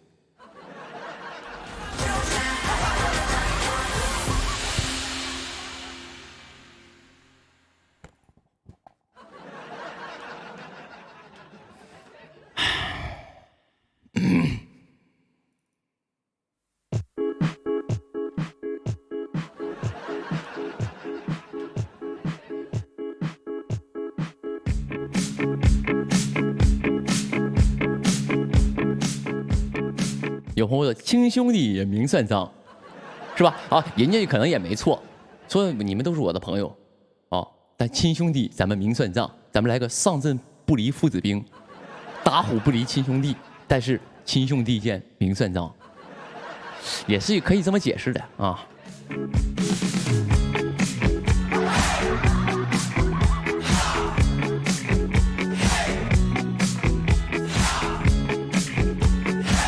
差不多了啊，很多朋友明天可能上班工作，然后上学，然后还有很多朋友不想写作业的，赶紧一会儿还作业赶紧写了啊。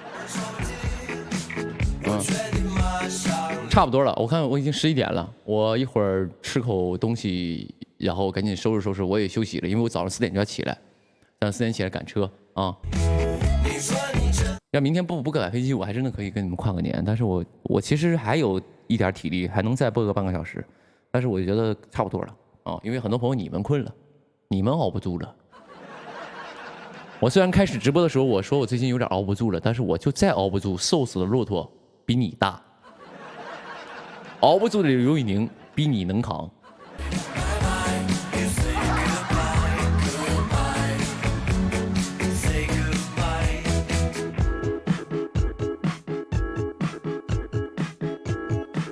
有朋友说大年30儿。算了，还有啊，我跟大家再说一个啊，因为现在是疫情期间，比如说我出门什么的，我大家不要去给我送飞机，我自己认识路。啊，你说要是没有什么疫情，然后那个时候你们去看看我啥的，我只要不扰乱其他人的公共场所的一个秩序，我觉得都 OK。但现在疫情比较那个什么，比较不太那个什么方便。所以尽量你就别去送我上飞机了，好不好？等好一点，咱们该玩该好好玩，该开演唱会，就尽量别去送飞机了，啊！我特别说句实话，不是你们不好，是我怕死。还有是什么呢？还有就是什么呢？你们总给我送一些东西，比如说送一封信啊，送点吃的啥东西，我这些东西在这个期间我都不接了，因为那天我突然睡觉梦中惊醒，就是那天我做了个噩梦。那这个噩梦我不说了，然后我做完噩梦之后，我就觉得我觉得我不敢那个什么，不敢再去接东西了，因为说句实话，我不是歧视你们，也不是讨厌什么之类的，我只是觉得，因为我不知道你从哪儿来的，你给我这个东西之前，你没有给我你的核酸报告，你没给我你的24小时核酸，包括48小时2次核酸。包括你的健康码、你的行程码，我没有看，所以我不敢去接你的东西。我不知道你来自哪儿，我不知道你接触过谁，所以我倒不是说怕什么，我怕我麻烦，一旦是比如说你一不小心说在哪个地方和哪个人，就是在一个空间里待的，虽然你没事儿，但是得查你身边这些人跟你接触过来，一看网上一搜视频，你直接一个巴掌伸我脸上了。这下我也算一个，对不对？我在剧组拍戏，我在给我耽误工作了，所以犯不上。所以你们有什么给我写的信，这样朋友们，你先留着，你先把这封信给我留着。如果下次还想写再写，然后攒一定的量，等那个疫情好了，你给我一次性的来。哦，你把编号写好了，这是我第1封、第2封、第3封、第4封、第5封，在这个时候我想说这个，哎，到时候来一摞，来个出本书。你直接印本书给我也可以，所以我想表达的虽然用一个玩笑的方式去说，但是也希望朋友们，就是在这个期间，疫情期间，就是当然我管不了你人身自由啊，但尽量别送机了，啊，尽量别送机了，然后也别给我递东西了，好不好？啊，谢谢了啊。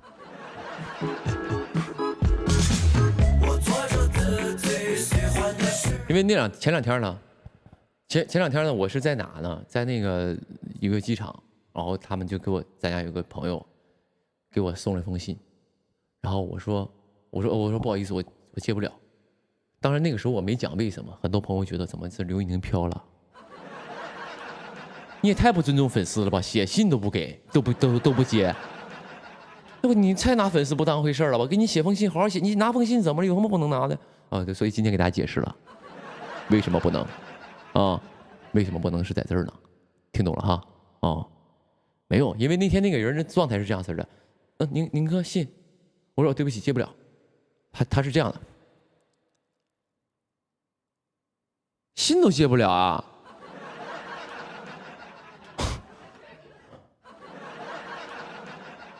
哎，就是小眼神儿，就是这种的。你说啊，就哪怕，但是我感觉这个反正你从这个眼神，你就能感觉到这个小姑娘80%脱粉了。首先，但是呢，我觉得是这样的，脱粉呢那是她自己的意愿，她自己的选择，但是不能就是在她那心里是这一块是属于我这个没做到。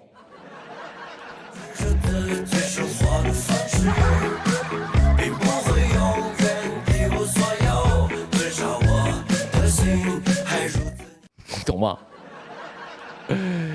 你懂吗？所以我就是没事，你们我们心先帮我攒了，行吧哈？那我明天可能出门干活，然后你们也好好休息，好好工作。没写作业的朋友还是赶紧把作业写了吧，行不行？听宁哥一句劝，否则以后只能吃羊肉汤了，对不对啊？羊吃草，你吃羊啊，草吃你啊。咱们来个斗兽棋啊，行吧？那在这里呢，也祝各位度过一个轻松、快乐、美好的夜晚。这一夜有你们真好，愿你们这一夜过得愉快。咱们下一次直播，朋友们不见不散。晚安，各位，谢谢你们今天送我的热搜，谢谢你们。晚安，各位。好，那最后，如果此时此刻您还没有关注我的微博，请关注一下我的新浪微博，我叫摩登兄弟刘宇宁，懂哈？哎，明白就行，弄好。